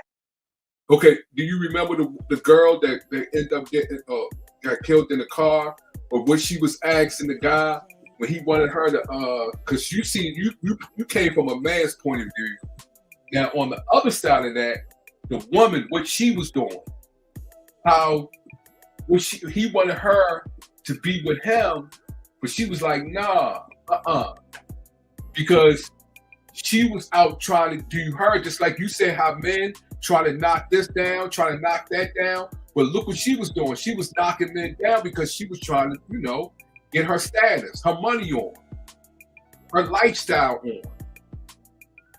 So it just don't come in just on the men's side, the women's side also. Because it proves in that movie, because there's a lot of women like that too. You're just not ready. Some people are just not ready to settle down. They at a point in their life that they are trying to accomplish, and they're not ready. What you need to do, what people need to do, is to recognize that, like he did, or she recognized that and say, "Hey, that's not for me." Stop trying to, like Box said, stop trying to keep going after those type of people, or try to make that person settle down, or look at it the way that you want them to. It's not going to happen until they are ready. So until they are ready, you have to leave them alone and stay away. And don't worry. I mean, you have to. No, I agree with you, Vaughn.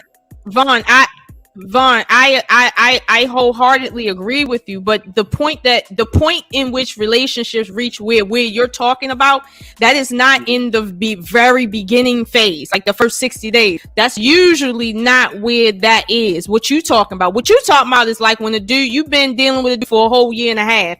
You know what it's hitting for. Whether or not you want to admit it or not, you know what it's hitting for. However, before you get to that phase is what 84 is hold on, but before you get to that phase, what 84 is saying is that, well, you shouldn't be giving a man your all in a relationship. That's what he's saying. However, my rebuttal to that is you can't, men in general, right, cannot talk out of both ends of their mouth. Meaning you can't say women are giving their all to these men, right? And then turn around and say modern women don't do shit. You can't do that. You can't. And the reason why you can't is, as a man, right? Women have a ingrained button that when shit like that get to kicking off, when it come to men, meaning you telling us, you leading us forward, but then you literally walking backwards. We have an emergency switch that's called nah, nigga. That's what we got, and that is always gonna get pressed when men call themselves leading from the front while walking backwards. That's what that's gonna do. Now, you're not going to convince me that women are cooking and cleaning and sexing and licking and sucking and dressing up and doing all and buying this and doing all these things to impress men, right? And then turn around and say, women ain't even trying to do their hair. They ain't even trying to cook. They ain't even trying to have sex by the third date. They ain't even trying to look good anymore. They don't care whether it's like you can't have it both ways. Which one is it? Because I'm going to be honest with you. The chicks from the hood is the ones that's taking a tax check, giving it all to these dudes to invest in them for their legal and non-legal like business ventures. There's chicks in the hood that no matter how poor or ratchet they is, they cooking fucking meals, okay, for these dudes. All right, they cooking and they know how to cook, dude. Like these low-level females, no matter what the fuck happened, if you tell them you need something from them, they gonna do whatever fuck it is. Here's my thing: is that loyalty or not? My thing is, no matter what you call it, right? No matter what sector you live in, no matter what sector you live in, you can't have it both ways. You cannot tell me women are doing everything and giving their all, and then tell me they ain't shit and ain't doing shit because they modern women. I don't believe either one at this point. I don't know. I know what my life says. My life says, I wish you would ask me to give my all and then tell me I should give you nothing and expect something until then there's nothing. Like, you're not gonna go back and forth with me like that. No, you're gonna talk regular to me. That's what you're gonna do. I think what Marcus said, it goes by, it's by your choice. It's right. What he just said is by choice, correct? Choice and limitations and boundaries. Which I'm sorry, I can't hear you. You're cutting out. What does it mean?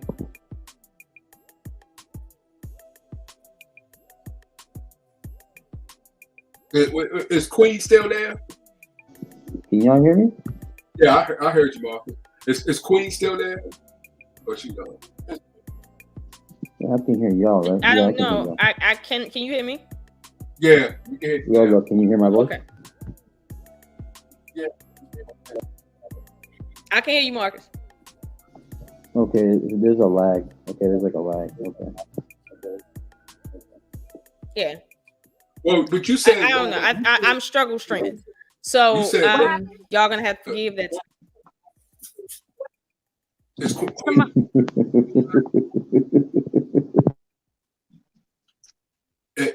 Queen, you still there? Yeah, I'm here. What's up? Okay, listen. How long, right? You in a relationship, right? Starting out in a relationship. How long would you know that the relationship will proceed into maybe, I ain't gonna say long term because that would be too much to say. How long that you can tell that it will proceed to something that you think that it will grow to an intimate relationship?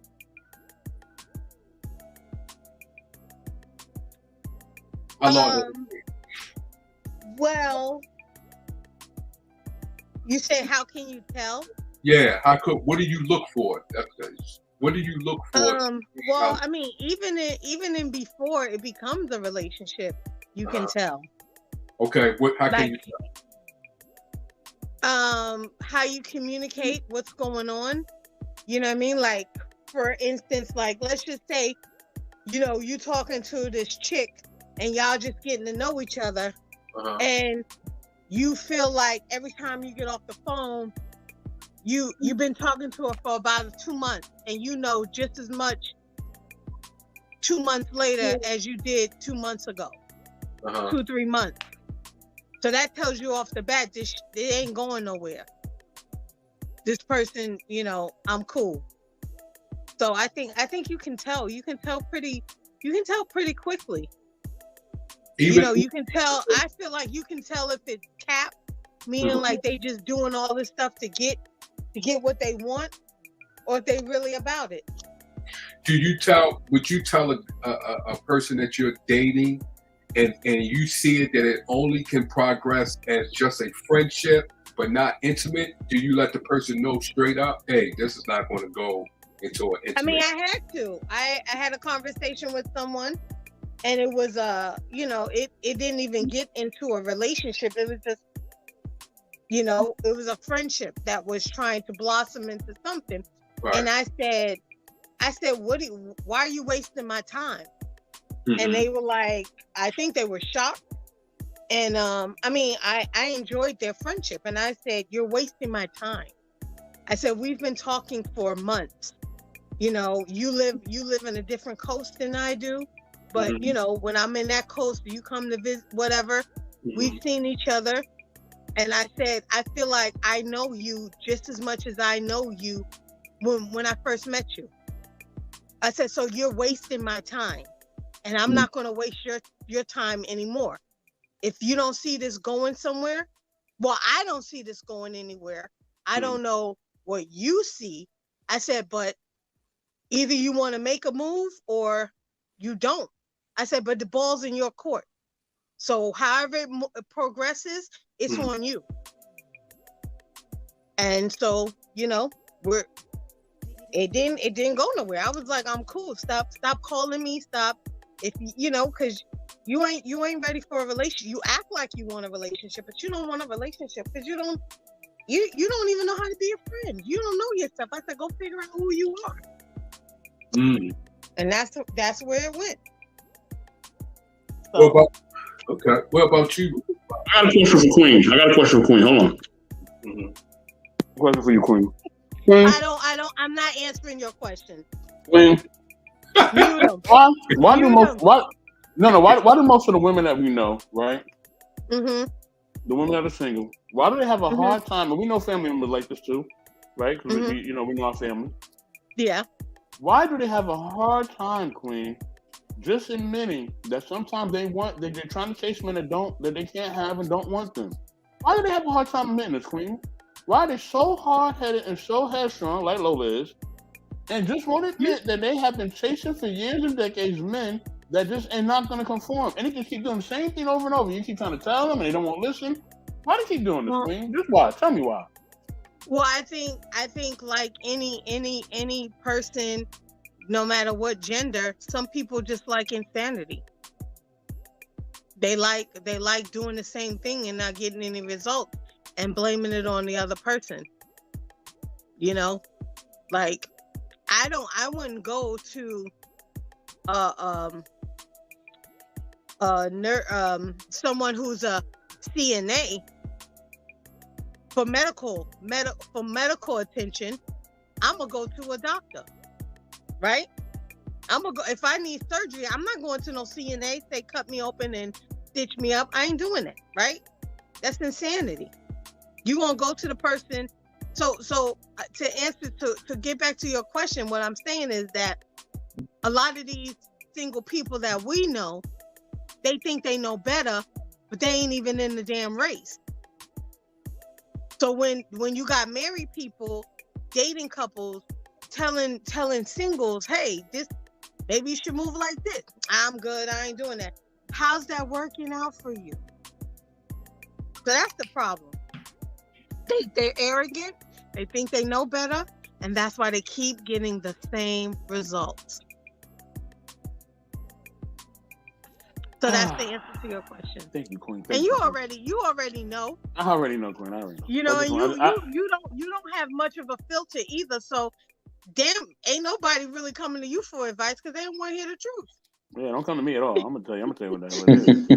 That's all that. They not coming to you. They not asking you a damn thing. You don't ask me nothing.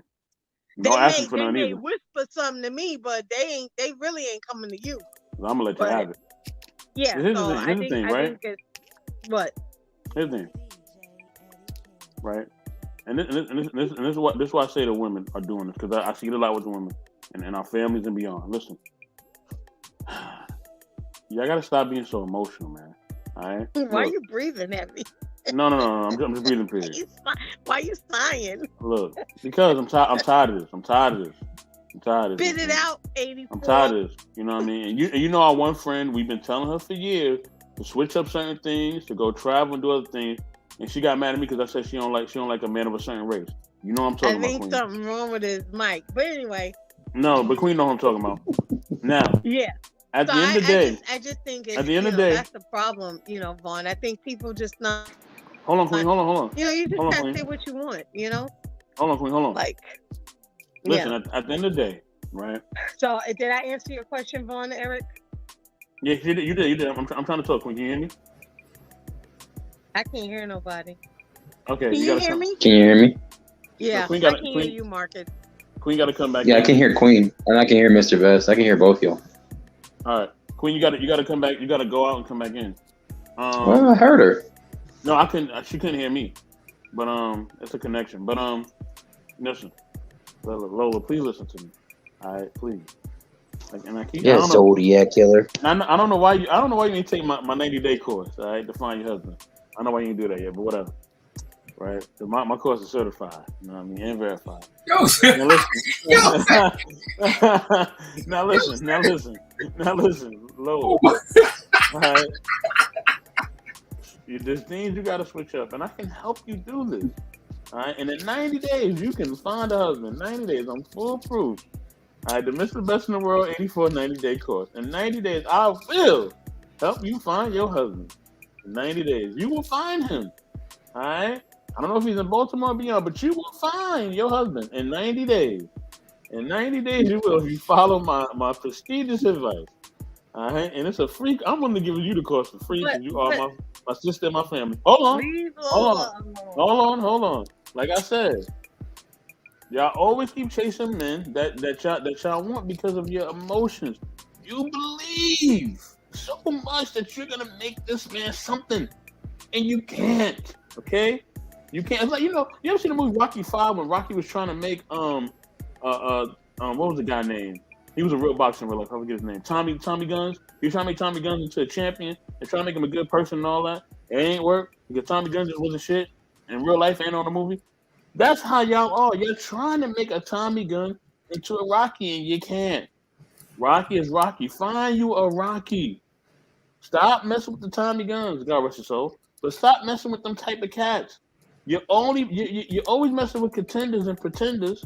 You know what I mean? You're always messing with pretenders instead of messing with a real contender. I get you a real contender. Stop messing with these pretenders. That is your problem. Y'all keep doing the same thing. So, and then we go year after. Wait, hold on. You go year after year, day after day, and I keep telling y'all the same thing, but y'all won't listen to me. You say I'm wrong, and this and the third, and I don't know what I'm talking about. And I keep telling y'all to make sure of men. I keep telling y'all, just listen to me, please. I didn't say that. Okay, so Lola, are you gonna take my name day? Are you gonna take my name day class or not? I didn't say that.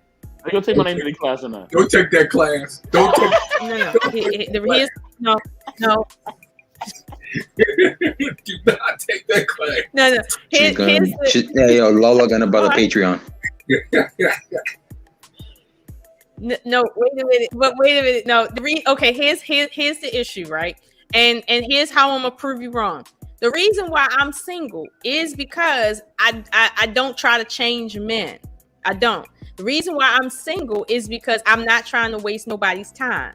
The reason why I'm single is because I'm not just looking to get married and have a wedding. I'm looking to stay married. So I'm not fitting to sit here anymore in my life and pretend I don't see what's in front of me that when I do. Meaning, if I physically see some bullshit that is I cannot tolerate under no circumstance, or my intuition is telling me there's something in the future you ain't gonna want to see and you better exit now. Outside of that, I will make it work. But here's the problem: it's 8 billion people in the world right now. Do you understand? And Mr. Best, you know some of the extra stuff that come with me that makes my pool of men real small. The ratio of me finding someone in any remote time is very slim. So my thing is this: when you say stop dating busters, basically, right? That means, well, a chick gonna be single for a long time. That's what that means.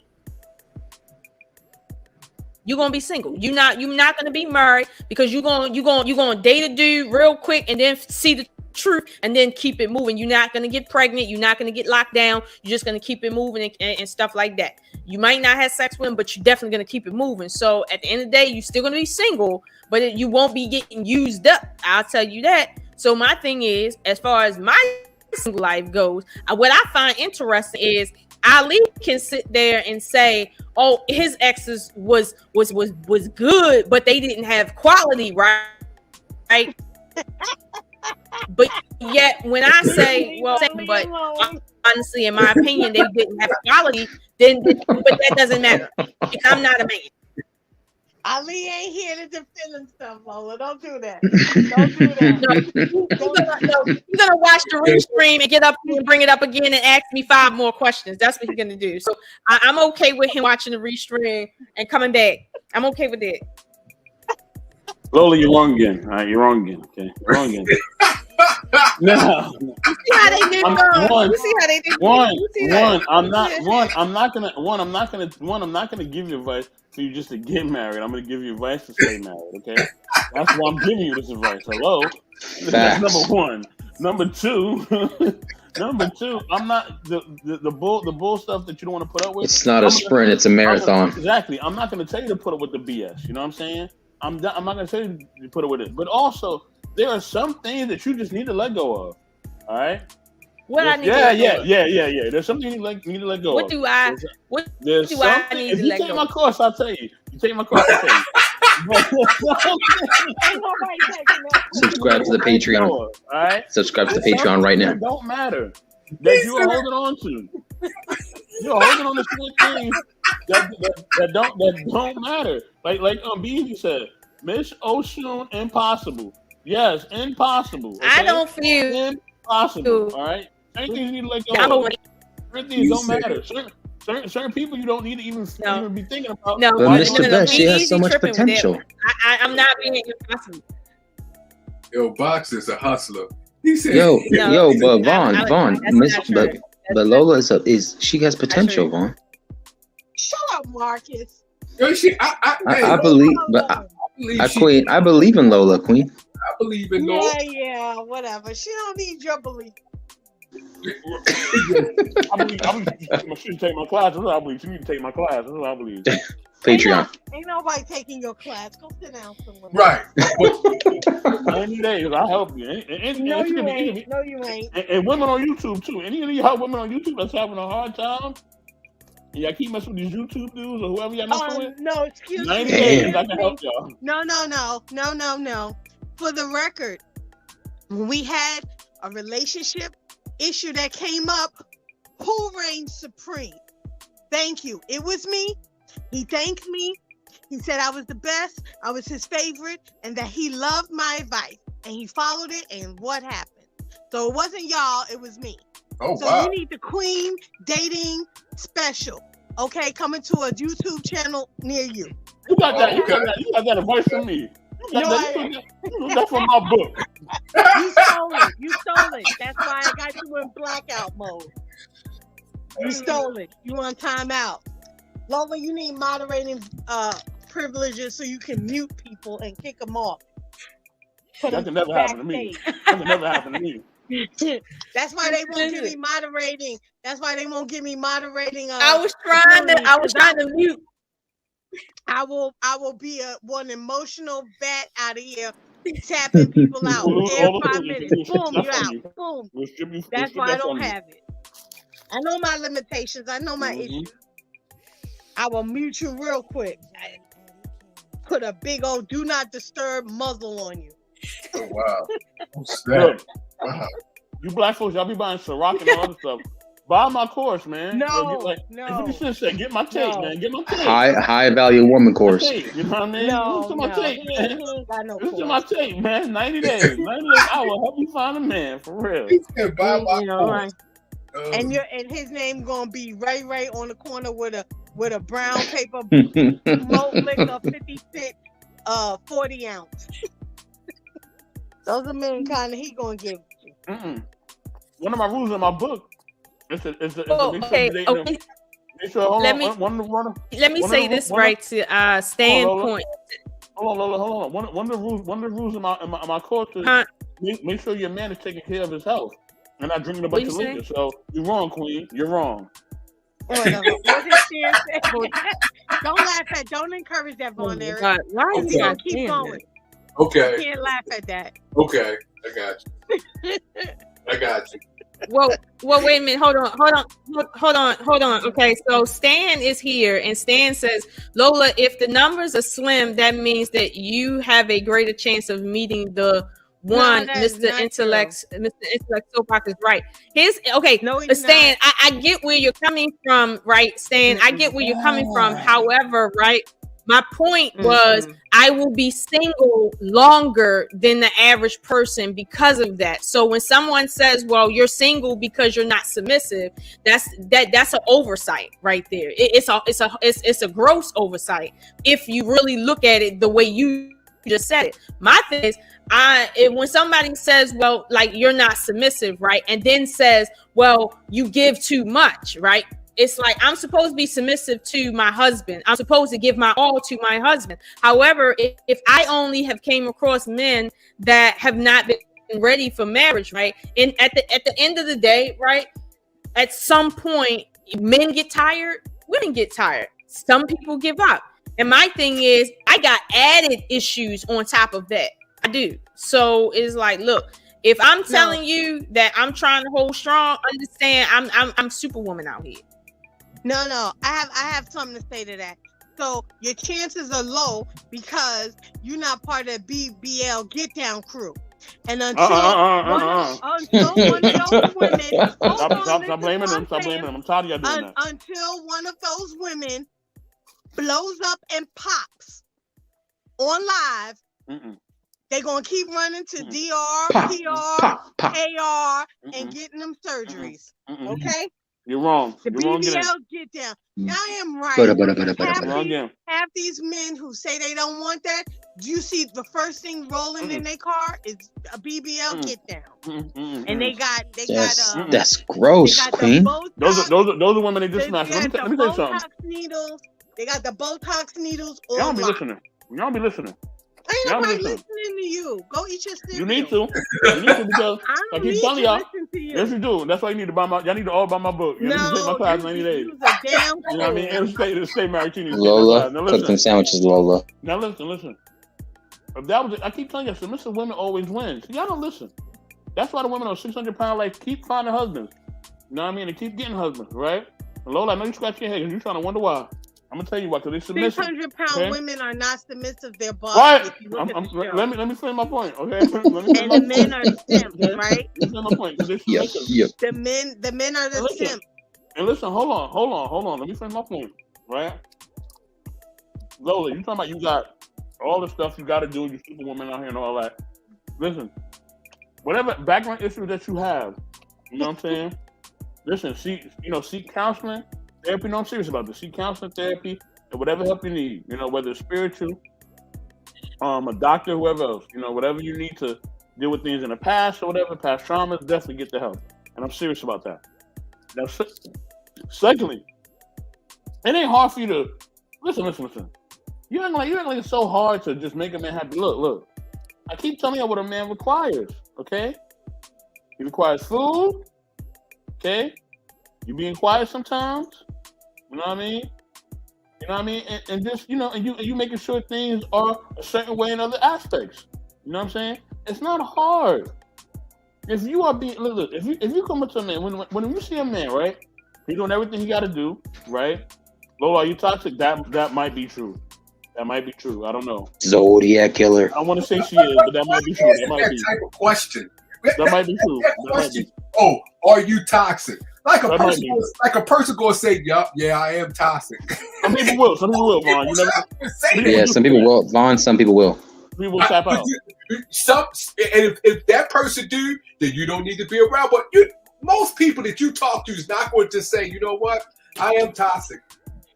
It's not going to happen. They don't even say that when they go to a psychologist. And you know what's funny, Vaughn? Some of the attractive women say, I want a toxic man. I like toxic. Yeah, well, we're not talking. That's something different. That's something different. Most people, even when they go to a psychiatrist, won't go tell a psychiatrist, you know what? I'm toxic. Or I'm this. Unless you want medication. Unless you want meds. Let me continue to tell Lola why she's wrong. Let me continue to tell Lola why she's wrong. Okay, Lola, so listen. That's why you're wrong again, right? All you got to do, you know what I mean, is bring that feminine energy. Right, just bring that feminine energy. Lola, just be nice, be submissive, cook. You know what I mean? Don't stop doing the rolling eyes and attitude. I know it's hard for you to do that because you feel like, oh, I want to just. No. Don't say anything. The less you say, the better. Smile. You know what I mean? When you're really angry at him, say, you know what, baby? I'm really hurt by what you did. That really hurt me. Like, be vulnerable with him. You know what I mean? But look, you roll your eyes right now. So you can't even do it. Just take my 90-day course so that we could put all that to rest. You're going to be rolling the eyes. None of that. You know what I'm saying? Like, all that's going to go away. You're going to say she got a background like Nintendo 64 graphics, bro. Oh my God. You still going to be single and you're going to need a refund. No, she's not. She's not single at all. She's going to thank me. She's going to send me a thank you card. I'm going to get an invite to the wedding and all that. No, she definitely ain't giving you an invite. I'm definitely getting an invite. You ain't coming, but I'll be there. So B-Eazy said, Lola, are you toxic? That's B-Eazy question. Lola, are you toxic? We all Britney Spears. Don't say that. Don't say that question. We all have a level of toxicity. No. We're human. This is for Lola. It's not for you. Lola, are you toxic? Tell them to come and ask you to your face. Yeah, be easy. Come ask me to my face. right. That's right. Roll up on me, homie. Calling you out, Roll up B-Eazy. on me. That's like I'm Africa. not- That's I'm not- actually I'm Be not- easy. I'm not- Represent. Be easy. Mm. Because I'm from Baltimore. Roll up on me. So pull up. Lola, when you gonna get my tape, man? When you gonna get my tape? You know what I mean? You know, they don't have VHS tapes no Be more. told. That's why Quiet, you'll I've never quiet, get queen, quiet, queen, quiet. Oh, you know, he's you here. only got He's here. VHS. He's here. You know, you only got My VHS. dog. My dog. Be easy. I've already told B-Eazy what it is. You there, B-Eazy? Yeah, I'm there. I didn't hear you tell me what it is. And since you want it, then Okay, I would say, Lola, ahead. are you toxic? Am I toxic? Yeah, based on your standards of toxicity, would To you who? consider yourself Yes or no? toxic? Toxic to who? Whichever direction you want to go with that question, I left it open and ended in broad for a reason. So it's based on your beliefs and your definition of toxicity, your standards of toxicity. What do you believe? Are you toxic? And then you got to ask yourself, what is the opposite of toxic? Are you that? Are you a combination of both? There you go. I think that I am definitely toxic to certain types of men. I am definitely a gold mine to other types of men. Do I believe that I am not toxic? I'm not going to say that. I'm going to say that I believe my combination with certain types of men can be toxic. But I don't believe I'm toxic. My combination, certain people can be toxic. It can, based on definitely be toxic, but not because I'm innately toxic or they're innately toxic. Since you made it so broad. All right. Well, yeah, I mean, I think that was a broad answer. And I actually do agree with Queen when she said we all are toxic. And it doesn't mean that essentially like you were born toxic or every moment of every day you're toxic. But I say like this, if someone breaks into your house, right, and you got to go defend your family against some intruder, you know, that has whatever weapon, that's where you're going to want some level of toxicity and savagery to kick in. You know what I mean? So it's like, it's kind of in all of us, you know what I mean? And it's different levels of toxicity, how it's perceived, right? You know what I mean? So I think it's like a positive toxic, and then it's just like a poisonous toxic too, you know, which is what a lot of people unfortunately bring to relationships. But when men are going to war, they consider that, you know, violence and rage and all that stuff. That same masculine energy can be considered toxic. But what is it being used for? Yeah. You know what I mean? If it's to like liberate people or save your people, you know, from foreign invaders, that toxic energy is actually needed and useful. You know what I mean? So that's why I was just asking it in a broad thing, because it's only negative connotations applied when someone uses the word toxic. But we actually need a certain level of toxicity in society, in my belief. By the way, that intruder is also a certain type of level of toxicity as well. Correct. So you have to match it, right? Well, okay, I'll say this, right. I get what you're saying, and I totally understand it, but I'll say I would caution you throwing the word toxic around, right? Just because in English, right, words are very static in English. They take you to a certain point in your mind because of the history of the language. So therefore, it's a little it like when someone says when somebody says a word like I don't know, like what's a word like I'm trying to think of a word that has everything to do with like religion. So you're like, telling me not to throw a word around, even though y'all spent this whole night throwing words around? No, nobody. I don't believe anybody on the panel was using a word, any particular word out of context, and I don't think you're using the word out of context either. However, so what's the issue? It's really not an issue. I'm just saying I would caution using that word toxic, putting it on both sides, because in English, people's mind, certain words have positive connotation, negative connotation, and when you use words on the negative connotation to mean positive or both, it just does something in English that it's not really meant to do. So that's why I say I would caution using that word on both sides.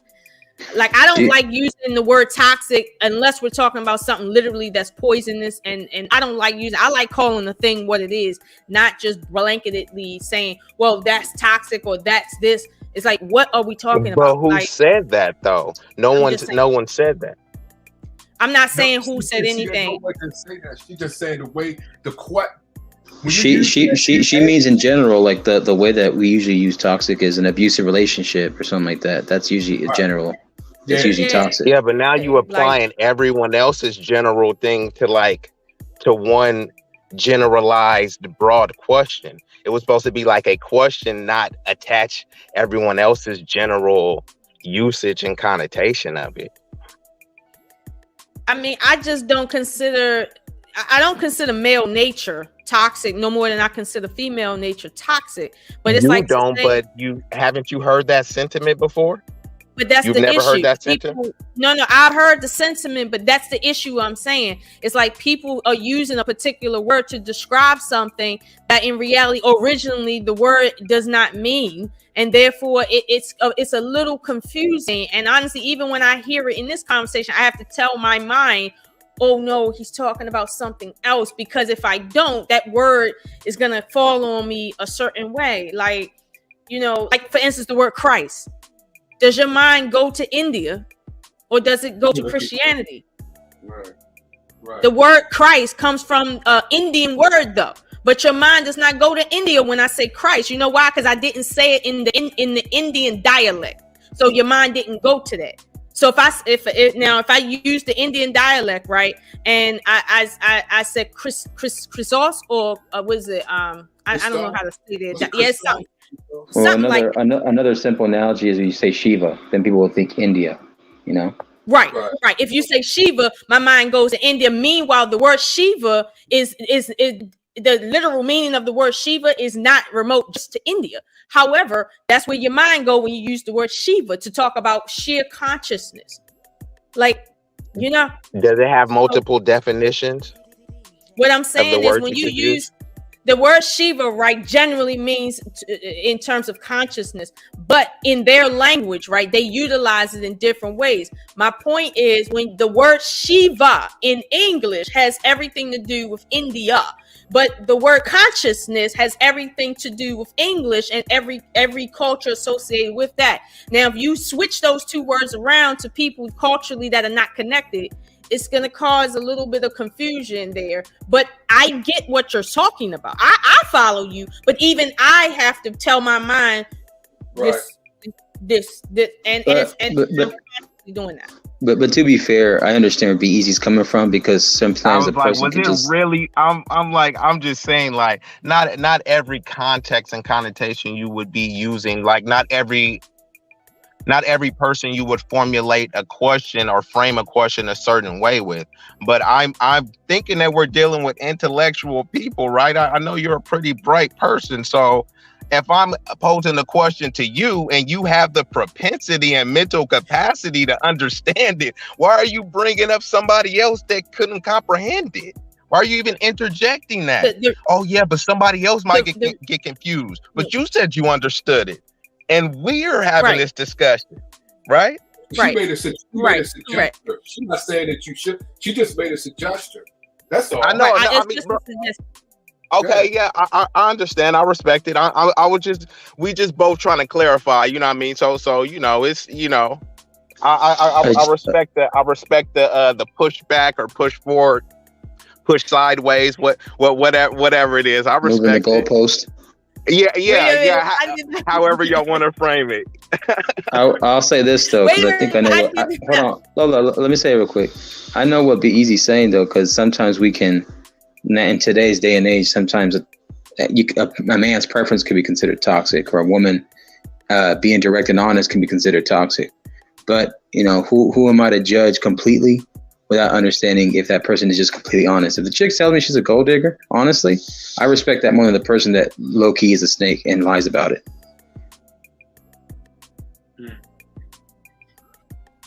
I don't respect that. I get you, Queen. I get why you don't, Queen. But I'm just saying, it's the honesty. I'm messing Yeah, I know. I feel you. No, and I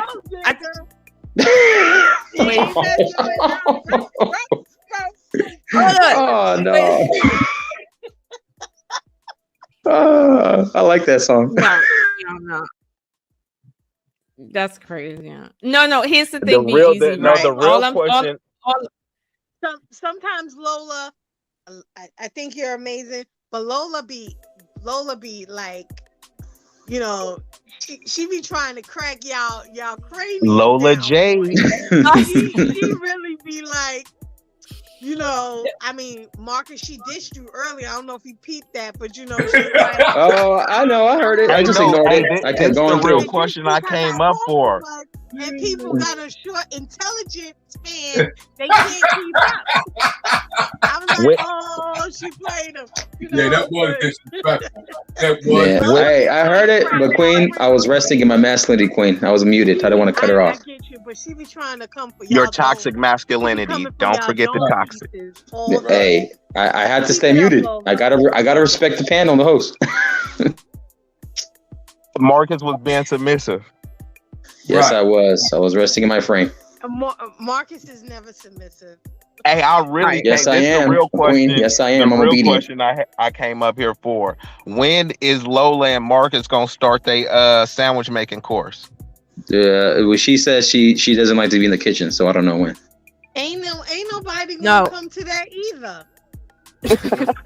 Some good sandwiches, Queen. No Subway meat with yoga mat material in the Queen. Not even an oven roasted sandwich. Nobody coming to that. Oh wow! Ain't nobody gonna buy 80. No grilled cheese. No.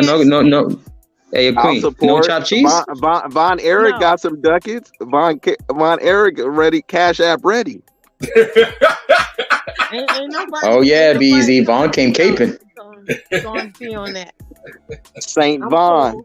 See, y'all done made me forget what I was gonna say. That's go ahead. My bad. Come on, Lola. You smoking that good? She cracked her own dome piece. That's what happened. Oh. She need to reset. Hey, see that's your issue because you so jaded. You trying to argue with somebody versus trying to understand. That's your problem, Lola. Ooh. Oh wow, I didn't say that, but damn, B-Eazy, you real with it today. Lola coming for the smoke when it's clear sky. Okay, let me respond to that real quick. Hold on, let me respond to it. Okay, so here's the thing, right? All right, hold on. Let me respond to B-Eazy, right? Because he said, I'm basically I got and I just want to make things difficult. Essentially, what he's saying. Okay, so let me respond. Here's the thing, B-Eazy. I can understand you can be talking real high in the sky, right? And I can totally understand what you're saying.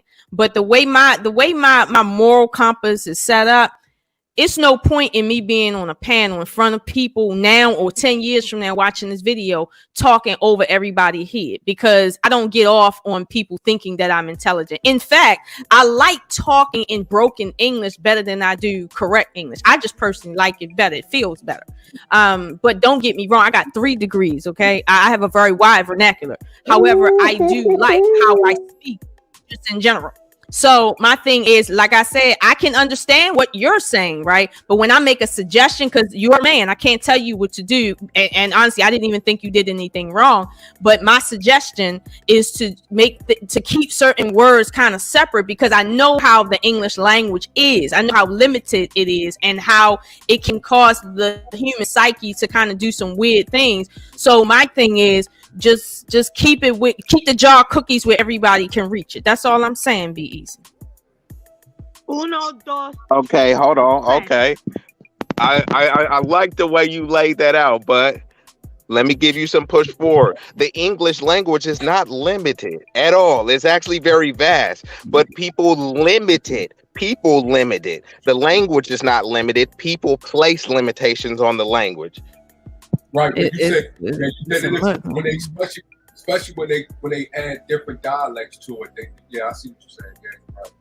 Okay, we've made but someone with not one, not two, but 3 degrees. Someone with 3 degrees has the propensity to understand what someone is talking about.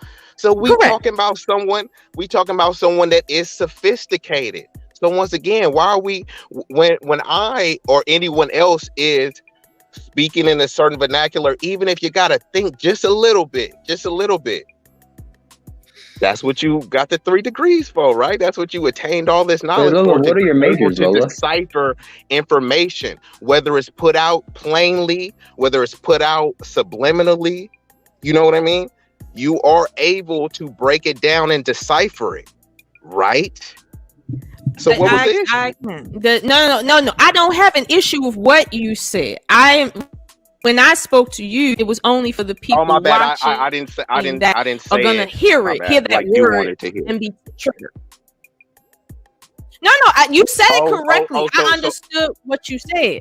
You did. I did, and that's why I said I didn't tell you.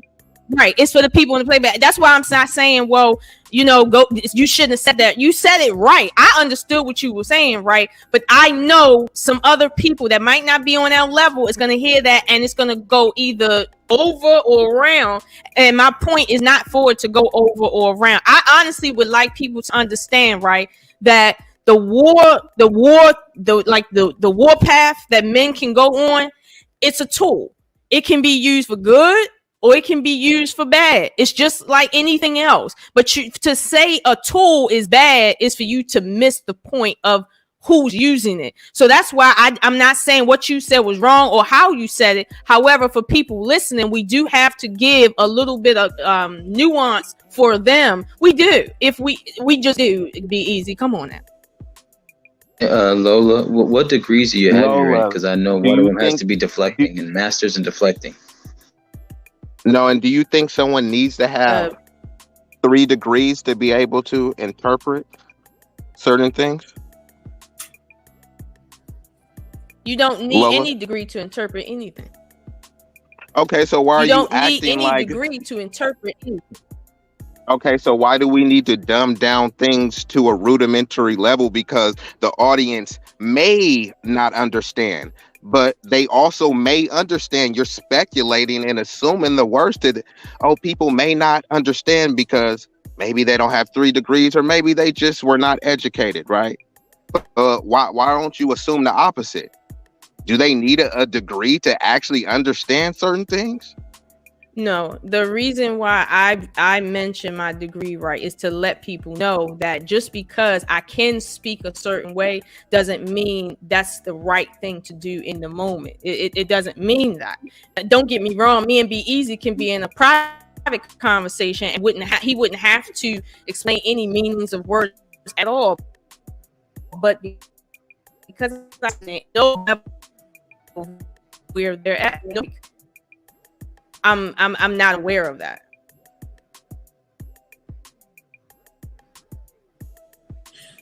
You kind of was choppy on that. I don't know if that was just on my end, but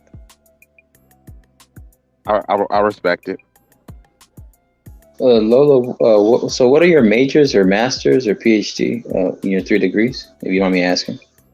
I'm a PhD. No, I have a... Be easy, don't do that. I don't have a PhD, and I don't want a PhD. I have a Bachelor's of Science Why and not, 2 Lola? Anything is possible. degrees. That's all. That's Wait, I can you can't take repeat that? Because it was choppy. That was choppy. What you say?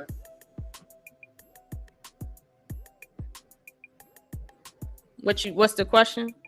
We couldn't hear No, what you said. I couldn't hear because it kind of cut out. Can you repeat that? You're asking me what do I have my degrees in? Yes, please. I have a bachelor's of science in police studies, and I have associates of arts in motion picture television for visual effects, and I also have an associate of arts in general studies. So, Oh wow, that's cool. Yeah. That's what's up. I like that. Oh, general studies. Oh, snap. The show. Shout out to Lola with her triple degrees. Congratulations. You got to have a combo about honestly, I don't. Honestly, my degrees only mean that I finished something that I started. Honestly, that's what it really means. However, don't get me wrong. Yeah, so that's to be respected, right? Pat yourself on the back, Lola. Again, it ain't nothing to pat myself on the back for. The money I make right now is not because of my degrees. So, okay, it's not. But it was still an don't accomplishment, get me wrong. right? I like the fact. It is an accomplishment, right? But it's only an accomplishment if it's applied and it's doing something for me. Right now, I don't make the money I make because of my degrees at all. I don't. But is that the sole Right point now, of the accomplishment? Right now, right now, inside of my associate degrees, right, I can go to any government entity or any private contractor or whatever the case may be and say, look, I'll do the work for you, but I'm going to charge you $30 a second. That's the level where I'm at right now. You pay not $30 an hour, $30 per second of work that you get from me. That's where I'm at. But do I feel like, that puts me over people in terms of my intelligence? No, it does not. Just because, that's not what that is. And here's the thing. I stopped at my associates because I realized education wasn't working for me. I wish that was my problem.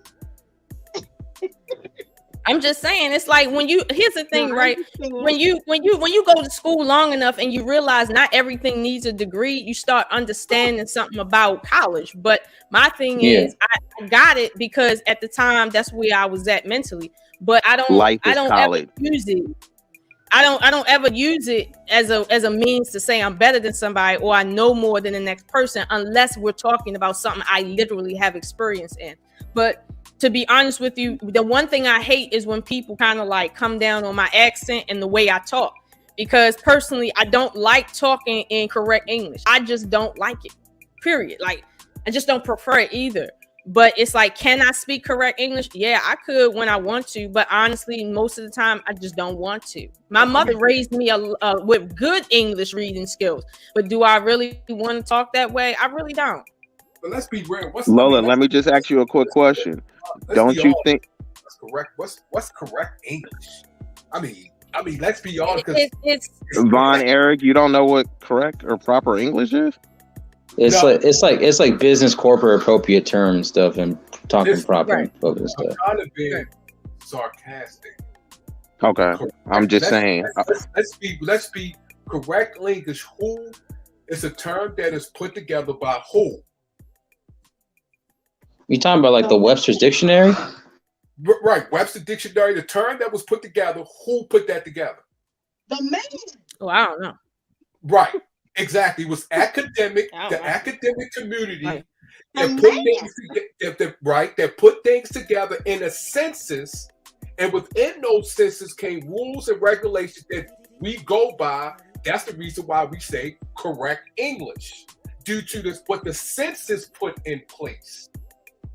But if I go to the hood or go to different parts of America that speak different dialect, if I speak that dialect, I'm speaking correct English through that dialect, and I'm speaking with the people that I'm around with.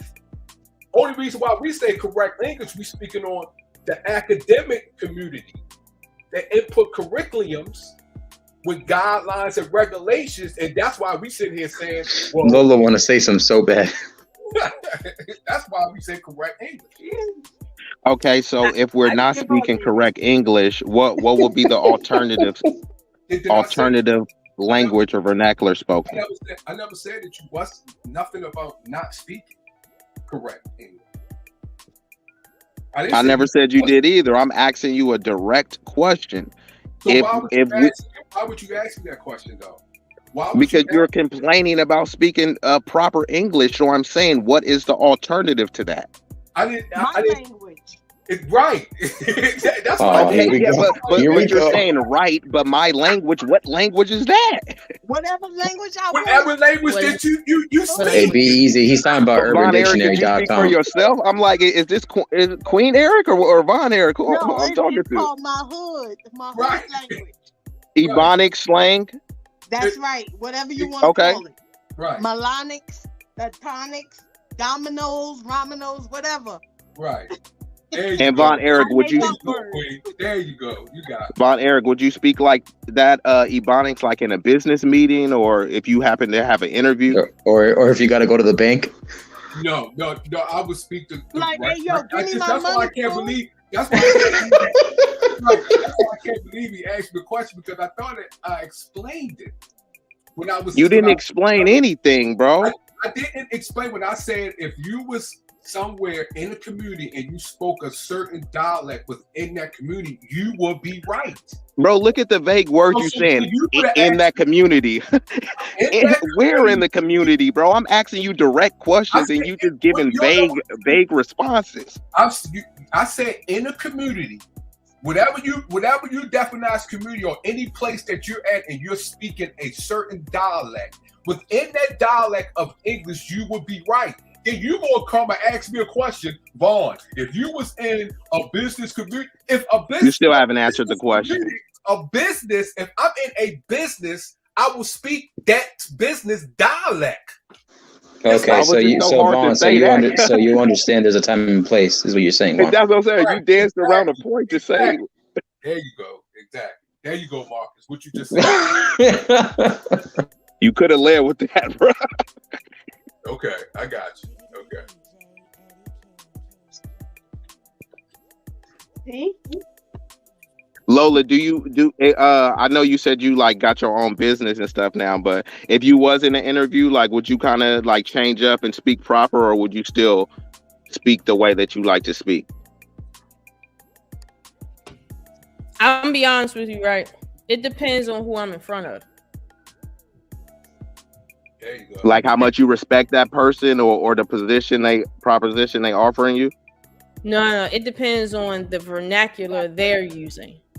Oh, okay. I'll match it. Whatever vernacular they're using, I'll match it. I've been on interviews where people were speaking like extremely broken English, right? And I mean, I understood what they were saying, so it's like it was no problem for me. But then it's like I've been on interviews, for instance, with the local municipal fire department, and I've had to match that. So like, it depends on who's in front of me, depending on how I'm gonna speak to them. Like I'll be honest with you, there's certain words that I can use with my own people, like my own ethnic group, that I can't really use outside of them, that they just wouldn't understand. And then there's a certain way I say my words that only certain people understand. Like for instance, y'all know me and Vaughn from Baltimore, so there's certain words we say that make sense to us, but it don't to nobody else. Everybody else is even something as simple as y'all. Some people say you ain't even supposed to say y'all. It's supposed to be you all, right? You know what I mean? And people, you ain't supposed to say ain't. It's a lot of just simple words. It's just a part of your language that's supposed to be forbidden in those situations. But I feel what you're saying in certain, because I know certain interviews, some people, they want it to be more personal, so they want the interview to be more of like a discussion, like show me how you really is. So show me how you talk. And other people, they'll use your improper uses of language to fit whatever stereotypical trope, like, yep, this person doesn't know, you know what I mean? So you do need to be able to code switch and know, when it isn't appropriate, but that could be subjective based on the individual scenario and environment.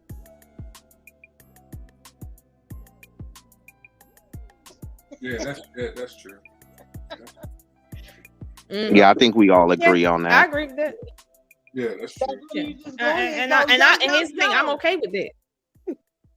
yo, when my day I'm starting, baby. Cause I need this bread. Son. Hey, some You gonna people hire really me, do bro, that. where my desk at, baby? Hey, they pants be they pants be sagging. It's have you ever seen what's it called? Don't be a menace to South Central while drinking your juice in the hood. I don't watch They have. buffoonery. Yeah, they had that dude. He was. They asked him. They was like, "What sex? Hell yeah!" And he was like, "Pops." Man, I Right. don't know. Like, you know, some people go in there like goofy as hell. It's funny, but I have seen people go in there sagging. Now I'm saying, man, I'm trying to get the job, bro. You feel me? Though I'm like, you ain't getting a job, bro. Like, I hate to break it to you, and they really be having hope in their eyes, like, man, I really need this, man, because I got 3 kids. I'm just looking like, bro, why do you have 3 kids? But yeah, I hope you get the job, brother. You know. Be surprised. Yeah, that's true. If they need that quote. Shout out to Baltimore. Shout out to Bodymore. Hold on. I can't say that no more. And Marcus, you're not supposed to. No, Marcus, you're not supposed to enunciate the T if for real. Like, you're not supposed to do that. That's fine. So it's Hold on. Baltimore. Is it Baltimore? There you go. Or Baltimore? Yeah, you Baltimore. Okay. You know, we So gotta the get T is a D then. the So the T is a D. Most T's in Baltimore has a soft D sound anyway. Most T's, unless it starts with the first word, the first letter, soft D. So Baltimore. Mm-hmm. Baltimore. Okay, like Baltimore. if I said invite, I'm not saying invite. I'm saying invite. You notice the T ain't there. That's how we speak. It's not a lot of T's in our. So invite. So invite. Yeah, invite. I'm sending you the invite. I'm not sending you the invite. Wow. Okay, that's too much. Yo, what the Yo, it's just like Queen the baby tell you this. Queen in New York, they Hey, have. hold on, wait, no, hold on, stop the show, on that. What kind of ignorant? Listen, look, yo, get out of here with this, yo. Look, speak proper English, right? If you what you say, son? speak proper English, right? If you don't speak proper English, okay, I'm gonna get on my intellectual SoapBox thing for a minute. Hey, talk your shit, Lola, because he coming directly at you and Von Eric. Talk your shit. Listen to what he's saying. He said, He was singing the song, Von Eric. I'm a B. Let me tell you my inner chaotic truth. Let me tell you my inner chaotic truth. Oh, not that. Not him. No. If you're gonna be in this country, then you need to learn the language of this land. Okay. All right. If you're not going to do that, then you need to go somewhere else where you can speak however you want. No. You can do whatever. But it's more people speaking Spanish though. Listen, Lola. I don't need. Yeah, hold on, Mr. Best. Are you learning Spanish? I need to talk back. Are you right learning now, Spanish, brother? No. Lola, I need you to talk back right now, okay? Because as a woman, I just need you to grab a mop, okay? Grab a plate and get a sponge. Yeah, and get a sponge. Your hands was made for cooking. Okay. My hands were made for cooking. Your hands are made for cooking. If your hands are not soaked and wet, and I got you on the chaotic truth. It's like Vaughn Eric. It's like when I moved from the East Coast to the West Coast. I didn't talk for a while in college because I hated when people would ask me what I was saying. But one of the hardest words to change the way I said it was ax. I would say axed. Like that's how I say it from New York, and they be like, "No, it's ASK," and I'm like, "Dictionary, man. That's your dictionary for real." Ask. Where is the dictionary? Where is the dictionary? I asked you. Anyway, I asked you a question. Even my real name. Damn, we gonna have to do a phonics. Phonics session. Silent, so people say I say my name wrong through the spelling of it. Miss Ocean Phonics. Mm-hmm. Man, it's so many different dialects in. No, Vaughn. No. There's a proper way. Yeah. Come on, Vaughn. I rock with you, brother. But come on, brother. How do y'all doing this, all right? Speak proper English or go somewhere else. So it is different dialects in all through the United States. You live out California, you go to a crib, they won't say not one word with B in it. They'll put correct. Yeah, out here they call the biddy. What's bracking in a biddy? Right.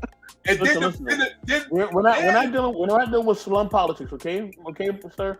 Come on, you come on down. Go to a trailer park. They do not speak proper English. Stop. Listen. I'm not concerned about about the trailer park. I'm telling you, black man, okay. I'm telling you. And I'm telling you, speak proper English, okay. If you're in this country, speak proper English, okay. No one in this country speak proper English. Sir, if you want to be in this country, you don't even speak proper English, okay? As far as that I will agree with Vaughn. We are speaking some form of broken English. Thank you. Stop, man. Come on with that proper English. Stop. Like you set the standard. You didn't set no standard. Ron. This is what's wrong with black men. With black men, we don't value education system. We sit here with our pants sagging and everything else, and we just think the world is going to come to us. No. As a man, you need to apply yourself. You need to lead. You need to go out there and be something and grab something and do something about yourself, okay? You need to take a course. Yes. And you need to take Best in the World. You need to take Best in the World 90-day class to find Hey, hold on. A 2-for-1 special. Mr. Best grammar class and Von Eric Ebonics class. Word. And my class to find you a spouse in 90 days. I got it. And Lola, you got to throw some of that Baltimore slang in there. Holla at me. I got you. Holla at me. And you're going to be... No. Call me now. If you take 84 dating class, you're going to return the cassette tape. Yeah, call me now. Because he got VHS. Call me now. You got a Betamax. And Miss Cleo just said, call me now. You should say, call me now. Yeah, what happened to Miss Cleo? Call me now. She made money. Hey, Miss Cleo did have a good run, though. Yeah, call me now. Where that run ended up? Call me now. Don't worry about none of that. Can't find Miss Cleo. Call me she now. with Dionne Warwick. Yeah, okay. Oh, she did get with her. I remember that. She did. She got with her. Lola know what's up. If you believe that, you was just as slow as the rest of them. Call me now. All right. Queen, you sound like you lost some money on Cleo. Never, baby. Hey, I ain't gonna lie. I did think about calling, but I never did. I think we all think about it. Look, you can call me anytime. All right, I'm here. Yeah, because they had so many commercials. I was just like, damn, let me call Cleo one time. Is she still living? Is she still living? She passed away.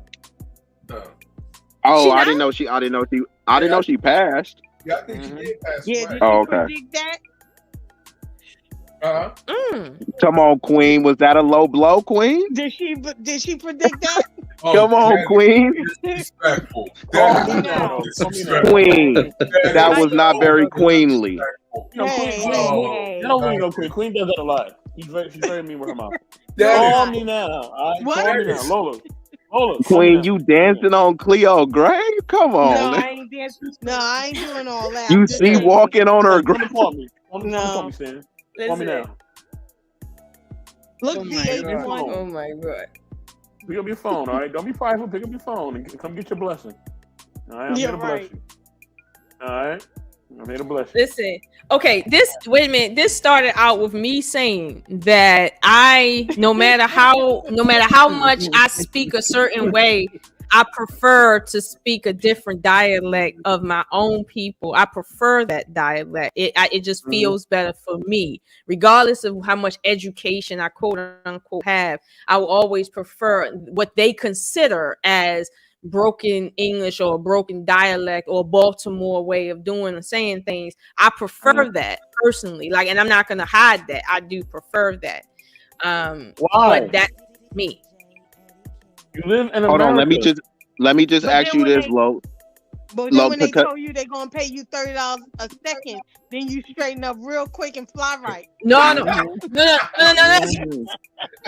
You straighten up real yeah, quick. for real. You Like, like, don't. how No, are no. you? Wait a minute. Yes, Wait a minute. Let yes, me clarify that. Hold on. yes. Let me clarify that real quick, right? Here's the Don't thing. try to When clean I'm it up now. when wait a minute. When I'm no, I have to clean it up. When I stand in front of people, right, and I give them the price that they gonna pay me for what they want, trust me, I'm speaking in the most lowest, brokenest form I feel necessary. You know why? Because they at my door.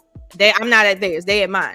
So that's why I speak the way I want to speak to them, because they need me. I don't need them. And I'm not working like in a sense for them. I'm doing them a favor. Really, like that. It's not a kind of situation, because it's like that's under my contracting business. Like that's not under like my government business. Not at all. So it's like when I get So in you front of be the rolling government, around oh in- sure. You be rolling around in pajama pants, Timberlands, and bonnets?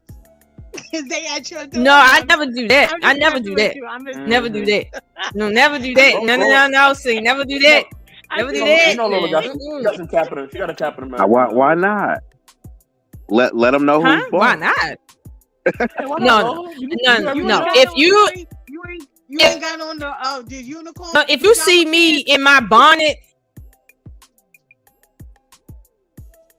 no, that's my respect. Here's the thing. You see me in my bonnet, it's because I know you intimately. Like that's it. No, I don't do that whole bonnet underclothes thing going outside. I don't raise my children like that, like at all. I've never done that. That's a private affair, so no one's gonna get that from me. That doesn't. Here's the thing: me saying "fuck you" does not mean I'm boss. That's not what that means. What means I'm boss is when somebody says I prefer to pay her top dollar than her competitor. That's what tells me I'm boss. But I don't need anybody to tell me that. I just need you to basically pay me. Like like they say, fuck you, pay me. That's what tell me I'm boss, not me trying to prove it to I'm you. using that line. I'm using that line. I'm using that line. All right. Where the bond is at? Where the bond is at? Go crazy. I don't do that. I don't do that. I remember when Russell Simmons How many bonnets came. you own, Lola? I only own one bonnet, and that was it. But I remember when Russell Simmons came to my school, right? And I spoke with Russell Simmons, and he came in dressed real down, and all the other executives had on 3-piece suits, but he was the only one that was dressing down. Now, the reason he did that, and he always do that, is because he's being invited as a guest of honor in who he is naturally. He's not being invited as an executive that looks just like them and do just what they do. So he does that, but that's not him trying to flex. That's who he really is. Like who I really am is how y'all see me. Like this how I show up. But I'm about to show up like in my underclothes, like I'm just so good I can show up in underclothes. Like that's not how that is. That's not me. I'm not like that. I don't have an inflated sense of superiority. I'm sure and that's it. Where the bond is at? Take it or leave it. You said what? What you say, Queen? What you say? Here she comes. She's a man. No. Lola, can we see the bonnet? Can you show us the bonnet? Yeah, I'm curious on the bonnet. I've been envisioning, what color is it? Could you at least tell us what color it is? No, that's a personal affair. God, you ashamed of your bonnet? God, come on. I'm not ashamed of my bonnet. It's just for me. Fair use. It's just for me. Hold on. I see your bonnet. Damn, I didn't know a bonnet was like lingerie. I see your bonnet. Vaughn, damn. what you mean you see my Vaughn Eric? I did. Lola did say only the most intimate. When did you see my bonnet? People get to see the bonnet. Damn, I didn't know y'all had a thing. When did you see my Revelation? He saw your bonnet at the local hair supply store with Ming Long Fu and Vaughn out here playing games. That's what Vaughn doing. After y'all dinner date, where did you take her on her date, Vaughn? Where'd you take her? You know what, Vaughn? See, there you go. You spreading rumors. I'm just asking. Hey, and Vaughn ain't saying nothing. Silence speaks volumes. Silence speaks The internet, volumes. Where did you YouTube is take a her? dirty place. I speak truth. I'm just saying, Vaughn. Let me know the hot spots in Baltimore. So if I want to take a hot date, Stay on the West Coast.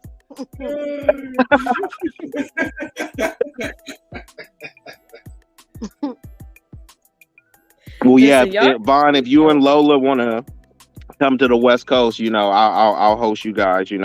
I'll take you to a nice park where y'all can have a picnic and be nice. You know what I mean? You know what? Vaughn, it's not required. You see And that? Oh, then you, they're bro, gonna be- you they're beat gonna me be to it, bombarded Marcus. I was finna say, please don't bring your bonnet. Look, I don't do bonnets and not outside. Okay. You know, Hallelujah. there's nice parks in Baltimore. I mean, I get it that people wear bonnets outside, but I'm gonna be honest with you. I grew up in the '80s where if you came outside with your rollers in your hair, like you was, got laughed I mean, at. people knew what people knew what class you belonged to when you did that. And my father always taught me your class is not really defined by like your amount of money. It's more like the culture that you fit into, like for real. So like I can't sit there and say I ever came outside with curlers in my hair, rollers, or none of that. The Never. most I ever did, right, is I had a scarf on my head, and I like in the morning when I drop my son off at school when I'm working from home, I might drop him off in the car at school with like my hair tied in a scarf. But you ain't never gonna see no bonnet on my head, like never Why that. you taking this bonnet? Wait, she's talking about Vaughn Eric? Vaughn Eric, she dropped you off at school? Hold on. Just show us He the said bonnet. her It's a son. bonnet. You're acting like it's something risque. It's just a bonnet. It's something you put on your It is head. risque though. It is risque. It's something you put on Wow. your head. But it's none of your Only business. the only man that see my bonnet is a man sleeping in my bed. That's it. It's something you put on your head. What? I ain't never heard of You this in my said life. that right after Von Eric just said that he seen That's your like- bonnet. So that's the like- plot hold on, does hold on. thicken, but Vaughn let's go. Eric That's like- got me confused with somebody. I did You not. seen someone else's mistaken bonnet identity? What the fuck? I did not sleep in your bed. Yes. But I seen your bonnet. Mm. I did. You sleep in ain't your seen bed. no bonnet. Where did you see Okay, a bonnet? what size bed she got? Hey, yo, what's happening right now? Yeah, he didn't sleep Put it in her like bed. this. Don't you got a gray board on your bed? Oh. Mm-mm. It's Oh. not gray. No, What the heck is going on? What is happening It's not right great. now? Not gray. it's not great. What No, color? it's Mark not is great. getting Ain't no jealous. knowledge and relationships, knowledge and revelations. Marcus, you've been replaced, bro. Give it up. Focus on know, yourself. man. Focus on yourself, bro. I'm gonna focus on my purpose. YouTube talking points. Exactly. Rest in your masculinity. You lost, bro. It's good. You got you. We And I'm love gonna you. start a though. You Patreon. lost. To the Patreon? I Okay. guess we need to let Ali know that he ain't gonna see the bonnet. Vaughn Eric got Oh. Sorry, Ali. Hey, Ali. Hey, you'll hear this on the playback. Sorry, Brody. We love you though. Let me stop. I'll play. Let me stop playing. But Lola, why don't you want to show your bonnet? It's like a woman asking to see a man's do rag. You act like this is something so like crazy. It's a piece of clothing that you put on your head. But why do you need to see it? We just asked to see the bonnet like she acting like it's something major. So it's none of your A business. bonnet, right? For me. Here's the thing: a bonnet for me is the equivalent of a negligee. People can wear it outside, however, it's not meant for that. A bonnet is equivalent to a negligee. No, it is not. It's equivalent to a negligee. That's what it's equivalent to. Don't try to speak proper now.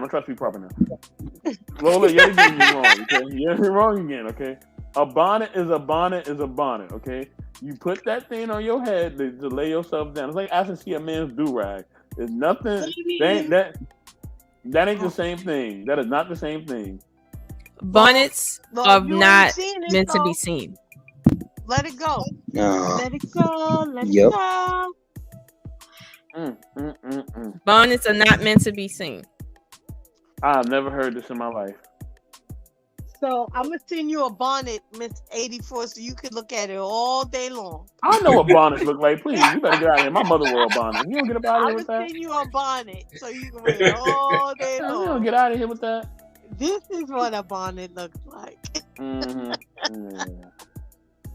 Anyway.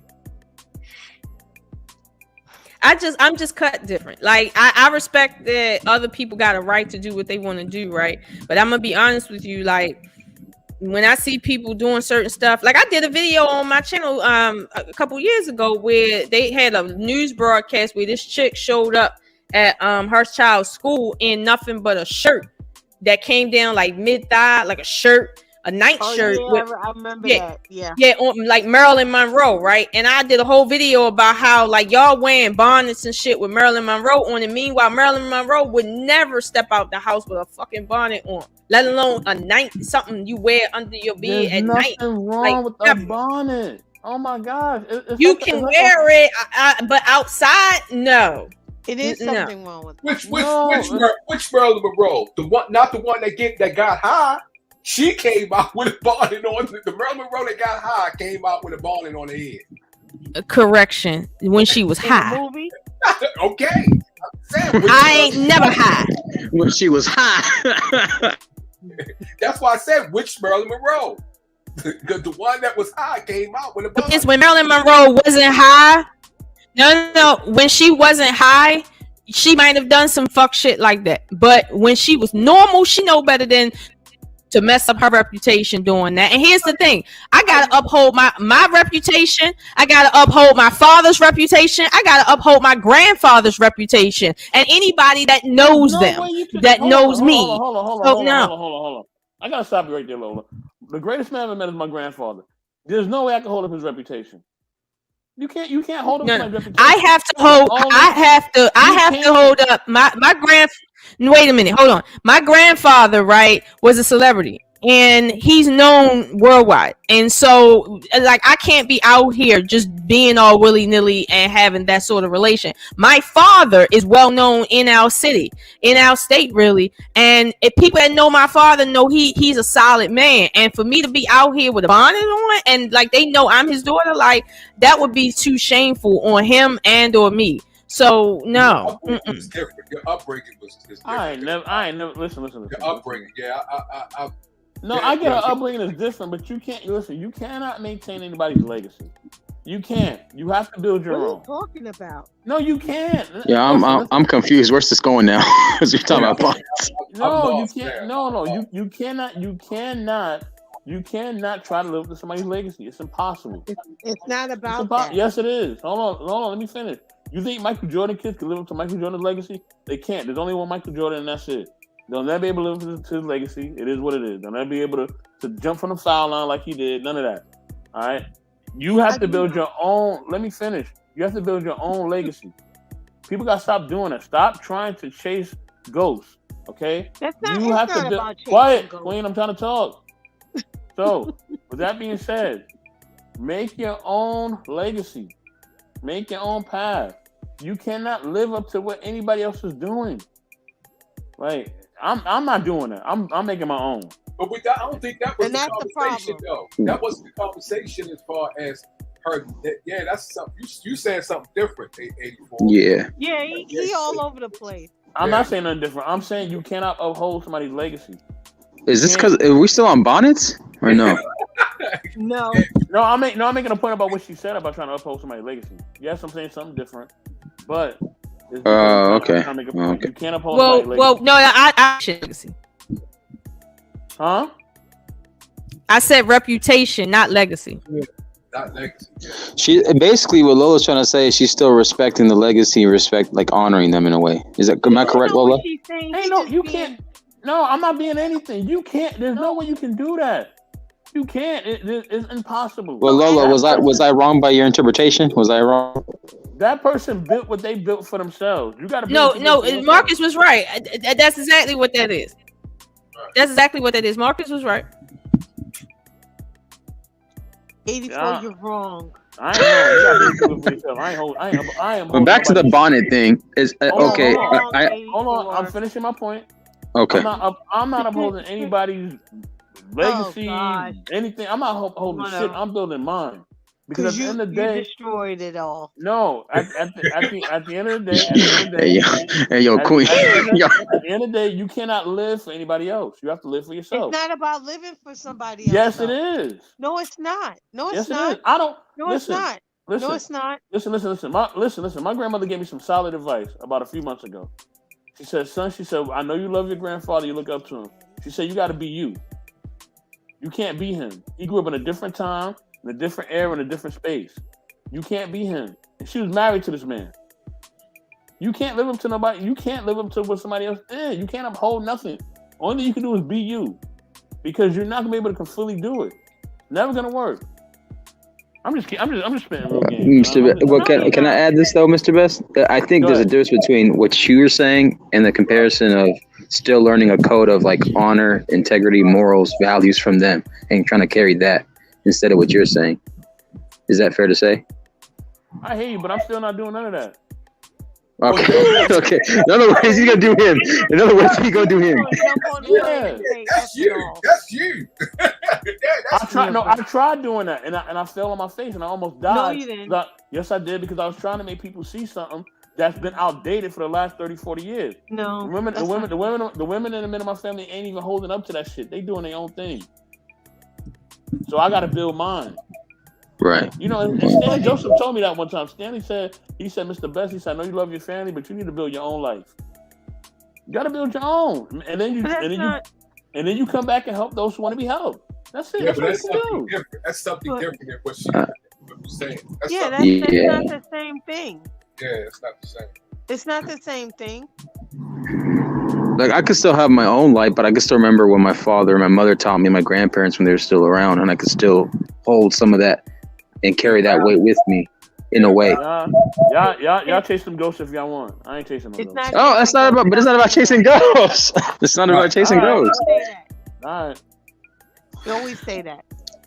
Well, okay, I'll say this, right? Like my grandmother, right? She always, I'm named after my grandmother in my family. So there's some people that when they hear my name, they have to tell themselves that, you know, my grandmother is dead. Like when they hear my name, they like, wait a minute, she's dead. Oh, she's talking about her granddaughter. My grandmother had a reputation of being a hostility lady. Like she was a lady, okay?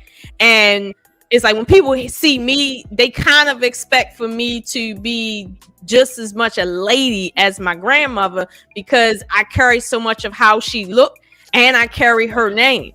And so my father, that's what he raised me to be. Like my father literally taught us how to curtsy. Okay. That's how I grew up.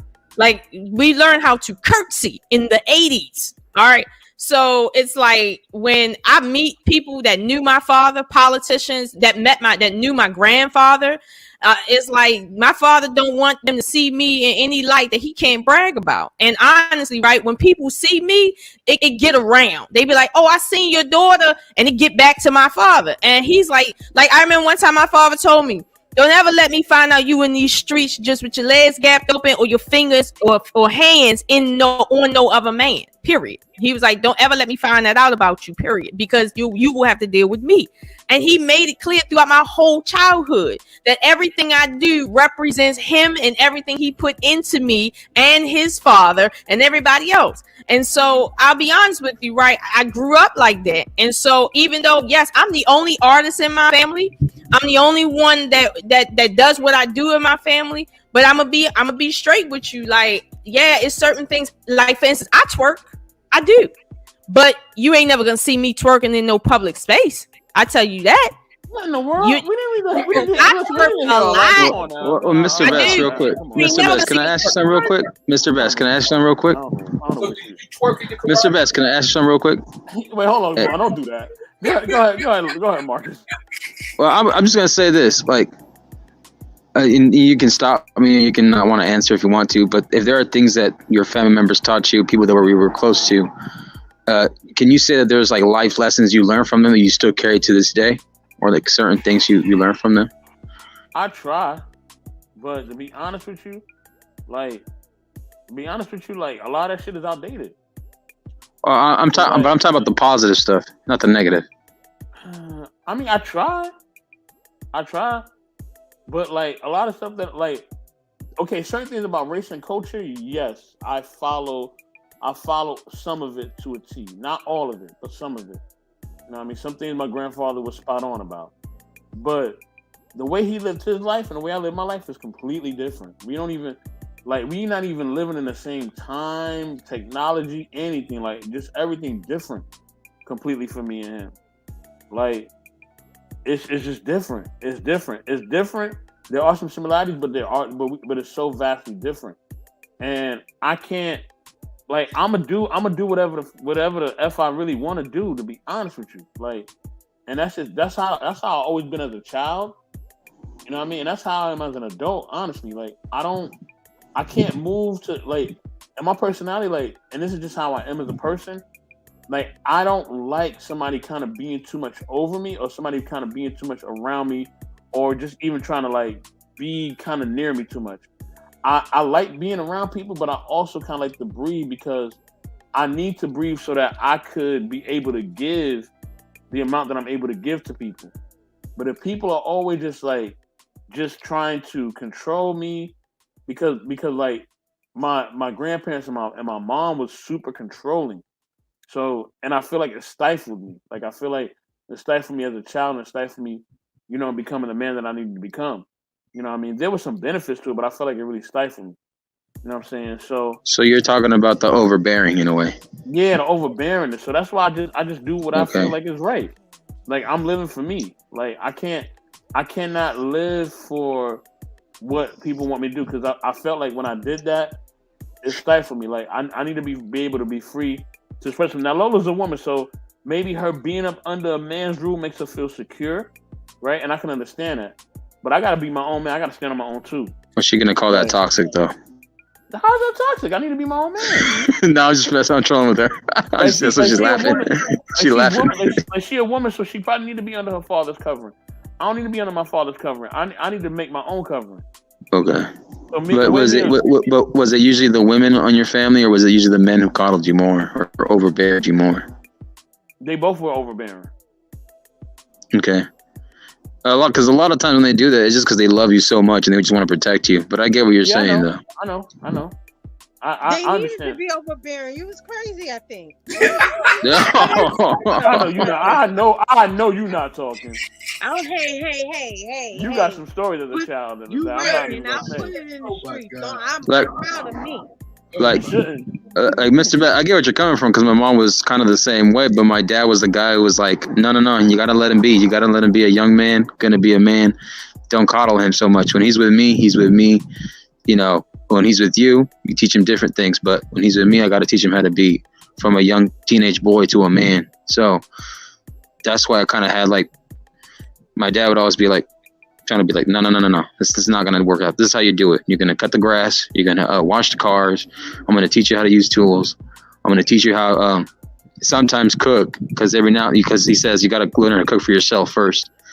But taught me how to do like chores, X, Y, and Z, work with him, stuff like that. So I guess I was fortunate enough to have that kind of father, So like I don't take it for granted.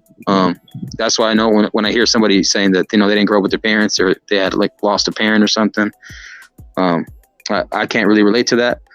But I try to listen to them and understand where they're coming from, because that's fortunate enough for me to grow up with both. And I can understand how it can be hard when you grow up in a single parent household or no parents. I think some people, you do have a choice, but I think it gets to when people try to use their entire life to, like, I think what Box is saying, when you spend your entire life try to be someone else, or to impress or someone else, try to be instead of being what you need to be, your life is to be what someone else is telling you what your life should be.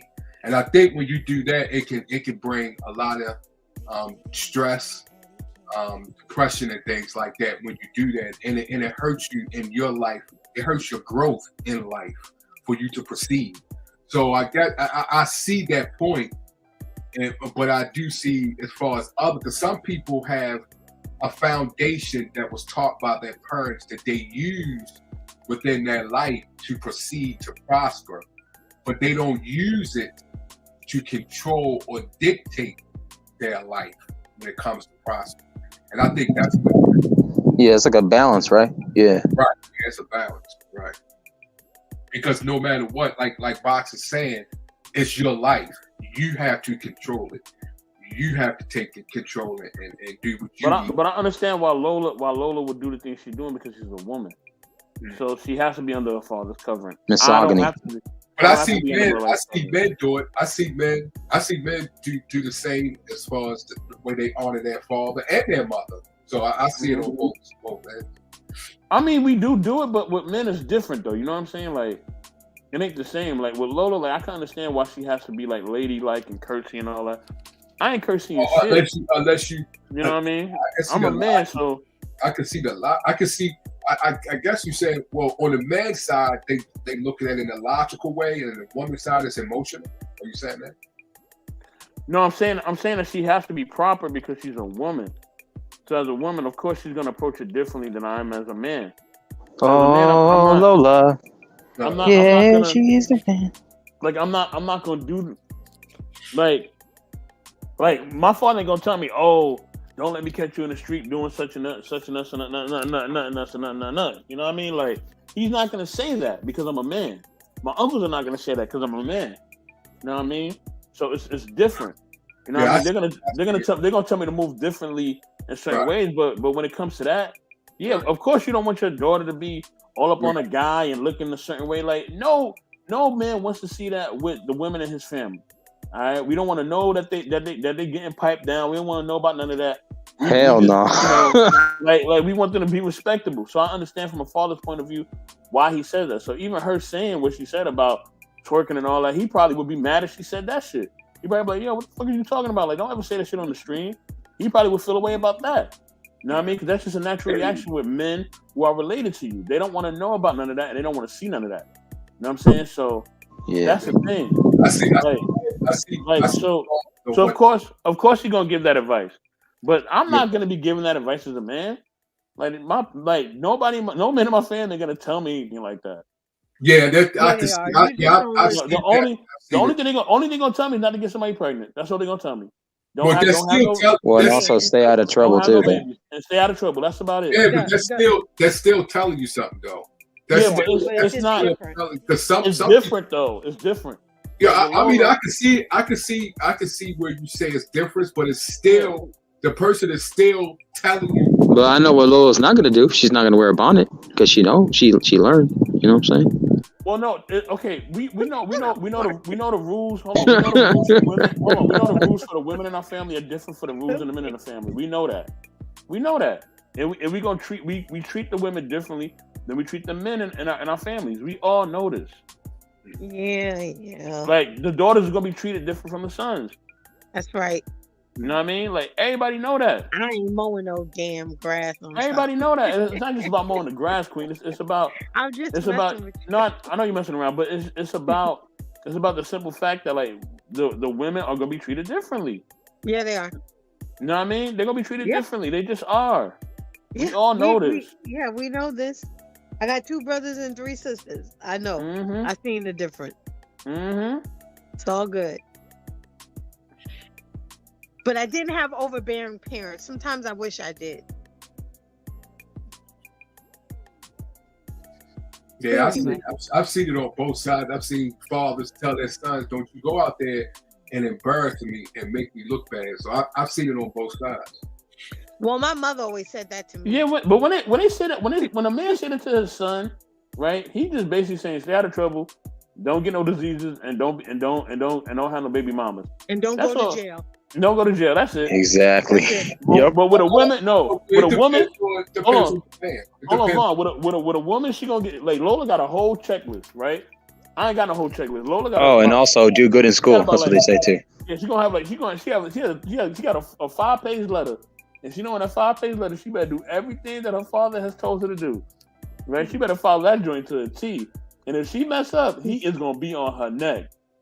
That's why she's smiling because he gonna call her. If he watching the stream right now. If he was, he'll call her right after the stream. Like, you said that? I know you ain't say that. You know what I'm saying? Like, he would do that. I know he would do that. I know he would. He gonna say, "You got 3 degrees, Lola? You got 3 degrees? What's up?" Well, that's why I got shipped to the West Coast. Mm-hmm. I got put in a FedEx box. Overnight delivery. Oh. Lola, no, I'm telling the truth. I was off the hook. I really was, but that's why I said I wish I would have had a little more overbearingness. But you know, I ain't getting in too much trouble. But I got shipped. Out of the East Coast.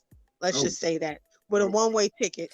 Man, when I got in trouble, shoot. But wait a minute. But see, here's the thing though. I would attribute it to the way my father brought me up, right? But I'm gonna be honest with you, there was a culture around what he was doing and what he was not doing back in the day. And people look at me and think I'm young, right? But I'm not as young as I look. You talking about I'm 40 years old. It's like back in the day, it's like, yeah, certain things you just didn't do culturally, like come outside with a negligee on and underclothes and a bonnet. That was an extremely personal thing to come outside in as a woman. For instance, walking down the street eating, like a plate eating, like you didn't see that because people viewed that as women that were like, as they say, dangy. Like, yeah, like, you know, like it was just certain things you just didn't do as a woman that it's still in me because that's how I grew up. Now, to be honest with you, with my daughter, because I had her young, she caught a lot of that when I was young, how I grew up. So she a little different as a like she's like almost 25 now. She's a little different, but it's because she caught me at a young time when I was still being raised by older people, a certain way. So, you know, I mean, yeah, my dad, he did infiltrate on that level for real because he's a father and he does have a lot of pride with him. But as he said, he's worked hard for his reputation and he's not fitting to have it fucked up because I just want to be out in the street. No. So I respect my father and I understand that it's, as a parent myself, I understand the work it takes to raise your children right. And for them to go out and act like you didn't sacrifice all those days, mornings and nights for nothing. Like I wouldn't do that to my parents. Like I wouldn't. Yeah, I respect that. I respect it a lot. Especially like you said, especially when you said the culture, because you know certain cultures is different. You know, you in the projects, you did see a lot of coming outside, bonnets on, rollers in their hair, things like that. In the project. Yeah, in the project. So, right. She just had to let it be known. That's why I said she said different cultures. So, right, that's another culture, but that's what they did. So it was something that depends on what culture that you was raised in. Like the difference between Lexington Terrace and Reisterstown. Why are you laughing, Marcus? What's so funny? Because I got buddies of mine that live over there in Maryland and Baltimore, and they told me about that. Listen, everybody know about Latrobe Homes. The culture at Latrobe Homes is not the same as it is in Howard County. I'm just telling you, it's a different culture. It's different. It's a different culture. That's the real different. That's where you see people, because in certain schools they had to tell the women to stop coming to school with bonnets on and rollers in your head. You just had to stop because that's what they used to do. They used to come to school first period taking rollers out their head while they walking to school and stuff like that. So that was a different culture. It's different than out in California or the suburb. Yeah. Hey, look, you ain't have to worry about my mother or my father telling me not going outside looking a certain way. I did it on the strength of, if you went outside looking a certain way, 9 times out of 10 you was going to run into a few of your classmates and they were going to clown you all week. Talking about how you look. So going to the store if Yeah. it's the bodega or whatever else. Right. It took us an hour just to get dressed to go to the store. Cause I ain't going outside looking any kind of way. Cause they not about to clown me all week at school. Right. But see, now like So when we that talking was about the the project. difference with me. Right. But see, like I see you're absolutely, but see, down the project, you got everybody at the store. Hey. Well, I Damn. ain't living the project, so I don't know about that life. You had everybody at the store with the so it's different. It's Not in different. my neighborhood. See, different neighborhood, right? If you didn't want to be made fun of, you came outside looking right. Right. Yeah. So. Right. Yeah, that was a different But neighborhood. my parents always told me is that set aside from financial or tangible things, your reputation is all you got. Once you lose it, it's gone. So that's how you live your life. If that's what you want to do, if that's the name you want to give yourself, if that's the legacy you want to leave around here, it's going to spread, and there's no coming back from it. Right. So that's what my It is no coming back. back. That's what my father told me. How you want to be known is how you move. I can only tell you but so much. Right. So it will trail and follow you. And so that's what dictated how I moved and shit. But that's what they talking about now, Queen, about this whole body count thing. Essentially, they're talking about, well, what's your reputation on the street? And that's what it's really boiling down to. And my thing is this, right, with some people. It's like how people move in the street is for different reasons. But at the end of the day, how you move and let people know, in a sense, what you about and what you're not about. So, I get it that your reputation should precede you, but at the same time, right, there's certain other things that create a reputation about you. And I'm gonna be honest with you, right? I know a lot of guys complain about women that have all this makeup and false hair and bonnets and nails and all this other shit, and bats on their eyelashes and shit. However, if you see that, you know what class she come from. You know what class she come from. So for you to still have anything to complain about when that happens, that's really all you. Because I'm gonna be honest with you, I ain't never dated no dude with his pants sagging. Like my dad would kick my ass if I ever do that kind of stuff. Right? It's like. Just what I'm saying. And I'm saying, like, why are people if you're complaining about women in bonnets, right? That's because that's the women that you only have access to. That's it. Because I've never complained about Pookie and Ray Rays. I've never complained about dudes like they wearing their pants down and stuff. Can you hear me? Yeah. Huh? Yeah. You can hear me? Okay. I've never complained about dudes that were of lower stature than me, because if in reality that's not the pool I choose from, because I can clearly see that. Like, that's not what I complain about. I complain about something that's on a whole nother level. So this is what I'm saying. Like, I don't have no sympathy for people that can see people's reputation on deck and still have something to complain about. I don't have no sympathy for that, because as they say, all is fair in love and war. And clearly it's both love and war for them. So I that's just my moral compass. But to be honest with you, I don't expect everybody to see out my lens and how I was raised and stuff like that. I know that is different. I know. But I mean, at the end of the day, right, I'm still human. I still have pitfalls despite my upbringing. I still have pitfalls despite that. That's right. But I mean, what? Yeah, I Lola, still you're have not perfect. I just messing with you. And I would tell Ali that, listen, I know you complain about me being manipulative. Damn, she's dropping Ali's name again. Hold on. However, if I wasn't the way he sees me, I would be perfect, and nobody can be perfect.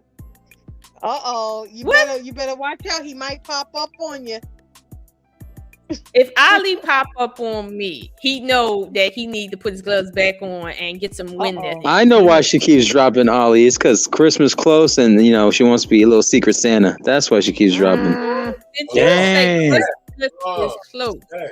Yeah, Secret Santa, Black Friday, Cyber Monday. She don't need no secret Santa. I $30 just wanna be my $30 a secret second, yo.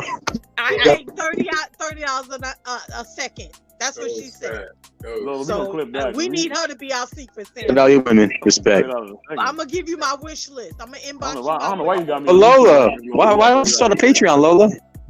Yeah. I told 84 that when I start dropping my videos on my channel, the Love Experience, right? That's gonna be on Patreon only because I'm not fitting to talk like that where my father and my uncles and them can see it. Nope. Let's go. go. Go get my tape. Go get my tape. What? Anybody want to hear your opinion? Go get my tape, man. I'm not even. Go get my tape, man. He said, "Go get my tape." What? Go get my tape, man. Go get my tape. No, his tape. Your VHS tape. You know you gotta wind it back up when the thing don't work with the pencil. Go get my Ain't tape. nobody Man. buying no VHS, okay? Oh snap! The 30-day class. You know what I mean? Yeah. Of The how to 30-day be class. single, of how to stay single. Yeah. Stop being a hater, all right? Stop being a hater. I'm gonna be honest with you though, and I did try. Well, no, I think I was successful, right? I did start seeing a dating coach. Like, Hey, Mr. Best, you see the private chat? and it was no, I didn't see the private chat, but it was a good experience with me. Huh? I don't got no PhD. What the fuck? Okay. Get him out of here. Oh man, Who who's is up this? there in the chat? Somebody in the chat saying something. That name itself. I don't. It's in a private chat? Yeah, I see it in the private chat. Yes. It's NS.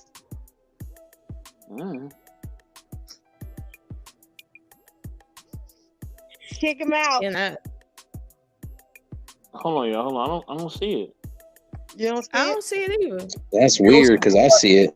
I see it. You don't see the word says the N word 6. Hold on, y'all. Hold on. I'll be right back. Hold on.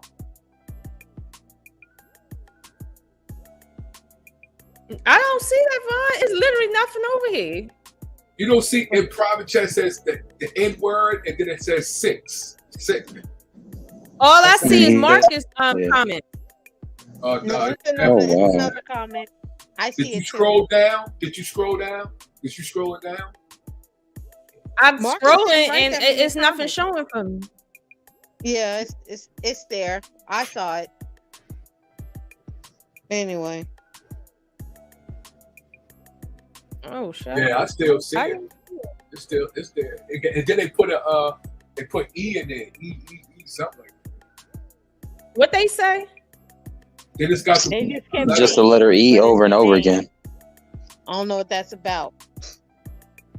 They talking about they predicting the BBL is gonna explode. To a EBL? It's an EBL now? The BBLs are gonna explode. On Christmas Eve, all of them just gonna start popping like pop rocks. But here's hey Queen, that video you sent me, right?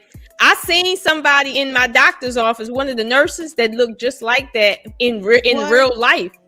I did, and I'm gonna be honest with you, I was looking at her real hard, like I couldn't believe it. Like I was like, she had it all everywhere, and it looked real strange. And I was just looking at. Now I'll be honest with you, I did look like a stalker because I was like looking at her ass, like yeah, that's thighs done and her kneecaps a little bit. That's and crazy. I was like, Lola, stop being a hater, Lola. Stop being a hater. I was like, yo, this is crazy.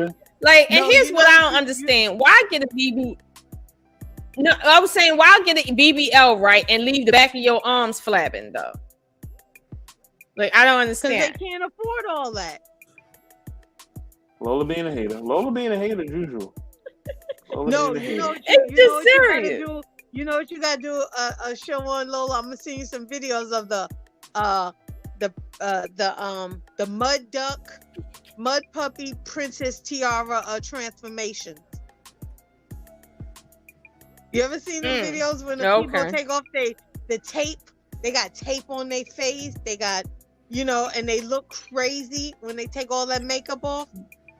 You ain't never seen that video? Well, no, I haven't seen that, but I know they do. Like, I haven't seen that, but I seen some things. I done seen some things. We had a ladies' night stream about something, and I was like, you got the mud puppy Princess Tiara transformation, and then somebody was like, well, if you wear Spanx, I said, ain't no damn Spanx, no girdle gonna hold you and make you 4 sizes smaller than what you are. All they are is shaped. Right. They may hold you in maybe half an inch. A little bit. That's it. But I said, there's no way in hell. So because they were comparing, it was like, so you think, is it okay for people to wear Spanx? I was like, yeah, because they still big girls. They still big. It's just, it's maybe half an inch that's holding them in. They just don't want to shake in that dress. You still can tell they a big girl. I said, half these women, when they start peeling out I'm telling you, there's a lot of women that better thank God, Buddha, whatever they believe in, for makeup and hair weave. Because without it, there'd be a lot of women that would be looking like mud puppies at the watering holes. I'm telling you. Well, I'm gonna be honest with I had a teacher one year in school. I forgot how old I was. I told her, she looked like the corner of the crack paint in my house when my daddy needs to plaster, because she had on so much makeup that it was peeling off like cracks, like plaster. And I said, you not even the same color underneath. I got sent to detention a lot. Let's just say that's good. I'm about to send you back there too myself. Shut up. Detention. But Lola, do you have any closing thoughts before I close out? I don't wear like the tranny makeup or whatever, is because I remember something my older sister told me when I was young. Trending. She said trending. You said trending? No, the transformer, the tranny. No, not trendy, tranny. Like the type that totally flush you out and you look so that type. Yeah, that type of makeup. The reason I don't wear that type of makeup and or hairdos or nails and shit is really because at the end of the day, right? My sister told me, she was like, if you meet a dude and you all doll up, like when you first meet him, like you all, pin up style. She was like, when you just normal, he gonna feel like he need to go find that in something else, because it's something psychological there.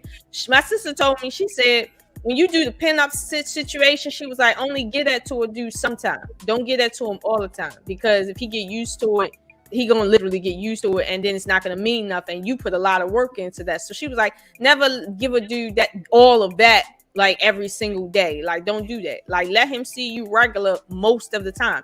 Don't try to get no small stomach. Let him see your stomach the way that it is. So when you do put that little shaper on and shit and y'all step out on the town, he kind of feeling a little way about how you looking. But don't do that every fucking day. Don't do it. At the end of the day, if this nigga can't love these rolls with me, then he can't share these rolls on my kitchen table either. So it is what it is. Oh my, yo, why you got all these rules? Like I ain't with that. Rules, like man. I really not. Rules, like that whole like doing everything to myself so a dude can look at me as like I'm sexy. It's like, look, niggas will screw sheep. I'm not doing that. I ain't doing no BBL. No, we won't. No, we won't. But will they stay with you? That's the problem. That's the thing. They screw horses. Will they stay? They screw sheep, horses, junkies. I seen one guy screwing a tree.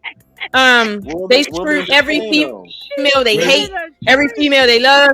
They screw themselves. They screw doll babies now. They screw robots now. So here's my thing: when I look like spending $2,000, $3,000 on a BBL, when these dudes will put their penis anywhere. But will they stay? No, I ain't doing That's the thing. Will they stay? That's ain't the no point. They're not trying to stay. They're just trying to get off. No, some are trying to. Listen, I understand, but here's the thing: I'm not gonna put my body through nothing like that when I know what their nature is. It's like, what's the point? It's like, if you like me, you like me. Like at the end of the day, like, don't get me wrong, I'm not a curvy woman. I'm not. No, Huh? No, remember, men don't want that. Remember, that's what that's what they keep saying. Men don't want that. They want, and then you look at the women they with, and you like, oh, okay. You got her from the local 5 and down. A lot of cap going on. A lot of cap going on, B-Eazy. A lot of cap. And you know what? I'll be honest with you. Four of my exes, right, that I dated, right now, they with overweight women, like extremely overweight women, right? That give them a headache and don't look half as good, right? Meanwhile, their complaint with me was that I wasn't curvy enough for them. Meanwhile, I make 3 times as much as all of them niggas put together. And I still look better than them. And I look like I'm at least 20 years younger than what I am, while they looking 10 years older than what we are. But the complaint is I didn't have a BBL back in the day. I didn't have all the curves back in the day. And I'm sitting here like, how you like them apples now? They left her, Mr. Best. You're not listening. Yeah. I'm just saying, like, it is what it is. But I'm okay with that because, if you like me, you like me. If you down, you down. But I'm not about to change who I am to meet your lust factor, because your lust factor is too far wide and spread for me to even remotely think I'm keeping up with what the hell is out there. I'm not. I can't. Lola, I got a question for you, Lola. I got a question for you. Can you hear me, Lola? No, she can't. Lola, can you hear me? Yes, no. I can't do it. I don't got it. Well, she can't hear me. Queen is something else. No, she really can't hear me. Lola, can you hear me? She can hear you. No, she can't. That's Queen. That's Queen. Queen. She's messing with you. That's why she's laughing. She can hear you. Hey, Queen. We need to stop. Hold on, can y'all hear me? Yeah, we can hear you. We can hear you. They playing box. That's what they thought. They playing with you.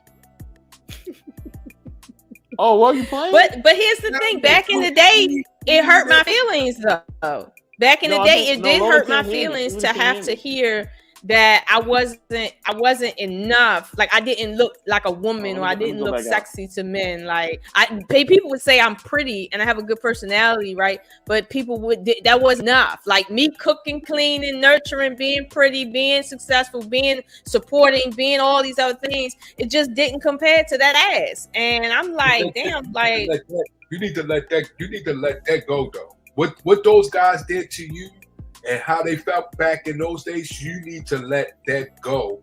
As far they still feel that way, Vaughn. Who did? When I meet guys now, right? They still feel the same way. It's still it ain't. If you meet those guys, can everybody hear me? Also, yeah, that's why I'm still singing. That's why I'm still singing right now. Okay. Right Lola, there. can you hear me? That's why I'm still singing. Yeah, that right there. Mm-hmm. Lola can't hear me. She can't hear me.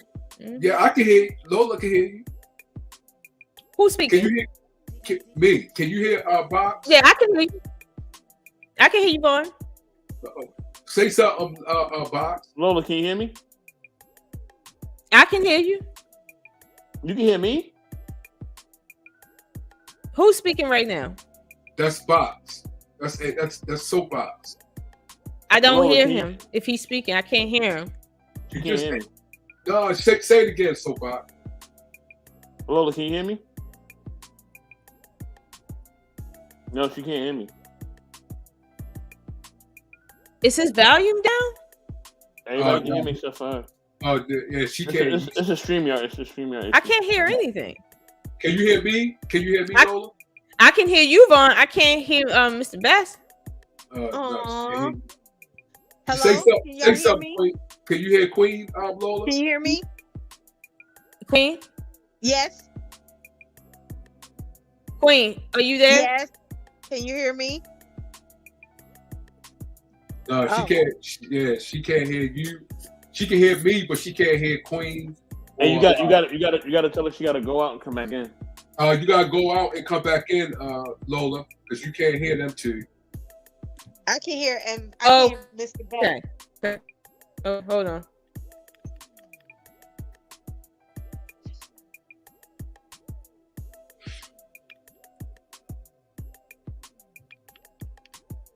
And Queen, you live on the West Coast?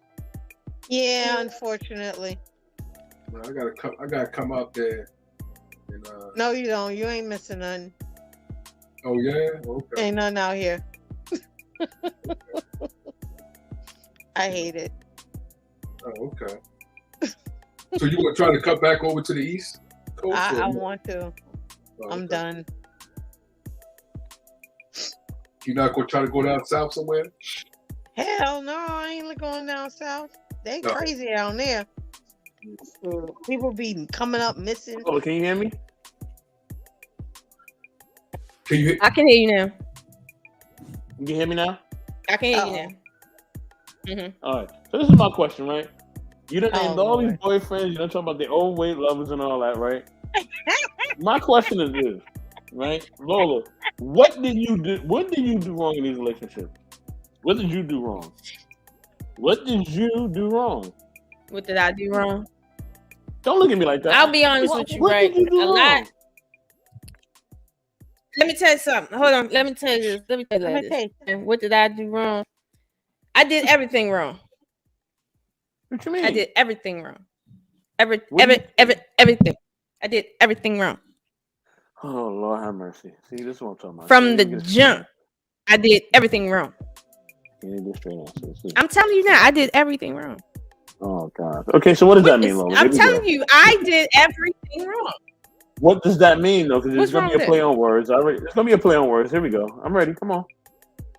I'm ready for Okay. this. Come No, on. I chose wrong. Okay. Okay. I so gave you chose to wrong. I gave the hold on. I gave the right things to the wrong one that I chose. So I did everything wrong. Yeah. That was all my fault. So essentially, you kind of blaming the man again. Essentially. No, it was all She my said fault. She said she chose wrong. No. What did you do wrong in the relationship? Is there Besides anything that you? choosing them. Is there I anything you did chose wrong? wrong, and then I gave the right things to that wrong man. That's what I No, did wrong. Lola. No. What did you? It takes two. What could you have done better in a relationship to make Right. things work? What did you Right. do wrong? I could have chosen better. And not have given all of my to the person. That's what I could have did better. She's actually using a metaphor. She's using a metaphor. So no, what she's saying is she ain't do nothing wrong. That's what she's trying to say. She said that she said she did nothing did. wrong. No, She Queen, she did you said hear me she say did. I didn't do nothing wrong? She said she did something. I think you're awesome, Lola. But once again, you're playing that game. You're trying to crack the domes. Well, You she's don't playing. answer the question. You answer it indirectly. So That's why. That's why he I asked, said. "What did I do?" That's why. And I said, "Oh my, thing that from the very start." Wait a minute. From the very start, it was my fault. I took ownership of everything. Yet that's not enough. No, that's not what he asked you, though. That's not enough to take ownership of everything. No, but that's not what he asked you. I said I did everything wrong. No, I said I did everything wrong. No. He said, "What did you do wrong in the relationship?" Yeah. Huh? When you were with that person, besides, hold on. So I'm gonna ask you again. What did you do wrong in the relationship besides choosing them and giving the right things to the wrong person? So what else did you do wrong in the relationship? Yes. What did you do wrong? Besides those two things. I agree, Issa. Hopefully, she should run for mayor. She should for sure run for mayor. So that's a political response. That's why I said she's using metaphors. But I see where she's going. But she's using metaphors. That's what. That's hold on. That's not no. Here's the thing. That's hold on, Vaughn. That is not a metaphor, right? I'm gonna be honest with you, right? In every relationship, I seen red flags from the jump and I ignored it. From every relationship, I sat and told myself to stay and be loyal because my father hates disloyal women. When I knew in my bones that something was wrong and I shouldn't be doing what I was doing. I literally gave people babies, right? That didn't wasn't ready for children because I felt like that's what you do when you're loyal, right? Like I had a miscued version of loyalty. So here's the thing. When I tell you I did everything wrong, I meant that literally. I did everything wrong. I'm not putting no blame on anybody because they were who they were. They didn't change because they was with me. They were who they were genuinely, but I'm the one who decided to ignore my intuition, to ignore what people told me, to ignore what I saw, to do what I thought versus what the truth of the matter was, to choose to give and to stay and to have headache after headache. I didn't have to do that. That was my choice. She's still not answering the question. I'm telling you, I did everything wrong in that relationship. Hold on. I did everything wrong. Lola, hold on. Let me ask you this. Let me ask you this, right? Okay.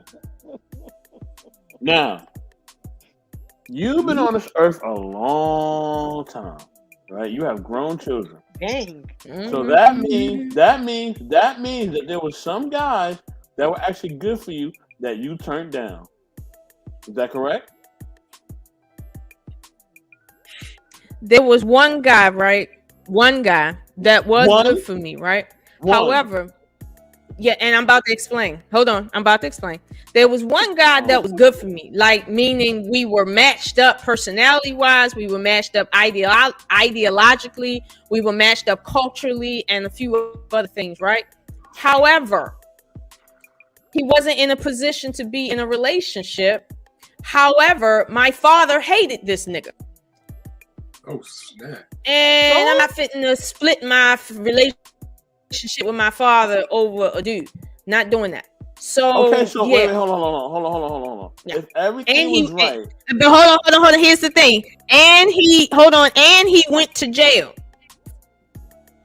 That too. Yeah. Okay. All right. Yeah. But okay. There was one in my past. That was it. If everything was right, and I believe that it was more than one, but anyway, if everything was right, if everything was right, you know what I'm saying, and you know you felt you. Okay, what do you mean that he wasn't in position? What does that mean? It means that he was a teenager. Huh? That's what that means. Hold on, wait a minute. Let me tell you my life. From the age of 19 to 35, I was with my youngest child's father. I'm 40. Okay? Wait. 19 to 35. Slow down. Wait a minute. No, because you're not getting it. I was 19 years old with my youngest child's father. Okay? 19 to 35. So when I tell you, right, that there was a guy before him who was a child, essentially, right? I'm telling you that there's been one dude that was really good, but he was not in a position to be in a relationship, and he went to jail a little while after we were grown. Just say that you were Just say that you were both teenagers. You fell in love with somebody as a teenager. No, you said all this other stuff, man. Yeah, you didn't say both. Said that. Nah, because I thought you said it directly. You didn't say it directly. I thought you were saying some more pedophile stuff. I didn't know what you were saying. I was like, what? Yeah, you didn't say it directly. You said it in an indirect. Lola, you need to really run for political office. This is amazing. This is amazing. Like I don't understand. I thought like B-Eazy said we was just talking. No, I understood, but I could see the misunderstanding because the way you're wording it and the way he asked you a direct question, but you answered it. As Ali would say, hostilities. Right, exactly. Yeah, right. Nobody. Just talk straight up. What are you talking about? What? I didn't catch that. What you say? Yo, you gotta talk straight up. We don't know what you're talking about. Yes, right. What you said? Then when you said as far as, because I got what you said, when you said I was doing the right thing to the wrong person, but I was doing the right thing, but the right thing I was doing to the wrong person I was with, it was wrong to that person. I'm gonna be honest with you, Vaughn. I'm gonna be honest with you, right? I'm gonna be honest with you, Vaughn. Queen Vaughn, I'm gonna be honest with you. I'm gonna tell you what it is, right? There have been guys in Lola's life, right, that she has met, right? You can smile all you want, Lola. There's guys that you have met, right? There's been a perfect guy, but you just wasn't attracted to him. Let's be honest. You wasn't attracted to him. Everything was right, personality was right, he had a great job, whatever, but he wasn't your type, right? You didn't want a regular guy. No, you didn't. You wanted something more than a regular guy. Let me you can understand the timeline. You don't understand the timeline. No, That's why you're saying that. No. I'm talking about outside the timeline. Let's go outside the timeline. Because see, if you understood the time, no. You can't divorce the timeline and then say you've met so many guys. Remember, hold on, listen. If I told you I'm 40 years old and I've been single for the last 5 years, okay, I told you I've been single the last 5 years, all right, and from 35 to 19, I was with one person. Everybody I'm talking about is either before 19 or after 35. I've only been with 3 men since. I've only dated 3 men since. Okay. So it's like, what time did I have to meet really all these men? Hold on. Between 19 and 35, 1935, right? She was with her daddy, baby daddy. Between 1935, right? Mm-hmm. This is my question, right? Okay, why you was with him, right? Why you was with him? You said it was red flags or whatever, blah, blah, blah, right? You said all that, right? Everywhere. Why did you stay in the relationship? Because I thought that I was being loyal and I didn't want to disappoint my father in terms of disloyalty. But Lola, that doesn't make any sense. Yeah. And okay, let me give you another comment. Hold on. But when my son popped up many years after the fact, I felt like he didn't ask to be here. So I can just sit and let it, regardless of what it was. He didn't ask to be here. So I allowed myself to be honestly unhappy out of loyalty to my children, out of loyalty to my father. At the end of the day, right, circumstances fell where I didn't have to be disloyal for that circumstance to leave me peacefully. And so I dodged a bullet, not by my own doing though. So it's like, all I'm telling you is when you say, well, Lola has met plenty men that has been perfect, right? I can show you the last men that I've dated after him, my youngest child's father, and you'll understand, like, no, those were not men, let alone perfect men for you. And so I was 19 years old. What man did I know prior to 19 that was so perfect for me? Really, how perfect could he be? But Lola, hold on. Lola. Oh, why? yeah. Hold on, Lola. Why? Okay. 19? Why would you? What? Okay, you are a brilliant woman. Why would you sit there and be miserable in a situation that you know you're not happy in? Why would you do that? Vaughn, did you hear the reason why I told him? Yeah, I heard it. He heard you too. I heard you, but it don't make any sense because you have enough brilliance and intelligence to know that you should not be in a relationship with somebody that's not going to make you happy. But So why would you do that? Box, do you know how many people make those type of mistakes? You think Mr. Best. After you think That's it's almost after 20 years though, Vaughn. 19, 20 years, and you know it's people that been there more than 20 years, 30 years, 40 years. You're still thinking after the fact. You're thinking in the logic, in the standpoint, which I can understand, which we should, everybody will understand that. But she's a woman. We just thought emotion and things like that. So I asked Queen that question. Yeah, and have a kid.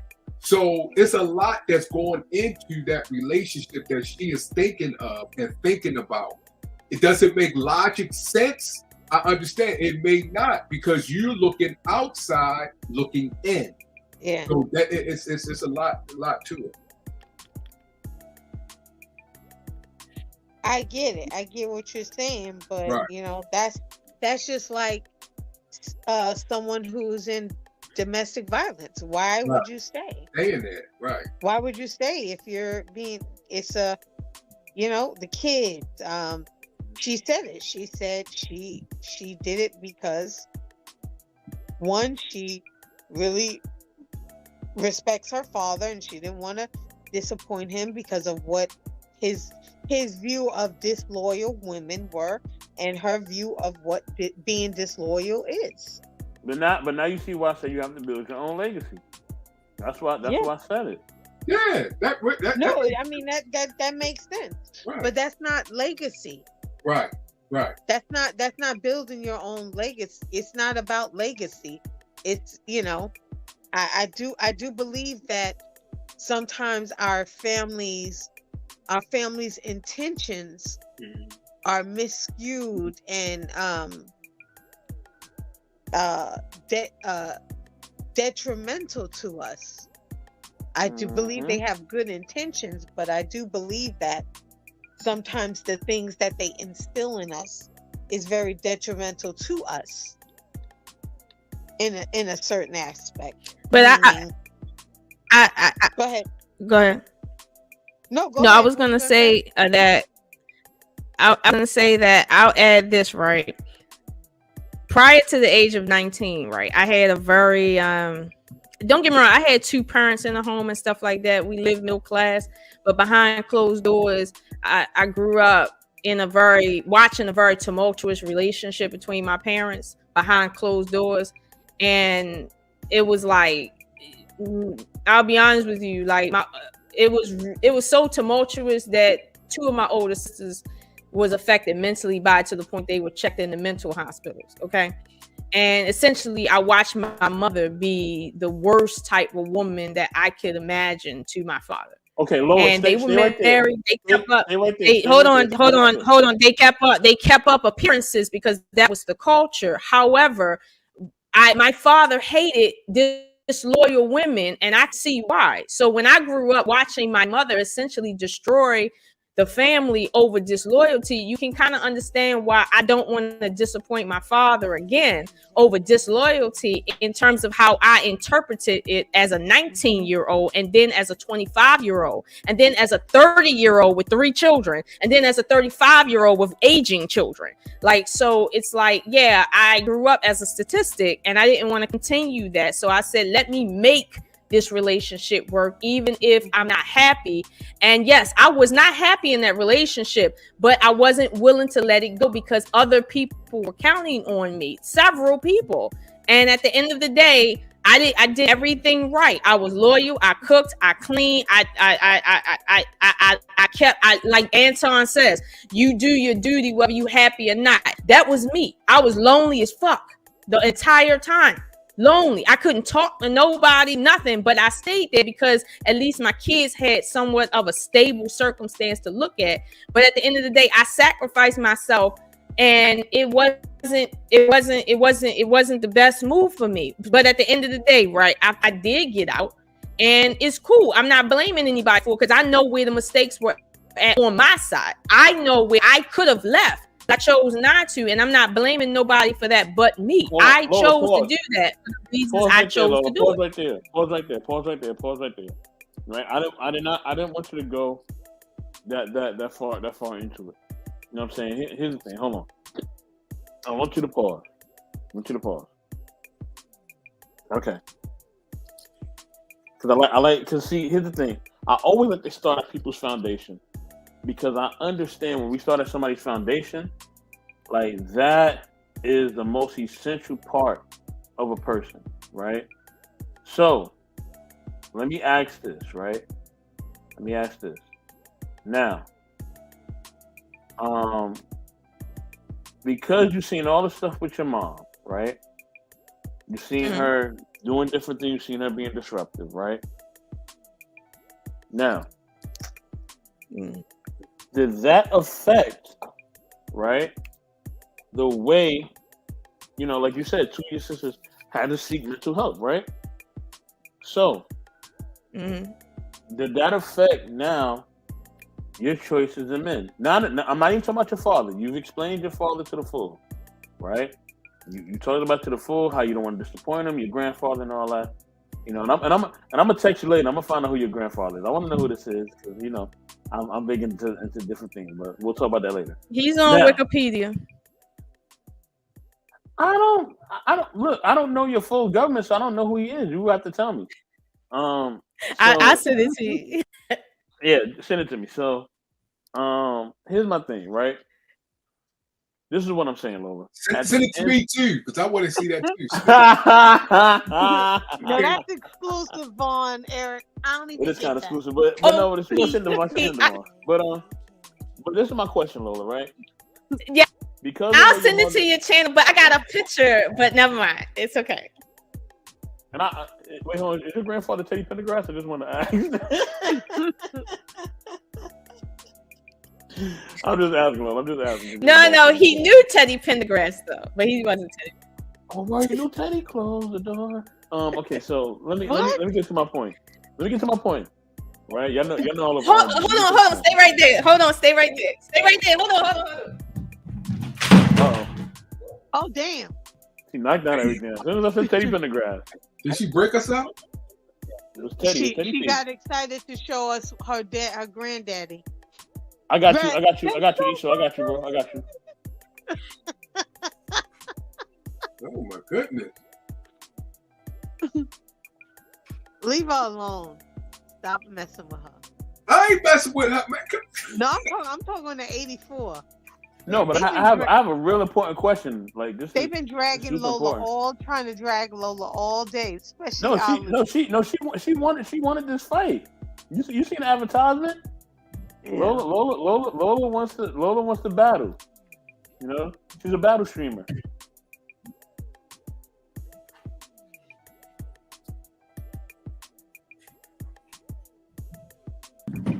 Okay.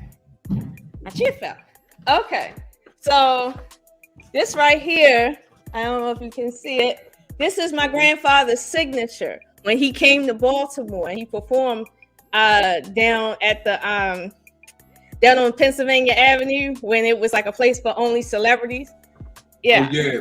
It was considered Harlem. It was considered Harlem. And you see that?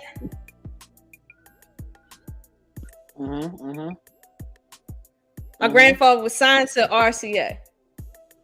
And I don't know if you guys know, but if you look him up on Wikipedia, he is like one of the first like in the country to do what he did. So yeah. Oh, look at that smile. She's so proud of her grandpa. Y'all don't think I look like my grandfather? Oh yeah. Y'all got that same smile. He was in a singing group, huh? The Baltimore Orioles. Yeah, she said he was signed to RCA. Yeah, but hey, so look, I've been, in and out of the conversation. So hold on. I got a quick question for Lola. I'm gonna let everybody rock. Wait, do you think? From you? Okay. So the way that your mother is, right?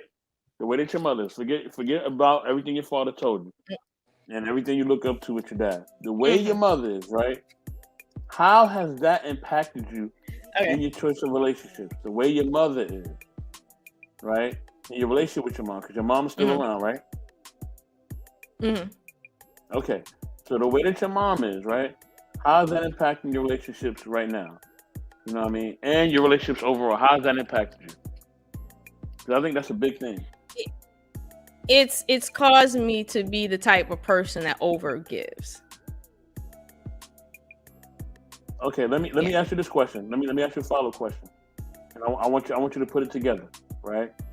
At times, because I struggle with this with my dad, right? Because I feel like my dad was supposed to be the example for me in manhood, right? So your mother's supposed to be the example for you in womanhood, right?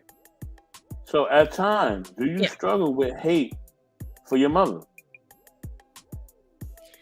I don't know if it's hate because I've always understood, right, that my mother, she did play her role as far as like taking care of the house and raising me and my sisters. Like she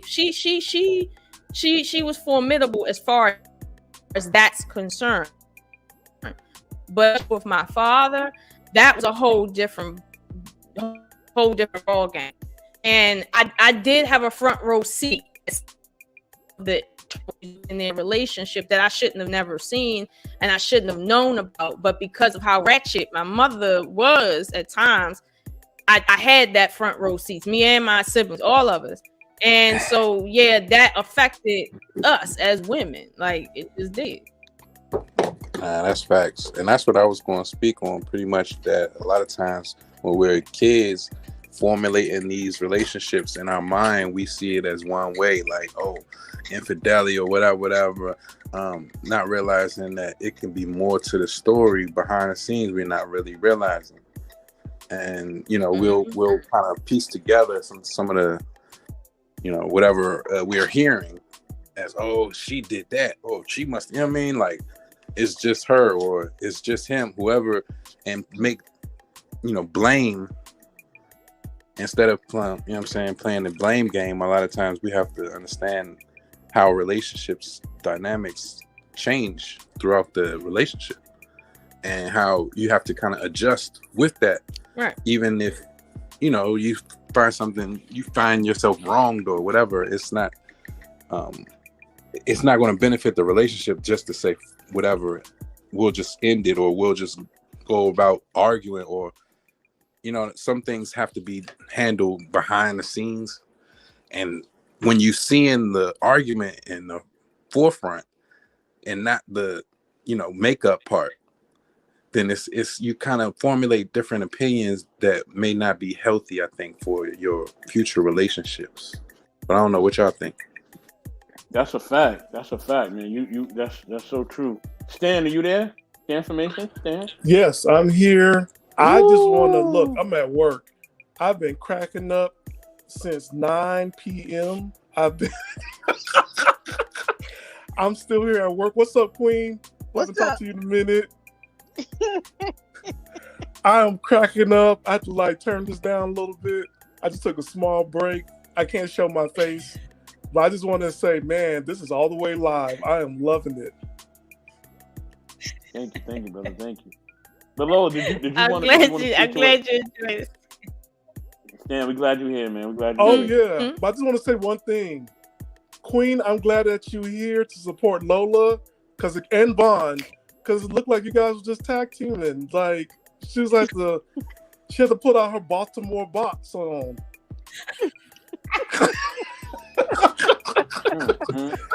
And I gotta say something to Ali. Ali said I was wearing the cape. I'm like, she won, brother. All of y'all to gang up on her. Like, that's not a square. That's not a fair fight.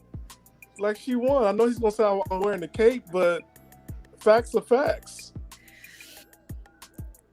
But Mr. Soapbox, I want to say you are correct. This is why I told him he can say. Yeah, because you match his energy. No, I did see that. You did match his energy. You gave into it. No, don't do it no more. The difference is he's probably not used to speaking to women who can break your cranium dome with her words. Don't do that. Don't do that. We don't want to feed into it. But you got to bring him back next week and then get your questions in. It's all love, Ali. But it's no cake. No cake was added to it. But, you know, I'm just saying, like, it was entertaining. I'm laughing. And I'm like, you know, I'm brushing my teeth. And I'm like, oh, I got to rinse this out. I forgot. It's just... And it's almost 3:00 in the morning. I'm still like laughing away. Is that in 3 in the dark? So you got to see round one. You got to see round one. Yeah, and it's like for East Coast time, that's like it's 5:20, right? Or 4:20 over there. Did you not pay your PG&E bill? What's going on? Yep. 5:20 in the morning. Same thing for Lola. She on East Coast time, right? Yeah, you guys still up. You guys keep me up. I'm like laughing away. Lola, what do you feel about all the points that we was making? What do you feel about all the points you was making about your mom? Like, how do you feel about all of it?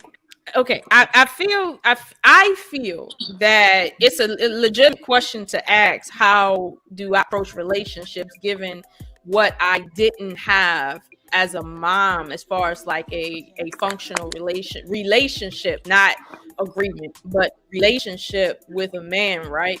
But I'm gonna be honest with you, right? My father being there with us made it appear as though he enforced femininity on us as a man. He did. He enforced us to be in the kitchen. He enforced us to act like ladies. He enforced us to eat like ladies. He enforced us to wear our hair like ladies. He enforced a lot of things. So it's like there's things I didn't get from my mom, right? But I definitely got a good hefty portion of that from my dad. But I'll be honest with you, yeah, I did go into relationships with a miscued understanding of relationships, and I paid the cost for that. I will say Tanya when that. we get back. However, I think it was a good experience. We should visit Tanya when we get back. We haven't been there yet to their new place. You going for Thanksgiving? Yeah. Good. That was them three. Who was that talking about? Oh, that was Mrs. M3. So, okay. So I definitely feel like if I would have grown up seeing a more loving relationship between my parents, I wouldn't have felt the need to give so much to, in a sense, make up for what she didn't give my father. Yeah, I feel like that probably would have happened. But because she didn't, right, I spent my entire childhood and adulthood trying to overstand and overgive to make up for what wasn't given. And I'll be honest with you, like I had to recognize, like, that's why I don't get back what I give, because I don't know who to give it to. All I know is disloyalty is not tolerated. That's all I knew. I didn't know how to apply loyalty. I didn't know that there's certain people that do not deserve your loyalty. I didn't pick that up growing up. All I picked up was my father was so unhappy, yet he didn't get what he deserved as far as like my mother's loyalty. He did not get that. So I grew up feeling like I have to make up for what I didn't see. And yeah, that was a problem. But I'm getting better at it now. Cause I'll be honest with you, like I have to tell myself, no. And I mean, at times it's a good thing to the right person, but people take advantage of people that overgive, like a lot. They do. And that's I mean, it's not personal, but it's the truth of the matter. So, you know, I don't blame nobody for me staying in a relationship and giving and over giving to the point I didn't have nothing left to give. Like, that's my fault. But it's my fault because I grew up a certain way, and yeah, I had issues. Like, you know, yeah, I had my dad in my life, but that what I didn't get inside that house, that took away from me in some way. So yeah, I mean, it's sad, but I'm getting through. I mean, it's not like, because here's the thing, I don't choose like no low level dudes though. That's not what's happening. Like, I choose a lot of guys that I deal with. In many ways they're like my father, but in several ways they're not. But it's like, I mean, they not bad. They wasn't bad guys. It just didn't work out for different reasons. But it's like, just like when a man doesn't have everything he needs from his father, it's the same way with me, but it just manifested differently because of what was actually going on in my house and what I knew my father did. Okay, let me ask you this question, Lola, and this is big right here. This is real big. This is a hard one. It's hard for me to ask this because I need to do this myself with my dad, right? Have you tried to, or can you have this conversation with your mother? No. And the reason why is because I currently have custody of my mother. Let that sink in. I have custody of my children and my mother. So, okay, so you never attempted to try to talk to her and say, Mom, yo, you really hurt me. Like, you really, really hurt me. No, all of my sisters have had that conversation with her at some point, right? And have made it clear to her what she's done and what it has done to us. But my mother, when we finally had a chance to say that, right, she was too old to understand, and her mind had left in terms of everything. Like my mother developed different diseases on top of her illness that she already had, and she just don't understand now what she did. Like she just don't. It's no point in talking to her at this point. Mentally, she's not gonna understand. Okay, when you got old enough to try to talk to her about certain things, right? Mm-hmm. Were you too afraid, or did No. you feel like it would just not go anywhere? No. I knew that it. Well, I didn't care if it went anywhere or not. I mean, like it was certain times she would pop off, and then it would just come out. Like I'd be like, "Ma, you need to shut your mouth because when we was growing up, you did X, Y, and Z, and I ain't trying to hear shit." That's how it would come out to her. And me and all my sisters was like that. Like it just got to a point where we just told her, like, look, no, you can't tell us what to do now because you ain't that you that to us. So like just keep your mouth shut. Mm-hmm. So okay, so Lola, so you've admitted that there's still trauma there. Like one right? time. No. Here's the thing, right? She tried to tell me, right, that she didn't. She tried to tell me that I had an improper relationship with my father because my father loved me more than her. That's what she said. And I just told her, I said, honestly, right, I'm more woman than you, so I can see why he loved me more than you. It's really that deep. Oh, like wow. The shit that my mother has done, most of y'all will never experience. Most the things my father has went through with my mother, right? Most men will never experience. Never. Okay, so has that impacted the way that you build relationships with women? Like, are you able to talk to women or even have healthy relationships with women? I'll say this, right? I've been able to build healthy relationships with females. However, I noticed that whenever I try to build a healthy relationship with a female, they do something that doesn't make any sense. And I just realized that like females have a certain way about them that keeps them in a sense either flocking with the same type of females or literally alone. There's no real in between.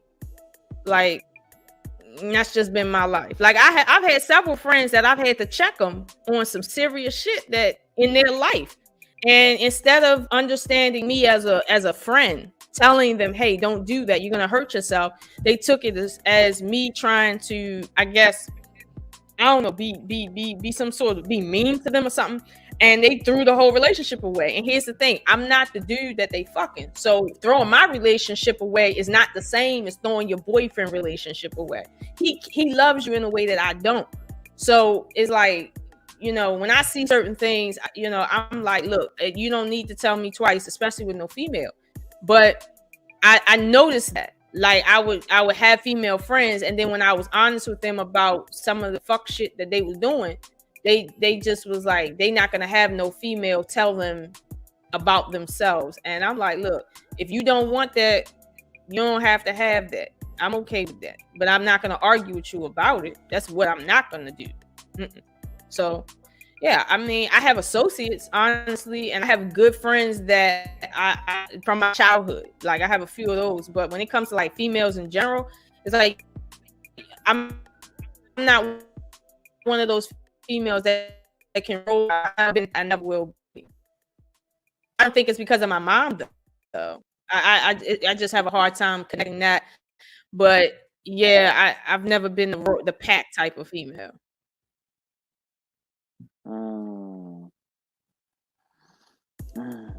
This is interesting. Sounds. You're kind of breaking up a little bit, bro. I should sound staticky on my. Man, I don't know if y'all. Yeah, it sounds real staticky. Oh, all right, yeah. So I was going to say something, but I don't want to just be talking. Ain't nobody can hear what I'm saying though. That's all. It's kind of clear. Go ahead. You can hear you. You said y'all can hear me? I bet. Yeah, we can hear a little bit. Oh, all right. I was going to say, as far as for with those examples that we have, do you think that it's that we base it off of mother and father, or we use other people, in our area, like you have teachers, you have, what I'm saying? Was it other examples that you were shown that was like, okay, I don't rock with females like that? Like, not just moms, but how you have like certain teachers. Like for me, I didn't have my pops in my around a lot, right? But I had father figures. You know what I'm saying? And it was like I had uncles, I had teachers, I had well, it wasn't many examples, but the ones I did have, they were positive. And so I think, when you have a lot of females who don't like females, you will find out is they had a lot of negative examples from women. And it was just what not to do versus, oh, this is what you should do. You know what I mean? I don't know if y'all can hear me. Yeah, we heard you, bro. No, I heard you. I'll say this right about that. I had other examples of women, right, in my life that had been married and had stayed married. I had that. My grandmother on my father's side was like that. My aunts, a few of my aunts were like that. They had lasting relationships, right? However, there was internal things that we picked up on in those relationships that most people would say in nowadays would be toxic. But I had those examples, but I had more examples in the 80s of women that were leaving the housewife position and moving into the work world. Like that was the generation of kids that knew what it was like to have a stay-at-home mom, but then parents divorced and now she's working in corporate America. Like that was the generation where we had stepdads coming to the school a lot, like that. Like that was a big thing. So, I, as far as like other examples, I'm gonna be honest with you, right? A lot of my examples of true womanhood came from television. You used to look at the stories. You look at the soapbox. You look at the stories all the time. No. As world time. Oh, okay. No. Okay. I'm just talking about like just TV personalities, just in general. Oh, okay. Like a lot of them back in the day came from television. Because who when was you your back, favorite? Like what example could you use? Like Miss Huxtable? Like who you mean? I'm gonna be honest with you, right? I like the Huxtables because, well, one, they were black, and I like the family dynamic, right? But I'll be honest with you, like the relationship that I could vibe with the most was Florida, and was the relationship I could vibe with the most was Florida and James. Yeah, that's the one that I could vibe with the most, like culturally. That's the one I could vibe with.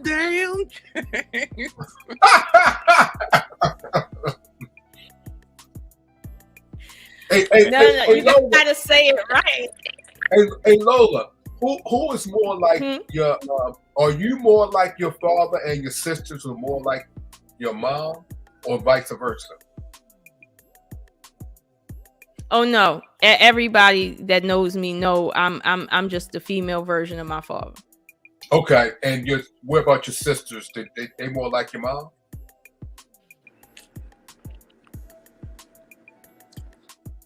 All four of them is a different version of my mother, literally. Oh, you got 4 sisters? Wow. Oh, you said different versions. Oh shoot. Different versions of what? When you say different versions, right? You mean like, okay, your mother had different faces of my mother. Oh, different. Okay, it's like your mother. Okay, I got it now. Okay, I got it. Did you get along with your sisters, Lola? No, I didn't, and I don't. Just like your dad didn't get along with the mom much, right? Okay. Yeah. I got it. I don't get along with them for the very reasons my father didn't get along. Yeah. Correct. That's exactly it. Yeah. Mm-hmm. They do things that are so exact with what my mother did that it's hard for me to fathom being a man putting up with that, because I'm a woman and I'm like, look, I will leave you where you stand and meet my creator, knowing that I don't give a fuck. Yeah, like I don't understand, but it is what it is, and yeah, I'm my father's daughter. That's it. Yeah, I discovered that the way as the conversation went on. I see it.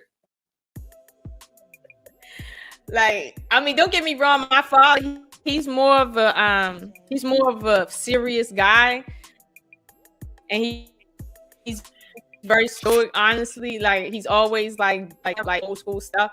But in private, my father, he's like a whole like asshole joke. Like he likes to play asshole jokes on people.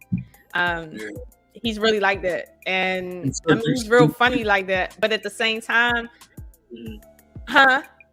You at times, sometimes does your mom come out of you sometimes? My mother? Sometimes, yeah. Right. Like, not when I say sometimes, every now and then somebody might see your mom come through your personality. Or no? I've never had anybody talk like your mother. I've had people say you look like your mother when they see me, but a lot of people always mistook my older sister Sherry for being my mother, and my mother to be my grandmother. A lot of times. Yeah, I understand that, but I'm talking about that sometimes through your personality, they may see characteristics of your mother. Sometimes when you around people that's been around your mother, they may see let's just say 5% of your mother come through you at times. Have you experienced that or no?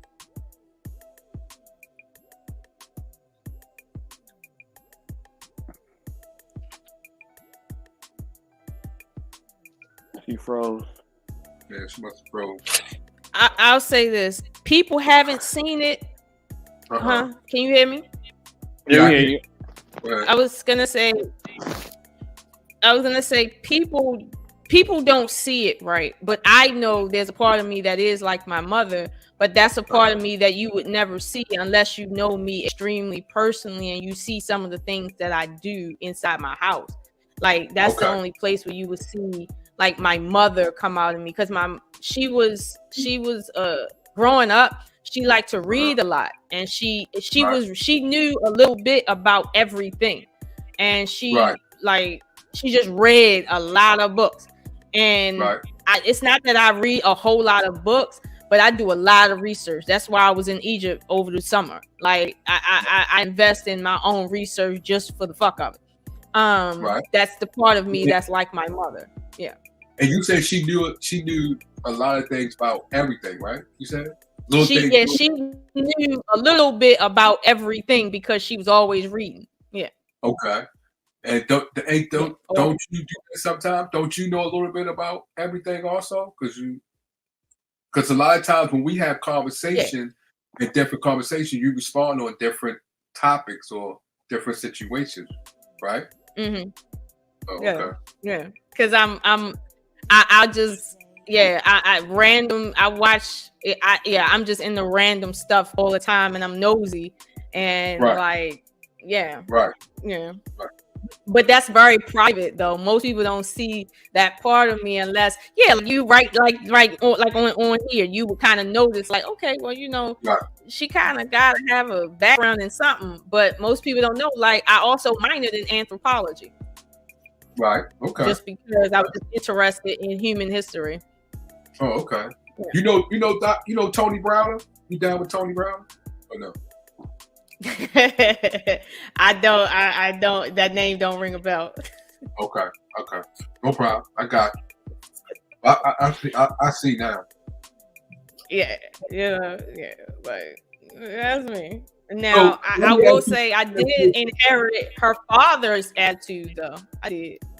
Okay, now, even though y'all had your ups and downs in life, it seemed like to me you have your loyalty of your father because you have full custody of her.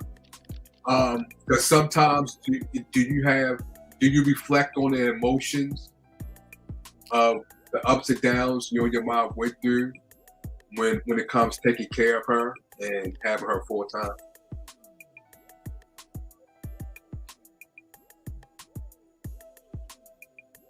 Hold on, say that again.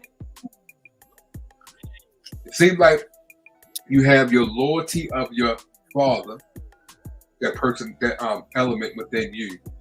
At time you got your mom full time, and I know you and your mom had ups and downs, what you just explained to us throughout your life. Do you reflect on that when you're around her, take care of her? Do you reflect on that? And what you reflect on, how do that determines your life? Does it determine your life or it doesn't? And when I say when I'm around my mother, go ahead. When I'm around my mother, right, it's hard for me not to think about what it was growing up, right? Because like I said, it was very tumultuous. I spent a lot of time in court chambers. Let's just say that. Okay. For different reasons, and like I said, most people never experience what that was, but yeah, it's hard for me not to think about that when she's around. But at the same time, I mean, that's what she did, and she didn't just do it to me. It was like my brother was affected, my sisters was affected, like everybody was affected by that. My relationship with my grandparents was affected behind that. And you know, it was a lot. So it wasn't just about me. Like I see other people hurt behind what happened. So I don't take it like if she was just trying to like say F me. Like that wasn't the case. But you know, yeah, like she was really raw. Like she was raw as a person. And it's hard not to remember some of the things that happened. But I was lucky that I had my father there because it could have been worse. Let's just say that. It could have been worse. I mean, he was fucked up, but it could have been worse. I know it could have been worse that he wasn't there. Like, yeah. Does it sometimes? Do you ever find it sometimes hinder you when it comes to relationships? And I'm not just talking to a man and you being with a man, either relationship as a friend relationship with other women or just a relationship period with different people. Or an intimate relationship, whatever how you want to answer it. Does that reflect some of it? Of what you've been through with your mom? The only place where I see where it would affect it, at least now that I'm older and I kind of have a little more of an understanding, right, is when I see people being disloyal to me. I literally can cut people off, and I notice that I don't really have any reservation about it, no matter who they are.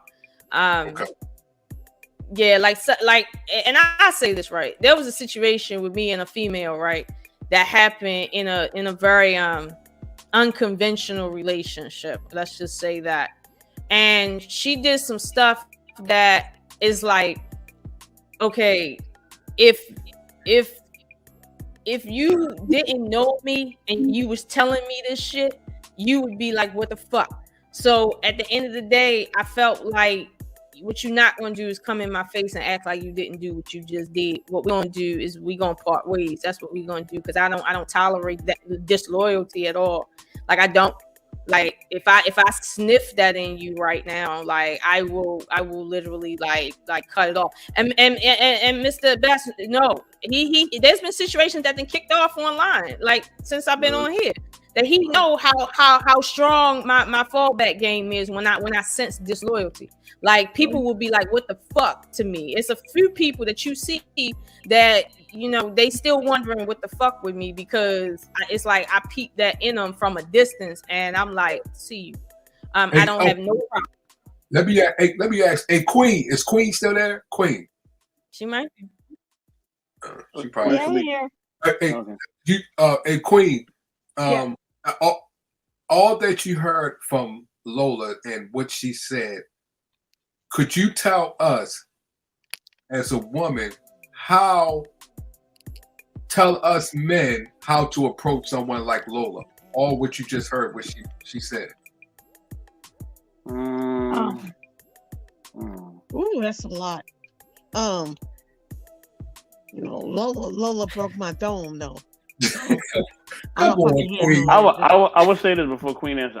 I still think Lola needs a lot of time to heal a lot of things. Ma'am. Yes, sir. I think this conversation is that I think Lola needs to cry about a lot of different things. I think she needs to heal from a lot of different things because I think that if she doesn't, she's always going to be guarded.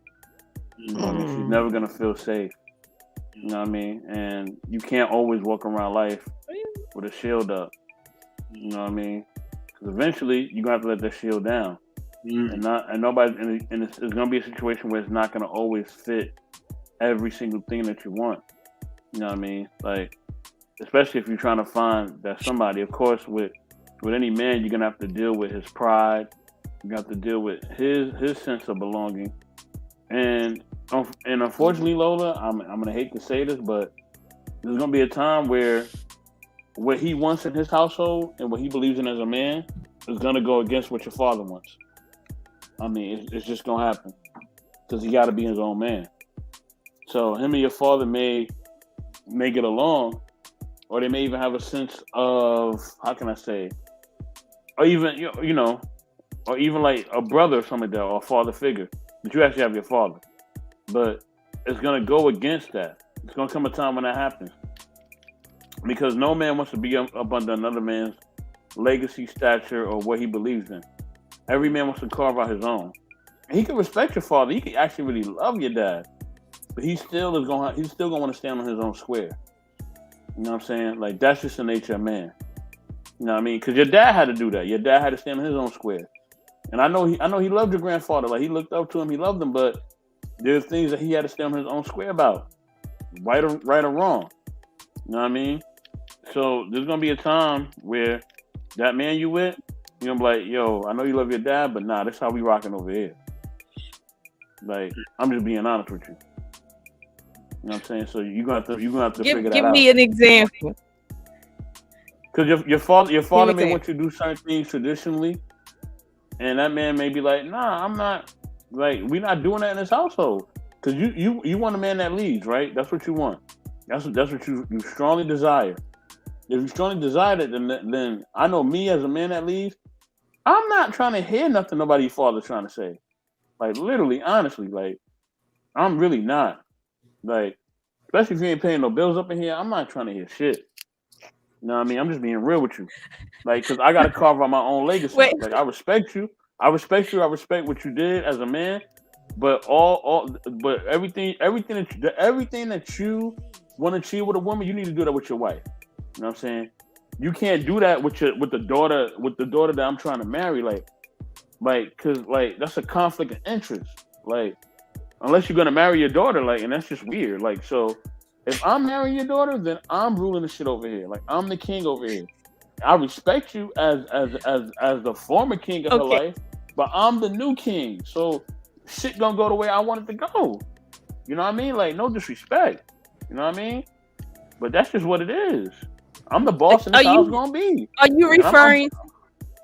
Are you referring? Oh, hold on. Are you referring to the situation that I said some weeks ago, probably a couple months ago, where we was on the live, and Truth was on the live, and I said that if I was married and my father just so happened to come over the house and he walked in, like, I don't feel comfortable with my husband laying down as if we was having sex or something. He got to sit up, and y'all was like, if that's his house, what you mean by he got to sit up and act like he ain't had sex with you if y'all married?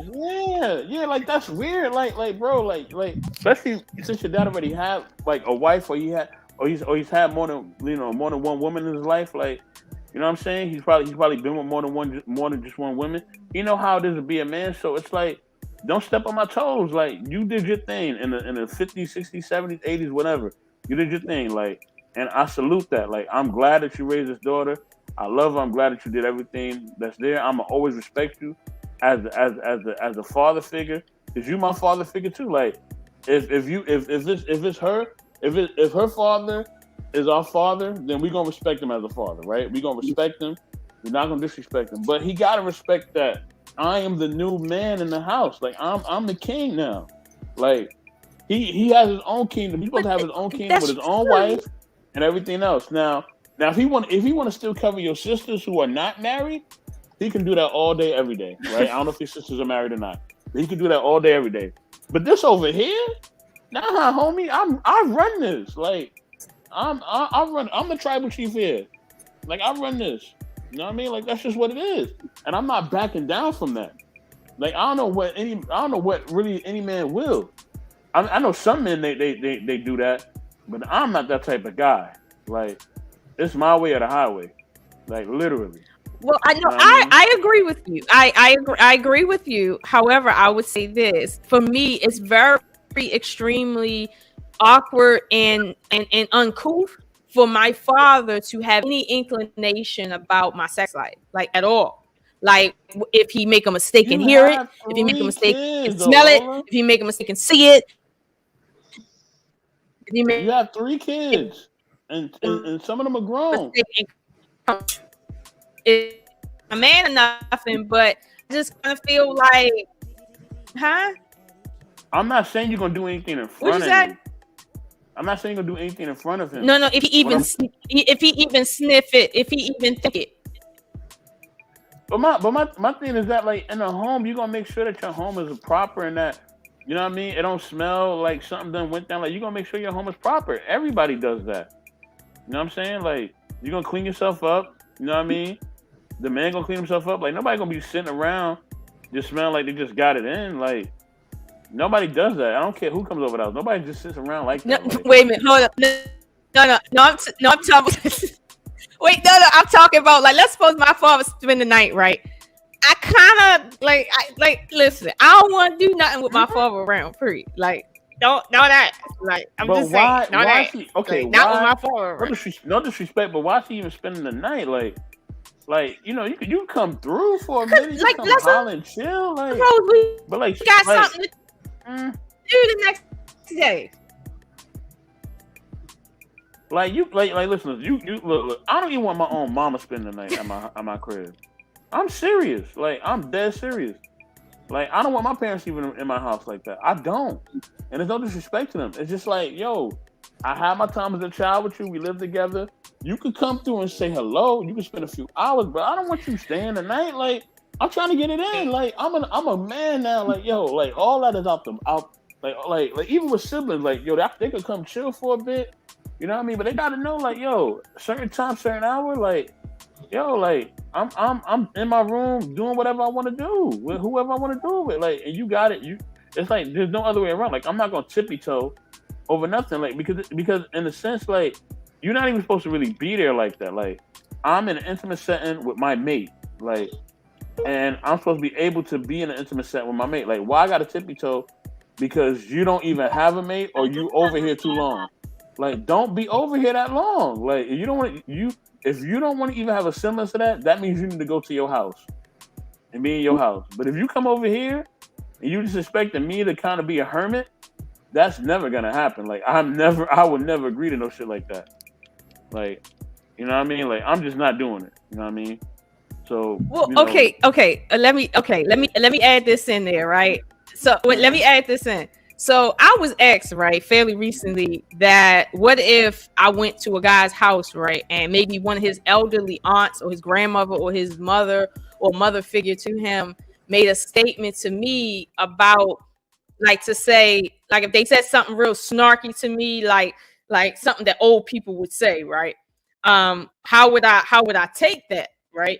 And I said, I told him, I said, look, there's a certain respect that I give to elderly people that I don't give to young people. So it's certain things they can say and get away with because of their age. Like, but follow me. No, just follow me. But I didn't say that I'm going to continue to take it. But if somebody's grandmother say something kind of slick, I'm not gonna turn around and say anything back. I'm just not. My father ain't raised me like that. That's just not what I'm gonna do. But I don't have to take it back. Like no man should put you in that position. Like if a man's putting you in that position, no, he's wrong.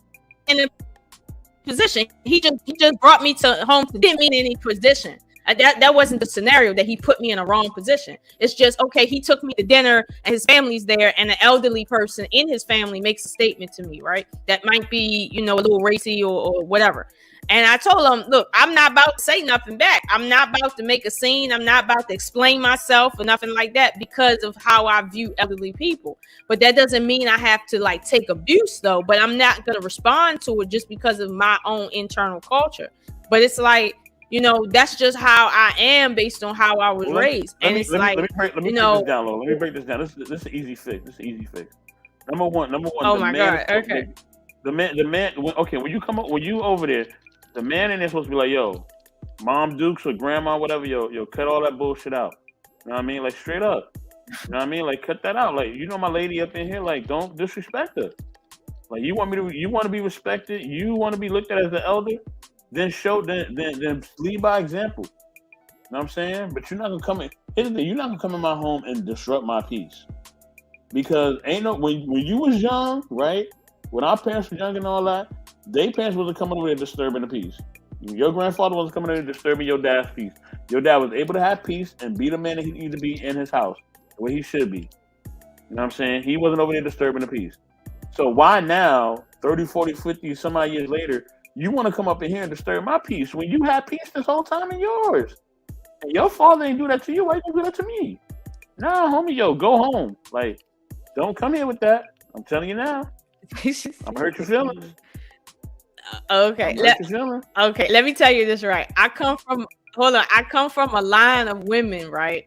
That even today, the line of women I'm talking about died back in the late 70s and early 80s. And people today still talk about them in fear. Today. Like 40 years later, when people reminisce about my grandmothers and my great-grandmothers, like especially my great-grandmother, people be like, yo, that woman was thorough as fuck. Didn't nobody disrespect her? And she said what the fuck she wanted to say to you. It didn't fucking matter. And she disrespected anybody she felt the need to disrespect, but nobody would sit and raise a tongue to her because of her age and the fact that she would put hands on you. So it's like your mother's side? Is that on your mother's side? No, that's my father's mother's stepmother. Like, cause she married my great grandfather after my great grandmother died. But that's like, so that's on my father's side, my father's mother's side. And so, but that's the house I grew up in. I grew up in the house that she raised him in. So it's like, like I don't know, like I'm just not used to talking back to elderly people. So this is what I'm saying. I don't know if that's a bad thing, but I'm gonna be honest with you. I've been in a relationship where parents just said crazy shit to me. Yeah. Nah, you ain't doing it over here. You come over here starting trouble, like yo, I'm gonna let you have it. Don't come over here starting trouble because here's the thing. When you was raising your kids, nobody was coming over here messing with you. All right, nobody was coming here messing with you, asking you a whole bunch of questions. Don't come over here asking a bunch of questions. And doing too much. No, it's true. They need because they owe to get a pass. You don't get no pass. You bring your ass over here disrupting my peace. I'm gonna tell you to take your punk ass home. You know what I mean? I thank you for raising me or raising you or whatever, but now you come over here disturbing the peace. You tripping. As much as bills is today, you gotta be out your mind.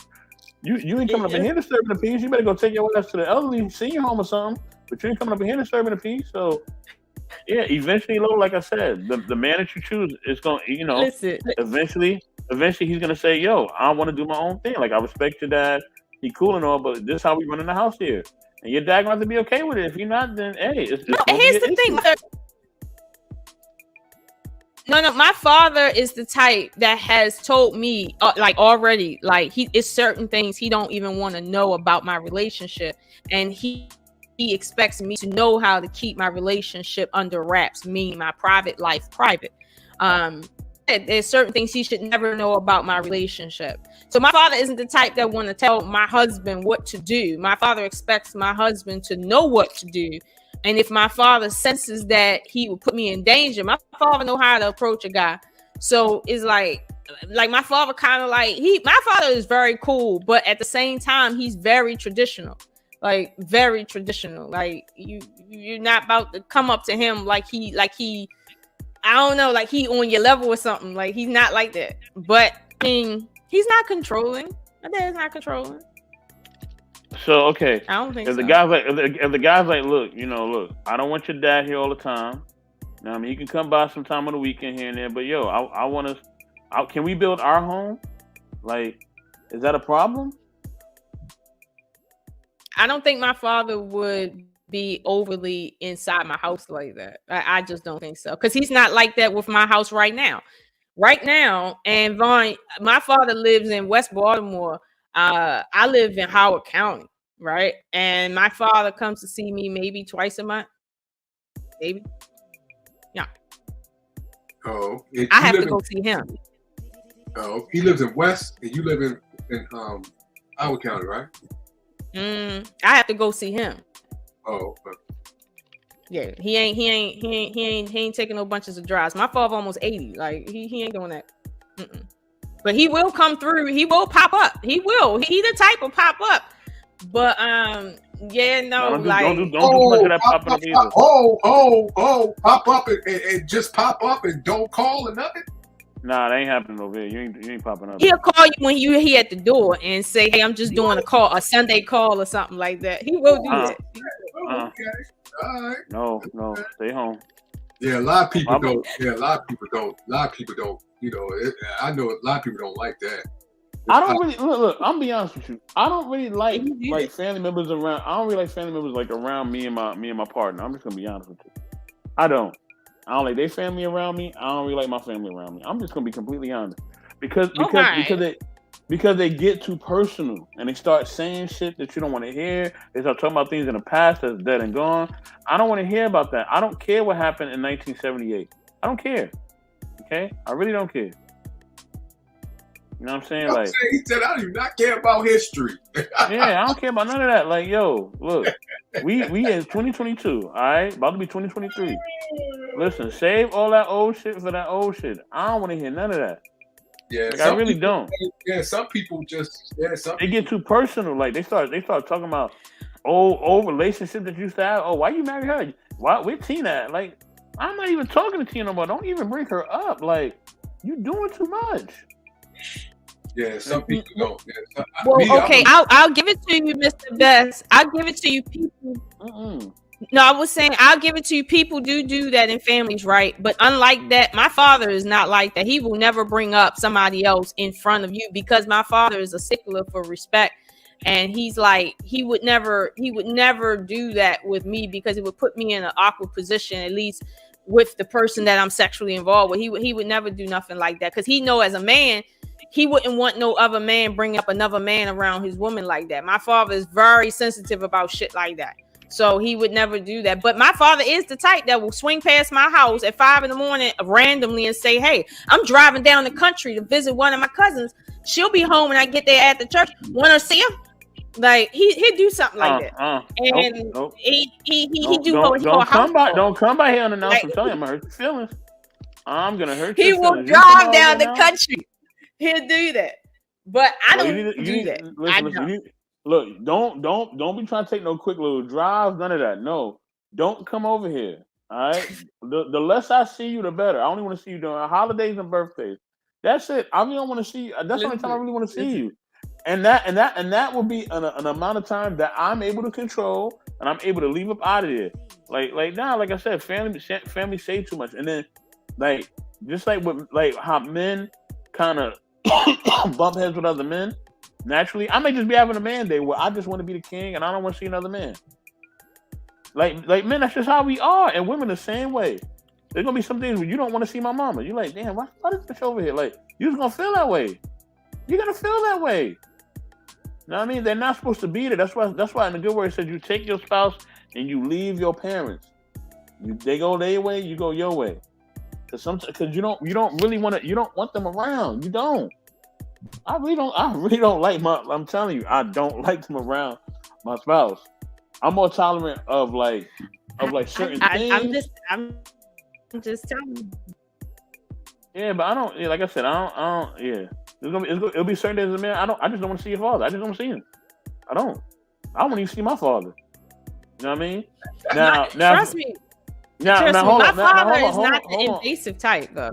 Now hold on. And now if it's a female member of your family, I may be more tolerant because it's a woman. You know what I mean? But if she on that cackling hen stuff, yeah, she got to go too.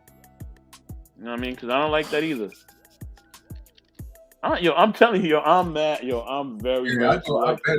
I bet a lot of people like SoapBox. Yeah, I met a lot of people like that. Yeah, that's just their personality. That's just their personality. They talk too much, man. Like they talk too much. Like they just talk way too much about things that you don't even want to talk about. But then I know people that like a lot of people over the house all the time. I like people over the house. That's the thing. I don't like family over the house. You understand what I'm saying? Oh, see, me, I'm different. See, I keep it on both sides because I'm a lonely person. I'm not a whole bunch of crowds, family or friends. That's how I was since I was a child. So all that over and talking and things like that. Now I will respect if it's every now and then or you having a gathering and something like that. No problem.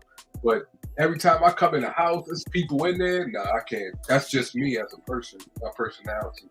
Because friends. You know why? I don't mind friends because I know friends are going home. Like I know they're gonna go home soon. But family, they just feel like they can just stay there and then in your fridge and shit. It's like, man, look, take your rabbit silly ass home. Yeah. Like, I don't have time for that shit, man. Like, yo, go somewhere, homie. Yeah, but I've seen friends act like family. I've seen that. I mean, because with friends, I don't like with friends. Literally, I don't mind if you go in my fridge and all that as a friend. I really don't mind. But family, I mind because you may not leave. You may think you can stay the night. Friends know they're not staying the night. Like they know, like, yo, this is gonna end soon. Like they know that. They know, like, yo, eventually it get a little too dark, it get a little too late. I gotta take my ass home. Friends know that, right? Yeah. Family don't know that, especially when it comes to like your parents. They think they can stay. Like she said, he's staying the night. See, that's not a no. That's a no-go for me. No, he's not staying the night. He has to go home. Yeah. Okay. After we finish eating dinner and all that, bye. You know what I mean? You gotta go home. Oh man, I'm sorry. Bye. No disrespect, but you gotta go home. I'll say the same thing to my mama. Look, mama, I love you, but you gotta go home. You know what I mean? You should want to go home. Why you want to be over here? You know what I mean? Especially with us doing adult stuff, you gotta go. Cause I'm not gonna stop doing what I'm doing. I'm chilling. So you chill when you was young. I'm chilling now. Now that I'm young, I'm an adult. I feel the same way in many regards, right? But the thing about it is, my father is not the overbearing type. I'm telling you now. But it don't matter. It's just times I don't want to see anybody. I don't want to see nobody. I don't want to deal with that tradition. Right. Stuff. There might be times you might not want to see nobody. It might be. But here's the thing. My father is not the type that show up all the time. But when he do show up, it is an event. So, I mean, I'm okay with the way my father does things. 5 o'clock in the morning? You said he'll come past my house at 5 because he's on the highway and he's driving down the country where our family from. That means he's gonna call you at 5, right? He'll call me. He'll call me and let me know he's coming, but it's like he'll be coming at 5 in the morning to say, "Hey, I'm gonna do a drop in on a family member. Do you want to ride?" And he's talking about a 4-hour ride one way. No. So he does stuff like that. That's my dad's personality.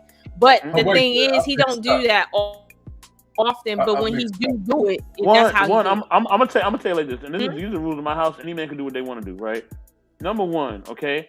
After 10 o'clock, I don't want my woman on the phone. Okay? 10 p.m., put that phone down. And who you need to be talking to after 10 o'clock? Only person you need to be talking after 10 o'clock is me. Hang up that phone. All right? Whatever emergency they got, they need to call 911 or the ambulance or the police or the other family members who ain't with nobody. But you belong to me at nighttime. That's it. And I belong to you at nighttime. I'm not going to be on the phone with nobody after 10 o'clock. And maybe I might because I'm a man, so and this is my house, I can kind of do what I want. But for a woman, I don't want no woman of mine, no females in the house, including my daughter, gonna be on the phone after a certain time. It's not ladylike to me. I ain't never seen my grandma and all that on the phone after a certain time. She would even tell my grandmother was an elderly woman. She would tell her sisters, "Oh, it's kind of late right now." And this is even after my grandfather passed away. After the husband had passed away, look, it's kind of late right now. I got to hang up the phone. And she would stay up another 3, 4, 5 hours. Because it wasn't ladylike. So after 10 o'clock, get off that goddamn phone. I don't care who the hell calling. Nah, you call misogynist if you want. But if you living up in my house, you ain't on the phone after 10 o'clock. SoapBox, listen. So, hey, Box, it says in the Bible, right? It says, "Do not judge lest you be judged." If you judge, if you condemn, you will be condemned. If you judge, you will be judged, right? Mm-hmm. Now, you just said earlier.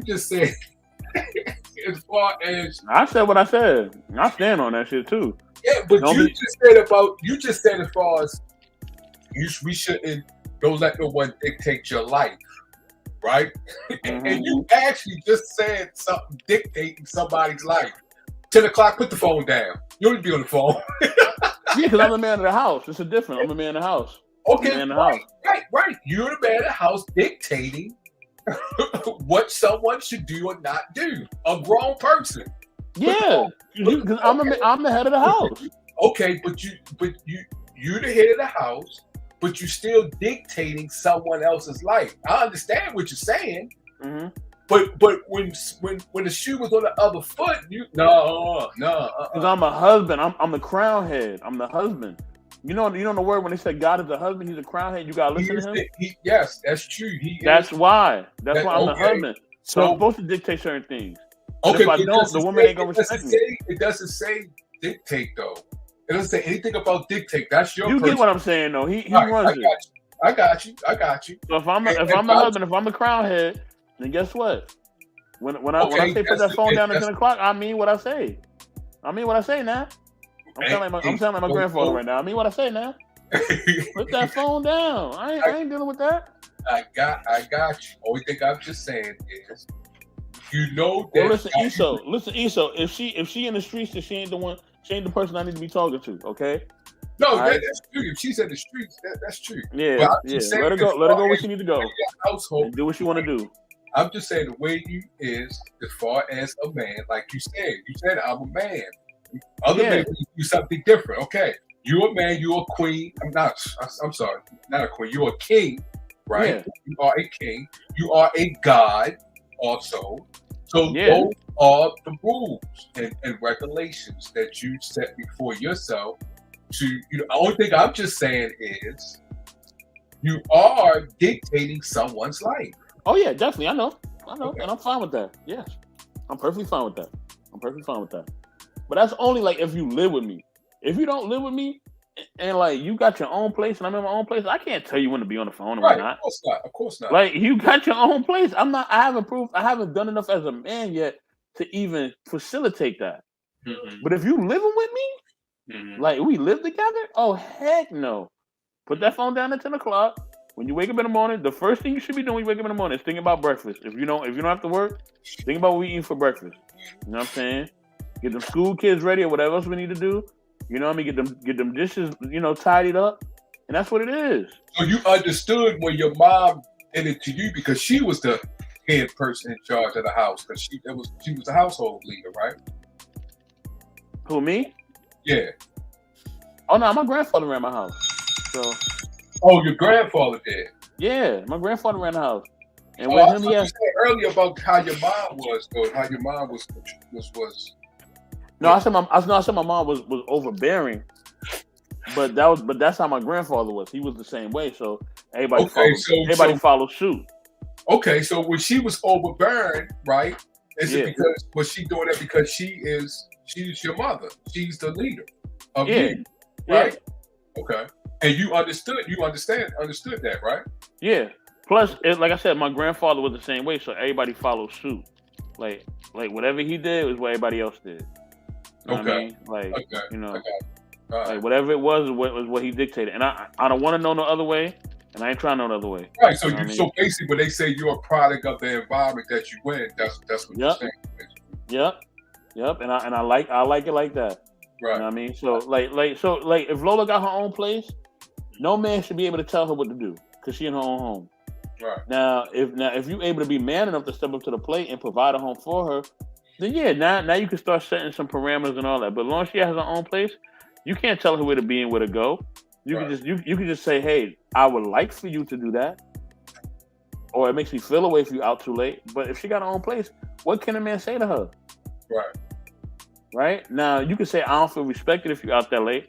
But that's as far as you can take it. Like you can't take it nowhere else, homeboy, because you didn't supply a place for her to live. And that's what we gotta understand too. Like there's levels to it. Like if you're not providing a place for a woman to live, you can't tell her how to live. Right. You know what I'm saying? So I as you see, I'm balanced in my thoughts. You know what I mean? It's not like, oh, I'm just gonna tell a woman what to do when she's with me. No, if she don't live with me, I can't tell her nothing. You know what I mean? Because I haven't provided a home for her. I haven't provided structure for her. But if we in the house and there's structure there and we living in the same crib, oh hell yeah, I'm gonna be a man in the crib. What else I'm gonna be? Right. Lola, real quiet. We about to close the show. You know what I'm saying? We've been up for like 7 hours. Damn, we've been streaming like mad long. Yeah, I So mean, Lola, am I wrong in my thinking, Lola? I just want to ask that. Am I wrong in my thinking?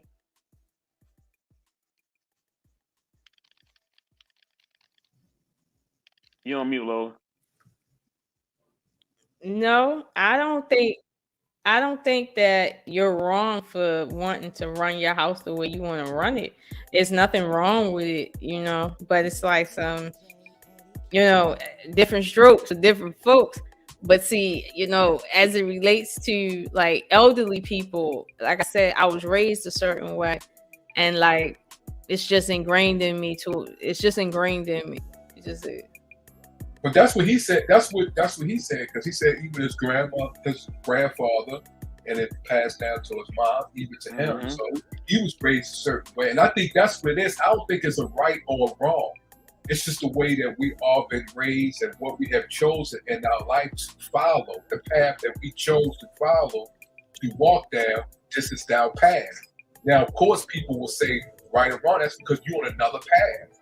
Or you may see what I'm saying because we ride on the same path. So to me, it's no right or wrong. It's just what path you chose and how you've been raised, what you've been taught throughout your life, your experience and things like that. So, of course, someone can easily say, well, that's wrong. Okay, that's because you chose not to follow this path, or you might not know it, or you're on another path. So, of course, you're going to say, a person would say it's right. So Lola, would you have a hard time with a man telling you, look, at this time, you gotta put that phone down?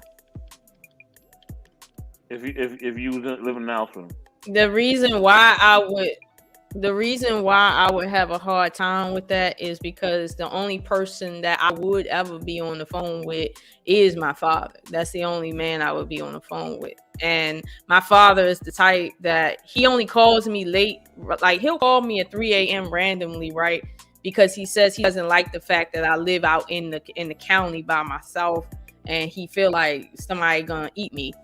That's why he do that. But if it was a man around, my father wouldn't sit and call me randomly at 3 a.m. He wouldn't do that. So if I'm on the phone with my father and he's not calling like he usually called, like now that I'm single, it's like, yeah, I got a problem with you telling me to get off the phone with my father, because I don't go through nobody's phone and I don't tell nobody what to do, because we all grown.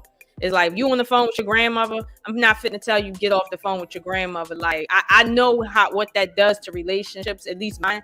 And I'm that's just not my personal culture. Like I'm not gonna do that. And so if you did that to me when the only man you'll see me on the phone with after hours is my father, yeah, I got a problem with that, because I'm wondering, what are you thinking is going on between me and my father? And now my mind is getting demented real quick, and I'm starting to like it's starting to churn, and I don't want to get in that mode with people. So don't go too far with the telling me what to do, because I'm the type female, I'm already 3 steps ahead of you when it comes to my job in my house. So no, don't cross that line with my father. Like don't ever do that with me. Now I would tell you, like, yo, if you woke me up and he was on the phone, I'm like, yo, it's late. Like if it ain't an emergency, yo, you gotta hang that up. I would tell you straight up, like, yo, it ain't an emergency, please hang that up, because I'm trying to sleep. Even if I ain't trying to sleep, it's late. Like if it's not an emergency, like, yo, like, come on, like it'll just be like too much. Like I'm that's how I am though. Everybody different. Right, but that's the key. The Key said that's like you said. That's how you and that's your personality, your understanding. And when and people need to communicate and talk to each other and make sure they talk about those things, because someone like she said, that's her father, and my father called or my mother called at a certain time, it should be no problem. That's my people, that's my fam, So, and some people don't even look at, may say not even their father, their family. Period. They call at a certain time. Hey, that's how it is. That's how they did. That's how we was raised. We tight like that. Somebody call, we pick it up, we answer, we talk. So it depends on how the person's being raised or how the person is. So, and the person you have to respect that if you want to be with that person. If not, then you should separate.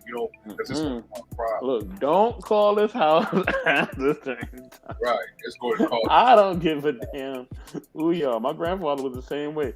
Look, if you call, I'm telling you, my grandfather wouldn't care who it was. You know what I mean? If you called his house at a certain time, and I've seen him do it, he would slam the phone. Yeah, I've seen that too. I've talked to people see that too. You don't call nobody's house at a certain. Look. Like I said, I'm not changing my ways. Don't call these cell phones, house phones, whatever. Don't call a certain time unless it's an emergency. Ain't emergency, then take your ass to bed. Or go do what you was doing before you got on that phone. But don't call over here at a certain time.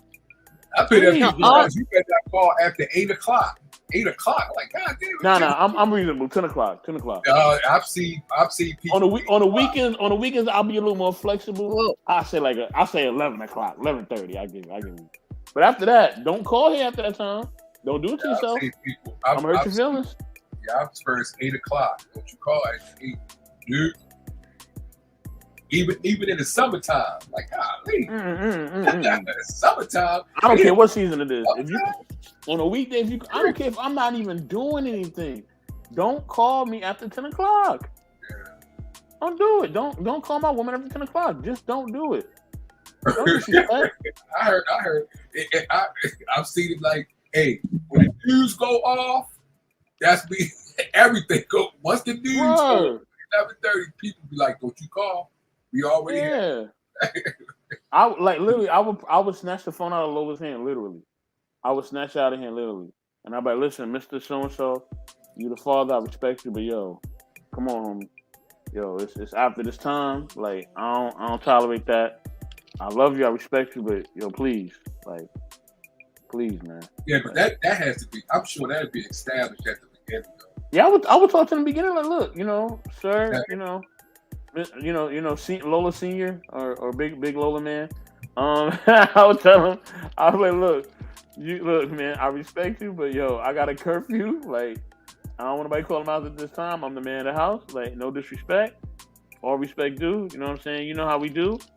But yo, after a certain time, please don't call my house.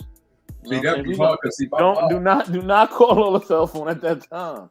See, my mom, like, it just ain't. It ain't. And Lola laughing, but she know I'm not playing. I'm dead serious. Don't call us out a certain time. Shoot, you try if you want. You know what I mean? And I won't even be rude the first time. The first time I'll be like, I respect it. I respect it. I do respect it. But at the same time, I know the culture of my family, and it's like it's not everybody's culture. I get it. But see, like some people, like they would haul off and do certain things, right? And whereas with me, I wasn't raised like that, so I don't know that life. I really don't. But I'll be honest with you, right? Like I said, my father is a good dad. He not fitting to do anything disrespectful. He not. Like, he's just not gonna do that. My father will call my husband and talk to him by himself. So if my husband pick up the phone at 11:45 and my father got something, let's say my father ran out of gas, okay? He'll call my father the type to call my husband and say, hey, I'm stuck out here. Can somebody bring me some gas? And he talking to my husband. He ain't calling me. He calling my husband. So it's like something, I'm just saying, like. Yeah, I've seen that. Just saying, that's the shit my father did. like run out of gas and call my husband, like help me bring some gas to me. I'm 20 minutes away. Like, yeah, I've seen that. Yeah. Okay, in that situation, like I said, I'm level-headed, so I'll be a bit understanding, but don't make a habit of it. Like, please don't. Like, yo, what's this guy? What's this guy? My father run out of gas twice a year. No, don't do that. Coming at somebody get your AAA or something. No, she said her father ran out of gas. I think we have to give him AAA. No, I'm talking about somebody in the chat. 100 coming after you. So this dude's house have an elevator inside, right? Whatever, man. But anyway, you know, like I was saying, look, I would tell him, look, we're gonna get you AAA, Poppy, like don't like still like yo, don't call me at a certain time. Like I'm really real with that. Like you call. Listen, if me and Lola was living together, and somebody called after 10 o'clock, it was a weeknight. I'm gonna look at her. I'm gonna look at that phone, and you know, like I said, if especially if it's not her father, if it ain't him, I'm definitely being like, yo, cut that to the cease. Like, I don't care if it's another woman on the phone. I don't care who it is. Well, no. Look, keep in mind, right? Like with my dad didn't grow up raising my brother. So my dad, he's always really wanted to have a son. So my father, he wouldn't treat you like, okay, you just my husband. He would literally treat you like you are his son-in-law. But So if he can call me, he can call you at the same time and ask you for any and everything he could ask me for, and he would literally treat you just like his child. But that's because my father, his grandparents, who are my great traditional like that. So it's like, and here's the thing: when we talk about foreign families, listen, when you get married to a man or a man get married to you, your parents are like your in-laws are the gods of the family, and they treat you like kids and tell you what to fucking do, and you ain't gonna say shit. No, you ain't. Go see what them Indians be doing. Go see what them Arabs be doing. That's exactly how they get down out there. It's on some real live shit more than out here. I'm just saying, but see, we always talk about how much of a but no, we always talk about how much of a culture they have, right? We can't escape some of the things that make their culture strong, like how they treat their in-laws. That's also their culture too. And all I'm saying is my father is a good dad, and my father is not disrespectful. So if my father calls my husband, trust me, he better be fitting to wake up and act like a good son-in-law and go do whatever he need to do. Yeah, but that's different. Don't do that. Don't do that. I'm telling you, don't do that. I'm telling you, don't do that. Don't do that. Yeah, that's different people, different culture. Some people. I don't care about the people over there. I done said it. I'm gonna say like my grandfather used to say. All right, am I high? Am I high? Okay, I'm not even gonna say the whole word. All right, I'm not even gonna say house. I'm gonna do a Baltimore thing. I'm not gonna say the whole thing. Am I high? If you're living in my high, right? Don't you call here at a certain time and ask me for stuff. I respect you. I love you. But am I high? This is the rules. All right? And that's just how it is. I'm the king, and this is how it's going to be. And that's it. I respect it. I respect that. Yeah. I get that. I respect that. I'm just saying that at the end of the day, right? It is different strokes for different folks, but I don't want it to seem like, okay, like people think that I'm trying to say my father would rule my husband. No, but it's like there's certain things that traditionally that come along with me because I have a traditional father who grew up under traditional grandparents. Yeah, it is. Don't get me wrong. There's some things that my father isn't traditional about. But for the most part, he's really traditional. So, I mean, here's the thing. You got to take the water with the wet with that. You can't have a father-in-law and then think he's not about to treat you like a son. For real. He's going to treat you like a son. Why? Because he's your father-in-law. But here's the thing, Lola, right? Here's the thing, right? This is the last point I'm going to make before I close the stream. Here's the thing, right? At the end of the day, right? At the end of the day, if we having like a celebration or something, yeah, sure. It may run a little late. We may be up to like 3, 4 in the morning because we celebrate your dad's birthday. That's understood, right? You know what I mean? That's understood. I'm reasonable in my dictatorship. Now, with that being said, and my benevolent dictatorship. Not to steal anybody's line, but yeah, I'm reasonable, right? But don't, like I said, there's certain things that I'm not bending on. Okay, do not pop up anytime, and do not call this house after a certain time. And that's all. That's all I ask. Everything else is cool. Okay. No, everything else it's cool. If you got other rules too, don't just don't say that. No. I mean, no. Look. Everything else is cool. Like, don't you respect me? You're not asking us too many questions about intimate things and things of that nature. That's cool. It's just respect, though. Just respect me, and I'm respect you. Right, but they still rules that you have in place that you look at as respect. You know, some people, they talk more. They ask a lot of questions. So that's different, but that's two different people. You said that you don't be asking a whole bunch of questions because that's how you are. So it's not just don't call at a certain time. You still got other rules that you have as who you are and how you was raised. You don't want to say, well, just don't call. That's all I'm looking at. No, you don't want to say that because they're like, okay, well then I'm gonna ask you a whole bunch of questions. No, don't do that either. You like, nah. But the point is, the main point is, the main point is, I'm a different type of man. I just am. Right. I mean, if you say you're different, I mean, I understand. But I just think, well, yeah, that's true because you just got different personalities. It's not no one higher than other or bad or good or whatever. That's how people are. Some people are. You have to respect that. If you can't get along with that or it's going to cause frictions, you got to move on. You got to go to somewhere else. No problem, bro. Or queen. I still got mad love for you. It's just that when it comes to an intimate relationship, no, we ain't going to prosper. It's going to cause a lot of problems, and it's best to have you as a friend than have you as an enemy. So we can't go no further. Yeah, there was one time that somebody told me that, and I was paying for this place I was living in with them. There was a close family member, and they was like, "Look, in order to save our relationship, you need to move." And I was like, yeah, you're right. We can't live together. We can't live amongst each other. Even though I'm paying, we can't live amongst each other. Because listen, I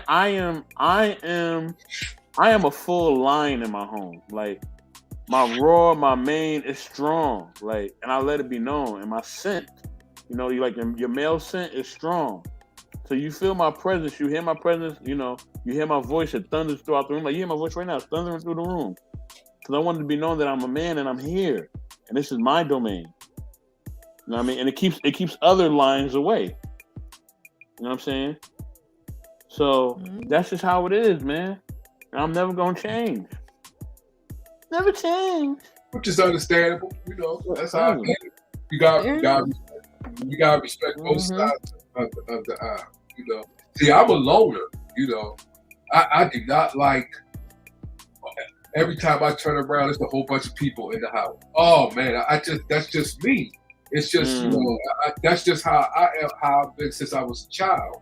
So now, is it every now and then or special occasion? Yes, but that all night talking and laughing and screaming. Oh come on, no, I can't. No, not everybody get out. Yeah, it's time. Yeah, it's time to go. It's time to go. That's just too much. To me, I look at it as disrespectful if you sit there and scream and talk and loud and stuff like that, and other people in other rooms or people trying to sleep and stuff like that. I just don't like that, especially when you come home from work and you're at a place and there's a whole bunch of noise and then come home to noise. No, can't do that. It's time. Like you said, some people like when they come home, they like peace of mind. And ultimately a man wants quiet anyway, and that's another reason why I don't want nobody calling me after 10 o'clock because I want quiet. You know what I mean? My grandfather had that. He had like a time where he just wanted things to be quiet in his home. And sometimes that could be in the middle of the day too. If he was watching a game, he wanted some quietness. I'm the same way. You know what I mean? There's times when I come in the home, I don't say nothing at all. Right. You know what I mean? I just go sit in my chair. You know what I mean? In my throne, and I'm just sitting there. Right. You know what I mean? And eventually, hold on. let me ask both of y'all this, right? Remember earlier, and I don't think you was here, Vaughn. Earlier, I was trying to make the point to Ali that when he asked me the question of what makes a good woman, right? I was trying to articulate that what creates a woman, period, not a female. A woman is her father, right? It came across as I was trying to deflect, right? But what I was trying to say, as we all are articulating right now, is that from the point of childhood, our fathers, our uncles, all of that have created who we are today, good, bad, or somewhere in between. It's influenced us in terms of who we are today. So if you ask me what makes a good woman, I can't just sit here and yell off attributes. I have to say my father, my uncles, my cousins, my brother, like these are the men that created the world around me. And like my grandfather, like my great grandfather really created the world around me that I grew up in. Honestly, not even my dad, my great grandfather. So it's like, that's who I have to thank for the world I came up in as a child. So it's like, who created me as a woman? Like, I have to put it on the men in my family. Like, no matter what, I have to give credit to who created me as a woman. Now, how I became a female is a product of my mother and father and genetics. But what created me is not an attribute.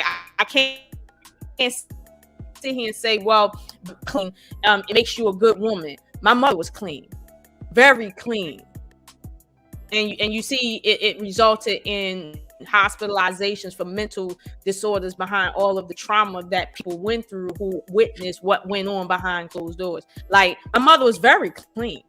Like, she didn't play no dirty house. Like, I remember we used to have to clean the chandelier every Saturday. Like, my mother was clean. Dust, no, she ain't about that dust life. So yeah, no, and nobody, and I'm just saying. So I that was what I was trying to get at. But see, sometimes, right, when we in a conversation, it can get convoluted when people feel like, like a female is making a point and she's still emotional as a woman, but she got a point. Like, that get under people's skin. And so that's why I'm gonna always stick to my guns when it comes to how I was raised and what my moral code is. And my moral code is, I'm not going to sit here and tell you what I think a good woman is. I'm going to tell you what makes a woman. And you can decide whether or not the attributes any particular woman has is good for you. That's what I'm going to do for you. But I'm not going to tell you, oh, I'm a good woman. And then you find out like, well, maybe I'm not so good. I'm not going to play that game. This is what I was trying to get to. But that's a hard... I understand the question, but just like we was talking about toxic, it's a broad question because people have different interpretations, the different ways how they look at as far as a good woman or a good man. So I may ask you that question, but what I'm thinking and what I feel, if it's different than my answer, your answer is different than what I'm thinking, then I'm automatically going to think, oh, well, no, you don't know what a good woman is. But the reason why I'm saying that, because what I think it is, what my interpretation is, what my definition is, and this all comes on my upbringing. And what we do, a lot of times we think, oh, since it's outside of what we think it is, oh, it's wrong. Or it can't be right. No, 2 people can be right. 4 people can be right. 6 people can be right. So it's just, now, does it match up? Does it make us equally yoked?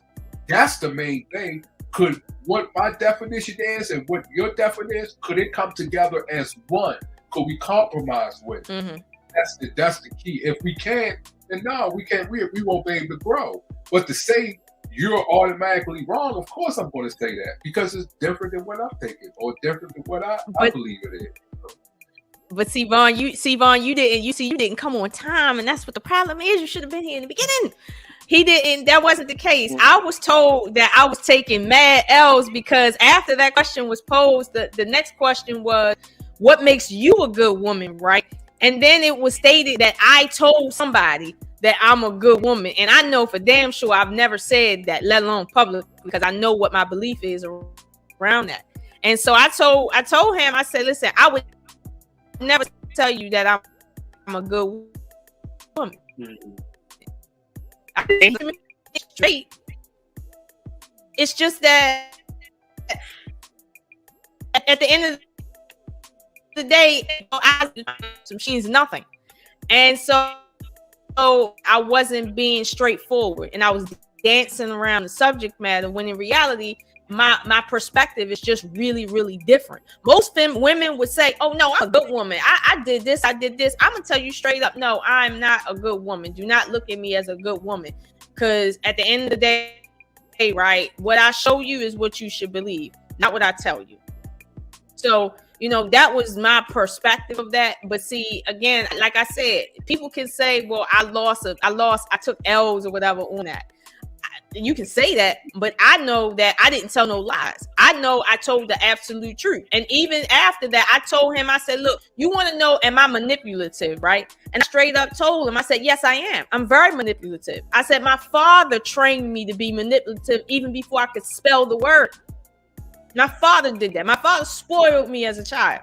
Like, seriously. And then after that, I manipulate my sons to do what I want them to do. Like, especially when they was acting out when they was kids. Like, I manipulate my father still whenever he come around. Like, I manipulate. That's what my nature is. But it's not to say, for instance, if Mr. Best can say I'm a benevolent dictator, why can't I say I'm a nurturing manipulator? Why can't I say that? It is. At the end of the day, right? Everybody knows me personally knows I'm highly nurturing. But it's like, yeah, I do manipulate because I know that there's a way to say things to make people do what you want them to do. It's not so much, always what you saying or even how you saying it. Sometimes when you say it. So, I mean, I understand the rules of engagement and I play the fucking rules. That's it. But it's still manipulation at the end of the day. No matter how you cut it, it's still manipulation. Whether or not it's for good or not, it's still manipulation. Like, it just is. So the point is, I told him, I said, I don't. No, go ahead. So the point is, is manipulation good to some or good to some men and bad to some men? Is that what you're saying? No. Well, that was somewhat my point, was that manipulation is neither good or bad. It's just a tool. And I told him you can use it for bad, right? And I'm not justifying bad. But at the end of the day, my nature is to change things. That's my nature. You give me a house, I change it into a home. You give me food, I change it into soul food. You give me anything, and my nature is to bend it to something else. That's my nature. And it's like, my problem with Ali was that why is it that my nature is wrong, but your nature isn't wrong when it's essentially the same thing? And I was honest with him. I said, listen, men train their daughters to be manipulative out the womb. So what do you mean? Like, it's like, listen, what are we supposed to do as kids? Act like we don't, like what are we supposed to do? So my thing is, that's the making of a woman. Let me do this. I'm closing the stream. I can get tired. So yeah, y'all.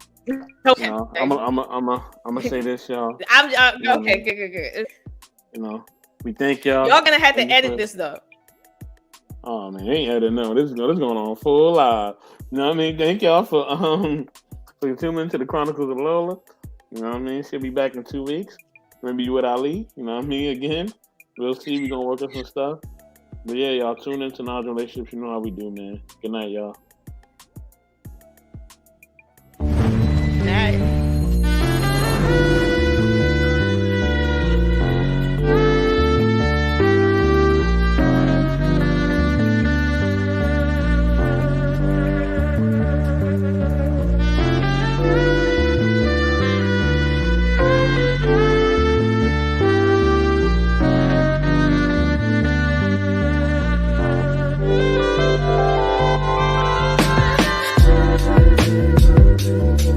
Thank you.